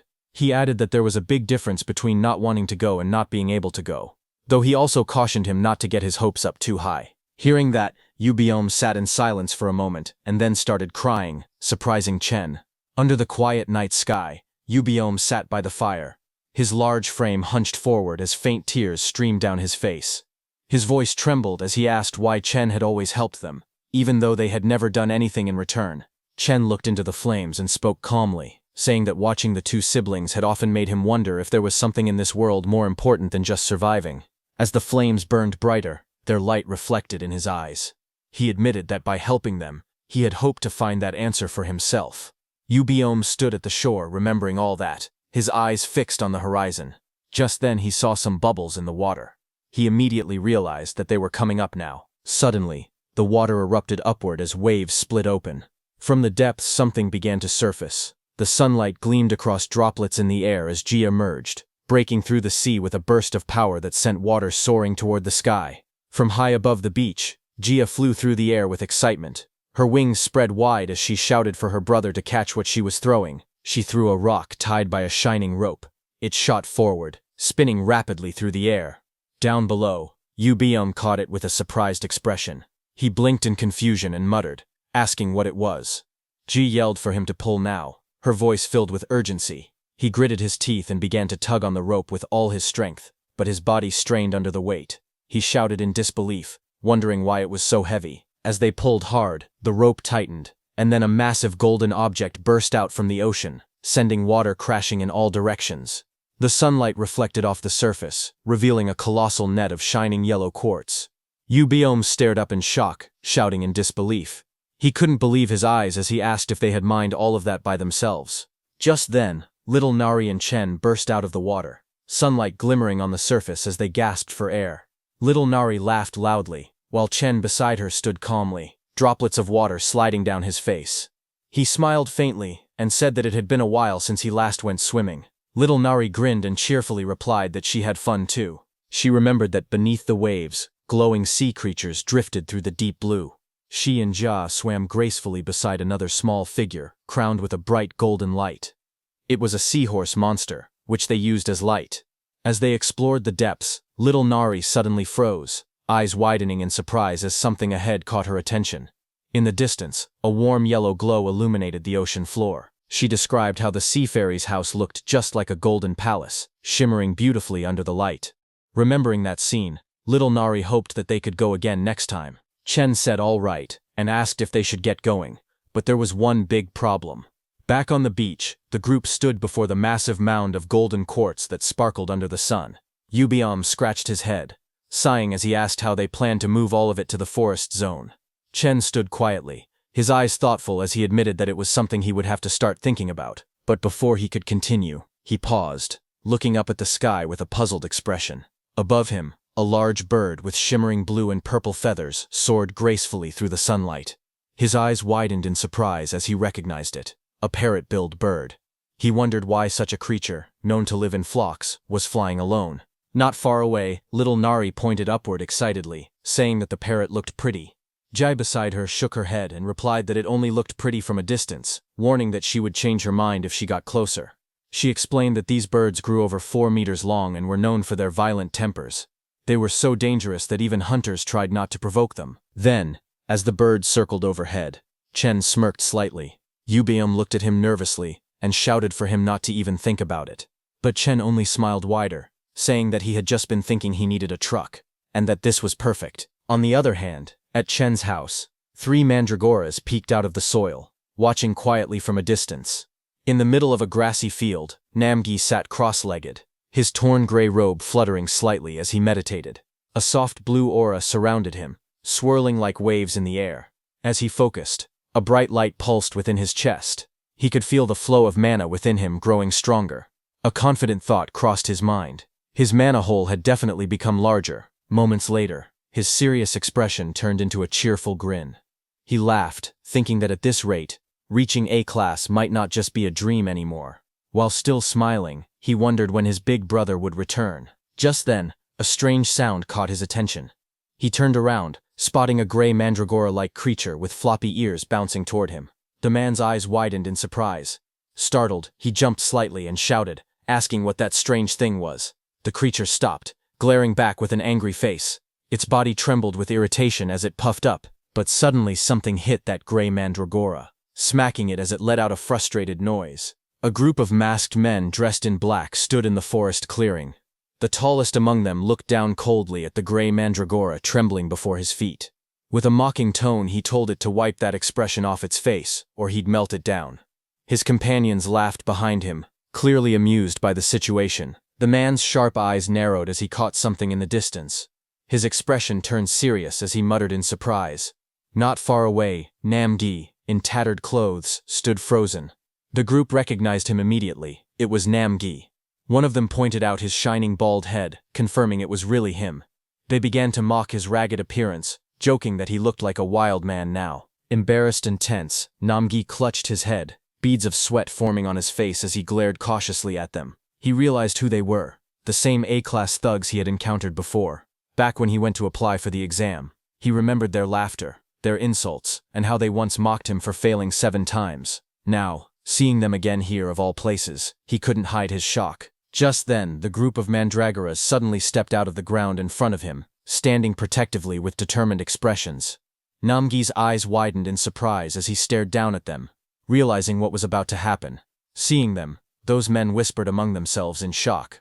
One of them muttered in disbelief, realizing they were wild mandragoras. Their eyes lit up with greed as they wondered how much 3 wild ones could be worth, quickly deciding to capture them. The blond man crouched down with a sly smile, speaking softly to the mandragora. He asked if they were angry about their group trespassing on their territory, his tone mocking. Reaching out his hand, he spoke in a teasing voice, calling them good boys and telling them to come closer. Watching from a distance, Namgi's eyes widened in panic. He knew how much his big brother cherished those creatures. Clenching his fists, he gritted his teeth, thinking that he had to protect them no matter what. At that moment, one of the mandragoras began to move. Its leaves shook with determination as it let out a small grunt and took a firm step forward. The ground trembled beneath it, and in the next instant, an explosive shockwave erupted.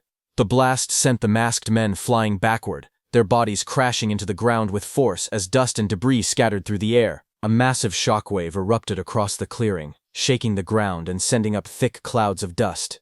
The men stumbled and shouted in confusion, struggling to keep their balance. They yelled out, asking what was happening, and if it was an earthquake, their voices barely audible through the rumbling noise. As the dust cleared, Jia and Yuboam appeared in the sky, flying. Jai, wearing a skull-shaped headdress, looked around and asked her brother if this was the place. Her sharp eyes caught sight of the commotion in the distance, and she wondered aloud who the people there were. Yuboam beside her nodded calmly, and remarked that there couldn't be many houses deep in this forest zone. Meanwhile, high above the sky, a large blue bird flapped its wings weakly, sweat dripping down its feathers as it carried 2 passengers through the air.